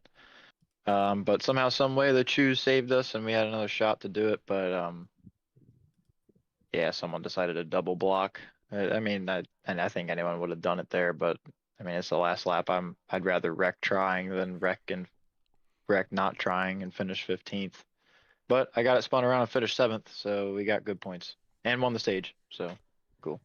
Yeah, talking about a really good points day coming in here to start off the season. Obviously, we go to Richmond next week. That's a track you've won at in the past. What is your confidence level? Obviously, a completely different car in that racetrack.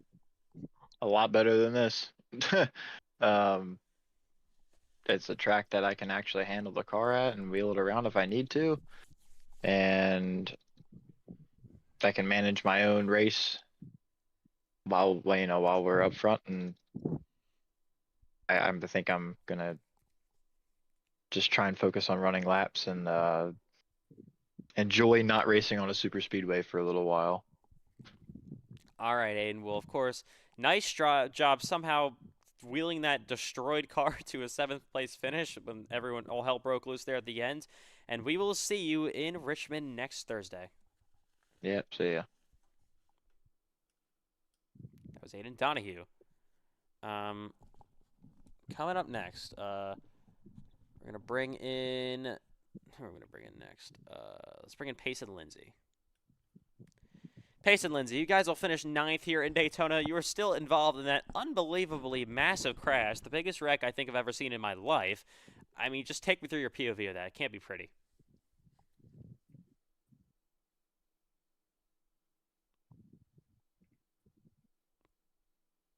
Hello, Payson Lindsay. Or not. All right. Nope. Okay, he's down. Anyways, coming up next. Oh. We got Hello, Payson. hello. Yeah, there we go. I don't know what happened. Did you hear the question? I did not hear the question. I heard nothing. All right. Anyways, so of course, you guys will finish 9th in this one, but you got swept up in that unbelievably massive crash, the biggest wreck I think I've ever seen in my life. Just take me through that. I don't even know what else to say other than that.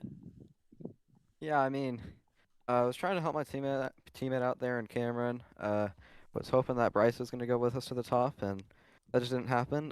Good job on the win though, Bryce.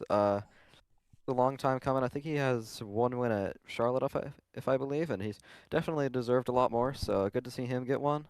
Yeah, we just kind of had nowhere to go on that wreck. We got stuck in the sucker hole there when we jumped up to the top, and we ran up front the whole day, but it was mainly on pit strategy. We never really had the pace early in the race. We were like 18th in the back of the pack.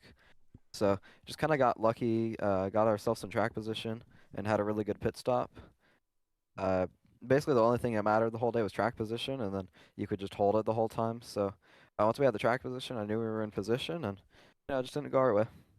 Well, of course, we head to Richmond Raceway next week. Obviously, a much more normal race probably coming up than we saw tonight in Daytona at the finish. So, like, what is your confidence level? Obviously, the first time we're going to be racing at a short track with this Gen 4 car, or at least for a points race. So, I remember right, you guys ran pretty decently in the Clash at USA. So, what is your confidence level in Richmond?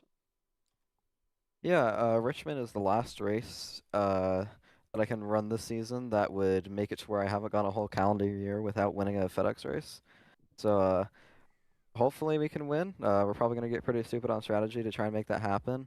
I haven't quite checked how many laps we have, but we'll probably throw something at it. I don't think we're going to be that great on pace. When I've done practice, it hasn't been my best track, but I could always surprise myself. It could just be everyone that sucks there, and hopefully we'll go out there and get a win.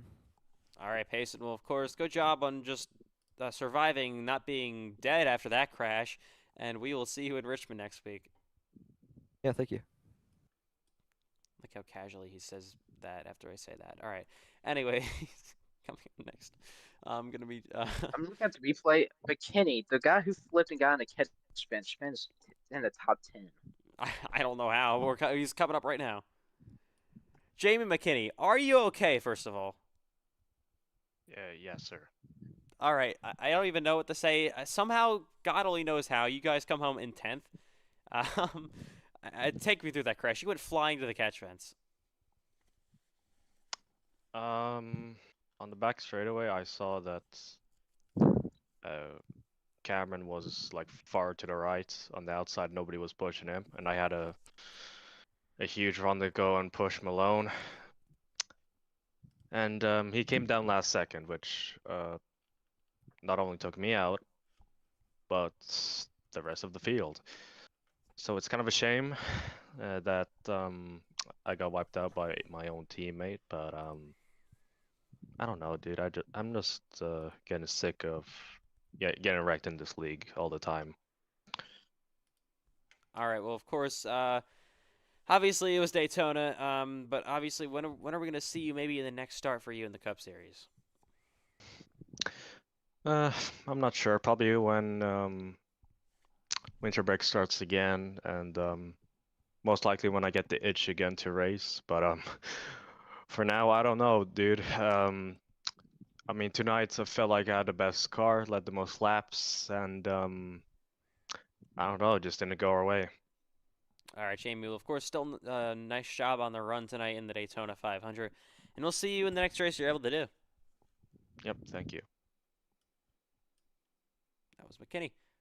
All right, coming up next is going to be Aiden Holes, finished 11th. Aiden Holes, you guys will finish in 11th place tonight, but you guys obviously were, I think, swept up in that massive crash. Just take me through your POV on the final lap. Well, I think coming on to the final lap, Max chopped my nose for like the third time that race. I don't really know what that was about, but going into 3, I think I got turned to down hard part 2 by a little cam. So that's not the way we wanted to end. Somehow went from, where was I, 8th to 20th and back to 11th. So I mean, all in all, it was better than what it could have been. I really do think we could have had a chance at the end there because they obviously are going to wreck. I didn't really see a replay of it, but it's disappointing end of the race.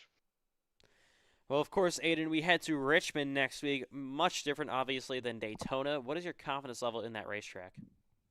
Awful. I've never really liked Richmond. I don't like it in any car. Probably one of my worst tracks in iRacing, if I'm being honest. So, hopefully we can get out of Richmond with a decent points day and, not finish 40th. But I don't know. I just don't really like Richmond that much. But where do we go? I'll go after that. So that's a good track for me. Hopefully we get some points there. But, All right, Aiden. Well, of course, nice job still on the run tonight. And we will see you at Richmond in Virginia next week. Appreciate it. All right, coming up next is going to be Ethan McMillan, finished 12th.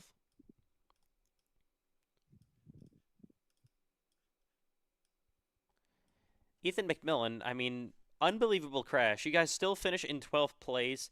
I mean, what was your point of view and what was going through your mind on that crash there? Well, honestly, I was just trying to keep my car clean the whole race. I don't know if you ever noticed, but I got no damage the whole race until that ending. I kept the car about as clean as I could. But really, I just hit the brakes. I just saw Cameron wrecking up high. I didn't even see the lead wreck.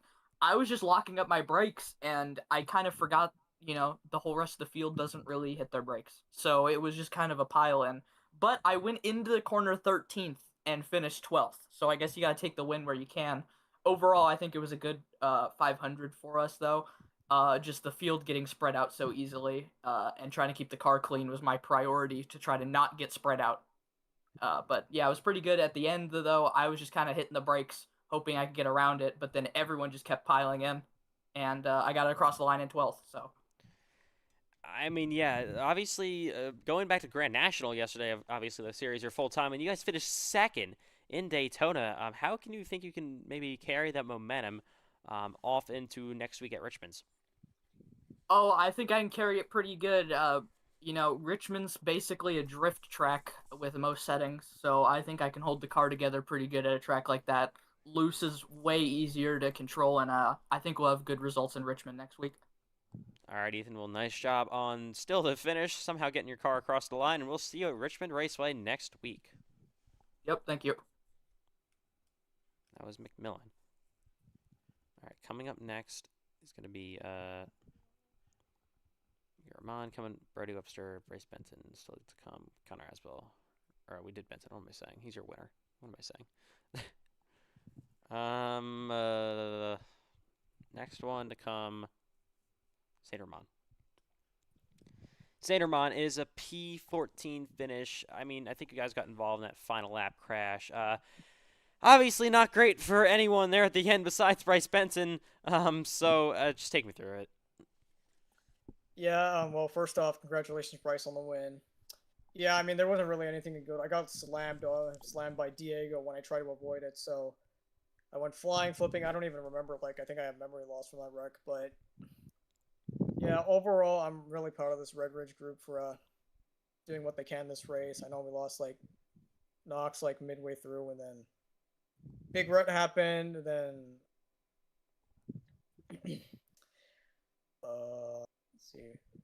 So yeah, the big wreck happened. I got hit like 3 different times. First by Payson, and then I got hit by Diego again. I think I got shoved out by somebody in a white car. I don't know who that was, but yeah, overall that costed me a top 10. So really disappointed in the fact that I couldn't even finish a single race this week clean, but hopefully heading into Richmond will be a lot better. Yeah, so obviously it was probably the worst possible start for your Grand National season. DNQing at Daytona this week, of course, yesterday. Well, how do you guys think you'd rebound in Richmond and try to score at least some points? Well, I do remember the fact that we had a FedEx Lobbies race there. I finished 8th, so my team will do what we can. I'll do the same thing with my cup as well. I'll discuss with my teammates what we can do, and yeah, hope for the better. All right, Zane. Well, of course, nice job trying to get home at the finish there. Obviously, no one really can make it through there at the end besides Bryce Benton and Jacob Malone. And we'll see you next week on Wednesday at Richmond. Yep, thank you. Also, one more thing. Big thank you to all of the Elements of Justice for really supporting me out, all my sponsors, and yeah, I'll see you guys in Richmond. All right. Coming up next here for post-race interviews from Daytona International Speedway will actually be Sean Rowe, finished 4th.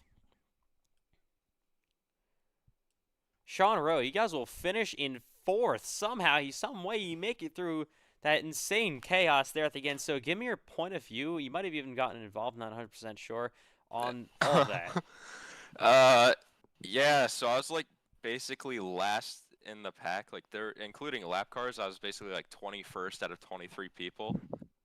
And then I tried slowing down, but I still plowed through it, and I was like in the middle of a 3-wide sandwich of cars stacked on top of each other. But almost rolled over, dragged the car on top of me for like 100 feet. But I don't even know what happened. Like the entire field wrecked, and I made it through somehow. I mean, yeah, obviously, somehow you go into 4th place with this finish. It's probably the most impressive 4th place of all time, somehow finishing there. So, I mean, how can you carry this momentum heading into Richmond next week? I don't know. Hopefully I'll win. I like Richmond. I've just never raced it with a Gen 4 before. But I'm usually pretty good at Richmond and short tracks in general, so that could be something. But you know, 4th place won't put me in a points hole, so that's already starting the year pretty good for how bad we ran this race after that crash at halfway. But you know, bringing a little bit of momentum into Richmond, but so hopefully that plays into a bigger thing. All right, Sean. Well, good job somehow dragging your car to 4th place here in this finish, and we'll see you at Richmond next Thursday. See you at Richmond. That was Sean Rowe. All right, coming up next is going to be got a few more to go. People keep on joining. My goodness, we got to get Bryce Benton in here for an interview again. The funniest thing if you look at Sean Rowe's way of how he got through it, it's not the part he got through. It's the funniest parts after we see a tire roll across the track. I did see that actually. It was my goodness. All right, Jeremiah Gauntlet coming up next. Jeremiah Gauntlet, you guys will finish in 16th place. I mean, what an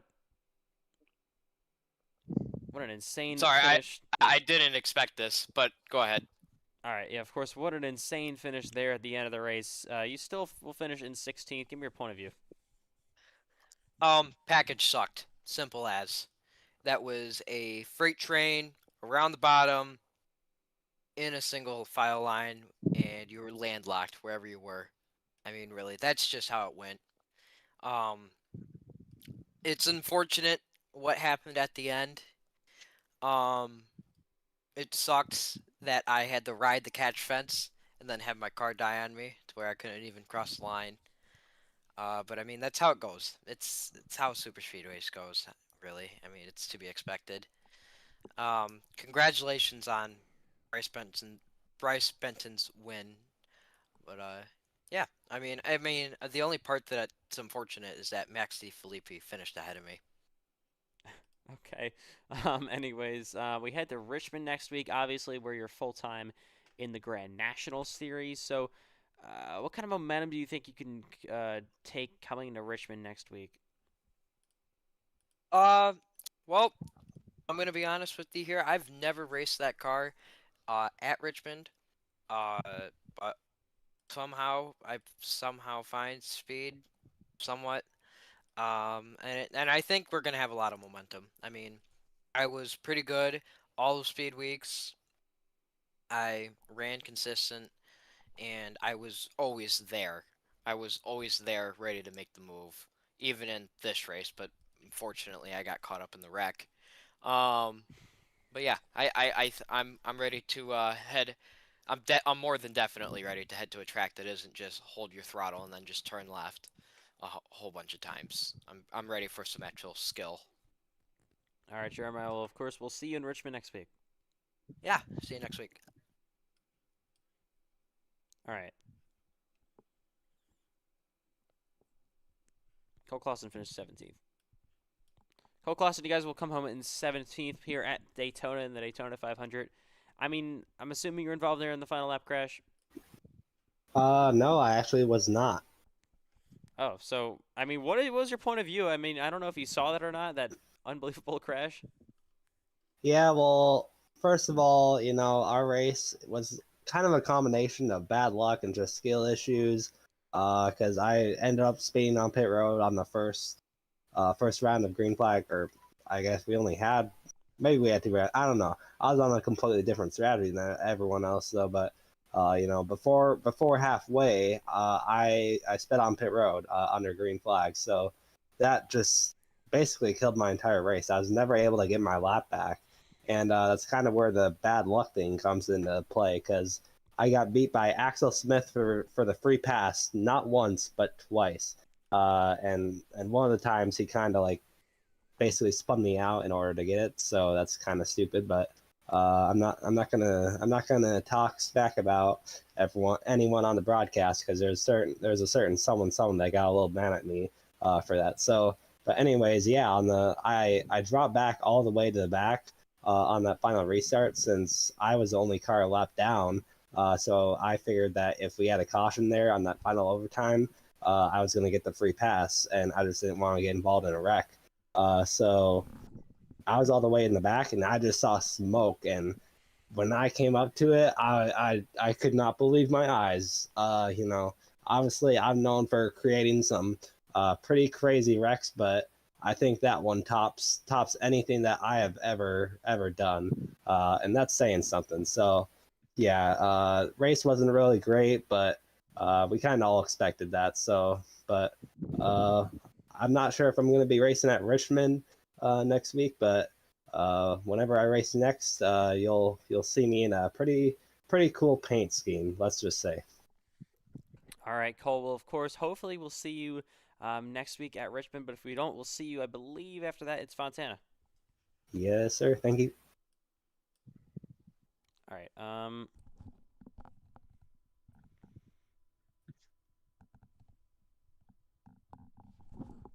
Okay. Hang on.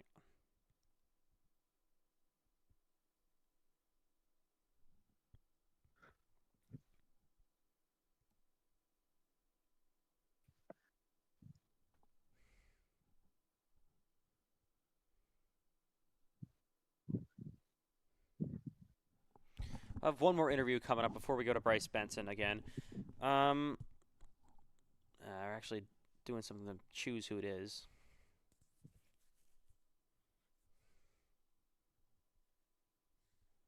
That crash is like when you drive backwards in NASCAR Heat 5 and just destroy your field. I don't know what it is. Every time I look at this replay, I see something new. I've watched it about 70 times. I still don't really have words for that accident. I mean, what a crash. My goodness. What a way to start off the year. Jesus. Next up is going to be Max DeFilippi, finished 15th and took a bit of a barrel roll. Max Stiffy, you guys will come home in 15th tonight, but oh my goodness, what a barrel roll you had. I thought you made it through clear, and then you got hooked and had a horrific flip. Take me through that.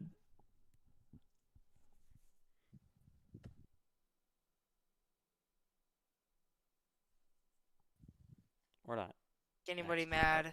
Oh. We didn't make anyone mad at all, and up in the top 5 for a lot of that race, and then at the end there just wrecked and got 93rd like we usually do. So always do good sometimes in races and never get the result. So it just keeps making me look bad, but oh well, at least I could say I was up there. Well, of course, we head to Richmond next week for the Grand National Series, which, of course, you're full-time in. What do you guys think your expectations are coming into the first short track of the year? Expectations are just like tonight. Just don't make anyone mad. And I only had a 4X, and that was because I got involved in one of the wrecks. And that's about it. Everything else is fine. All right, Max. Well, of course, we will see you coming up next week to Richmond. All right, see you, man. Thank you. All right, and now we are going to bring in your race winner, the number 9, driver number 9, Bryce Benton, once again. All right, Bryce Benton, sorry to keep you waiting a little bit longer here, but of course, you are our newest Daytona 500 champion. I mean, has it sunk in a little bit? Well, give me more in your thoughts on just that. Yeah, I think it has. Still a little bit in shock. I mean, I wasn't really like sure how to even like celebrate it because I really wasn't expecting to win this race. I mean, I was thinking about it like earlier today, like what it'd be like to win this race, and I mean, I just didn't think it would actually happen. But yeah, I mean, this. I think I said in my first interview, but this same race I really want to win in real life, and it's definitely really cool to win it here in this league, and really could have asked for a better race to have my first career win happen at. So yeah, just it was it's definitely calmed down a little bit, but yeah, yeah, just a little bit in shock, obviously. Well, yeah, obviously a fantastic way to start off your. We still got to finish all the points and all that, but I believe you guys will be somewhere obviously near the top of the standings. I mean, what's the plan going to be like for the rest of the season? Just trying to keep it up there. Obviously, the top 10 make the chase, and then you get the reset. You also get 5 chase points from this. Yeah, I think really we're gonna want to go for wins. I think the main thing I'm really focused on is just getting playoff points because I mean, well, I guess getting that win helped a lot, but I really need to get those playoff points going into the chase because yeah, that's where I said in the previous interview that's where we lacked last season, and yeah, I think playoff points are really important. We obviously want to get more wins, and yeah, I mean, we just want to get good points, everybody stay consistent, and I mean, I should probably enjoy this one because who knows if I'll win again this season because this league is really tough to win in. I mean. I feel like I probably should have won multiple times last season and it never worked out. So I mean I've seen it firsthand. It's just so hard to win in this league, and yeah, I finally I win. This is really nice, but yeah, we're gonna just try to go for playoff points. Really, try to go for wins and stage wins and all that stuff. It's really all you can do, but yeah, that's really just gonna be a plan and just try to stay consistent through the rest of the races. So yeah. Well, yeah, of course. Obviously, we head to Richmond Raceway next week. You guys are, yeah, of course, next week. It's a short track, obviously, first ever short track with this Gen 4. I guess USA Speedway technically kind of counts, but first ever points race with this Gen 4 car. What are maybe your expectations and your just what your feeling is heading into Richmond next week? Yeah, I think Richmond could go well. I think I had good speed last season in the Gen 7. I just I think I forgot what even happened, but I didn't get a good finish. But I know I had pace. I think something screwed me. It might have been strategy or whatever. But yeah, I think Richmond could go well. We didn't have like the best speed at USA, but Richmond's a little bit different. I think we could do good there. I don't know. It's really every race is gonna be unknown for where our pace is. I mean, I don't really know how we'll do at Richmond, but I mean, I think we should be able to do pretty good. I mean, obviously getting a win tonight did help my confidence a little, my momentum going into Richmond. So yeah, I mean, we'll see what we can do at Richmond. All right, and now we're gonna ask for Brady Webster. Why are you here? Because you were taking too long. Respond in. Why are we interviewing Bryce Benton? He won the race. He should have been Yep. done first. All right, well, you're clearly clueless. Anyways, Brady Webster, you have a question for Bryce Benson. Bryce Benton, how would you feel if I built a bigger tower than yours? And we could call ours the Twin Towers. Okay, that's enough. Okay. But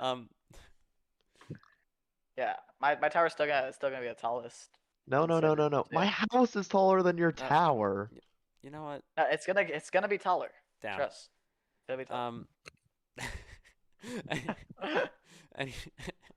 How is he back? Okay. Leave me alone. Don't try. Anyways, Eli Franklin, Landon Johnson, do you have any questions for Bryce Benton? I got one for you. Congrats on the win. That's hard to win. They take away any time he gets. But you're at near the end. You have to worry about fuel. How close were you on fuel there on that final restart? I wasn't too close on fuel. I was still close, but I wasn't too close on the final restart. But if the caution of those two cautions at the end didn't come out, I actually might have not made it to the end because I think I still would have. I was trying to save tires. But I realized like after I was pushing Aiden Donahue, that I was using too much gas, and I ended up getting to somehow being half a lap to the good to being a lap short. So I burned through all that fuel when I was pushing Aiden Donahue, and yeah, I ended up being short. That caution actually saved me. But I still think I would have made it, but it would not have been ideal because I still had to save fuel, and it probably would have came down to the wire. So I don't know how aggressive I would have been able to be if the cautions never came out. But the cautions definitely helped. I didn't have to pit because I was able to save enough under the cautions because obviously they're going slower, so burning less fuel. And yeah, I was able to make it to the end. It would have gotten really close though if we got another overtime. But yeah, it was definitely close on fuel, but we were still able to make it. So yeah. Well, congrats on the win. It's hard to win. All right, so of course, Bryce, that'll do it. Have fun celebrating this huge win. Obviously, the biggest race probably in the league's history. It's the biggest car count we've ever had, 40 cars, obviously. I mean, just big congrats, of course, once again. Have fun lifting the Harley J. Earl Trophy down in Victory Lane, and have fun celebrating, maybe going to Waffle House with your crew like they usually do after winning the 500. All right. And nice try. That's what they do. All right. Anyways. I don't. Where's my interview? I'm the one that doesn't. All right, well, have fun going to That's why I won whatever restaurant you're going to go to.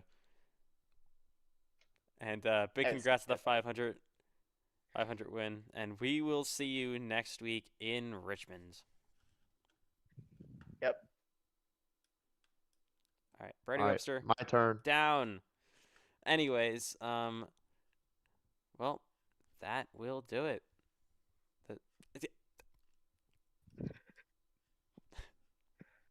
Oh, I swear to God, I'm going to take his rolls away. It's Cameron Chandler. We had to do the outro, you fatness. You're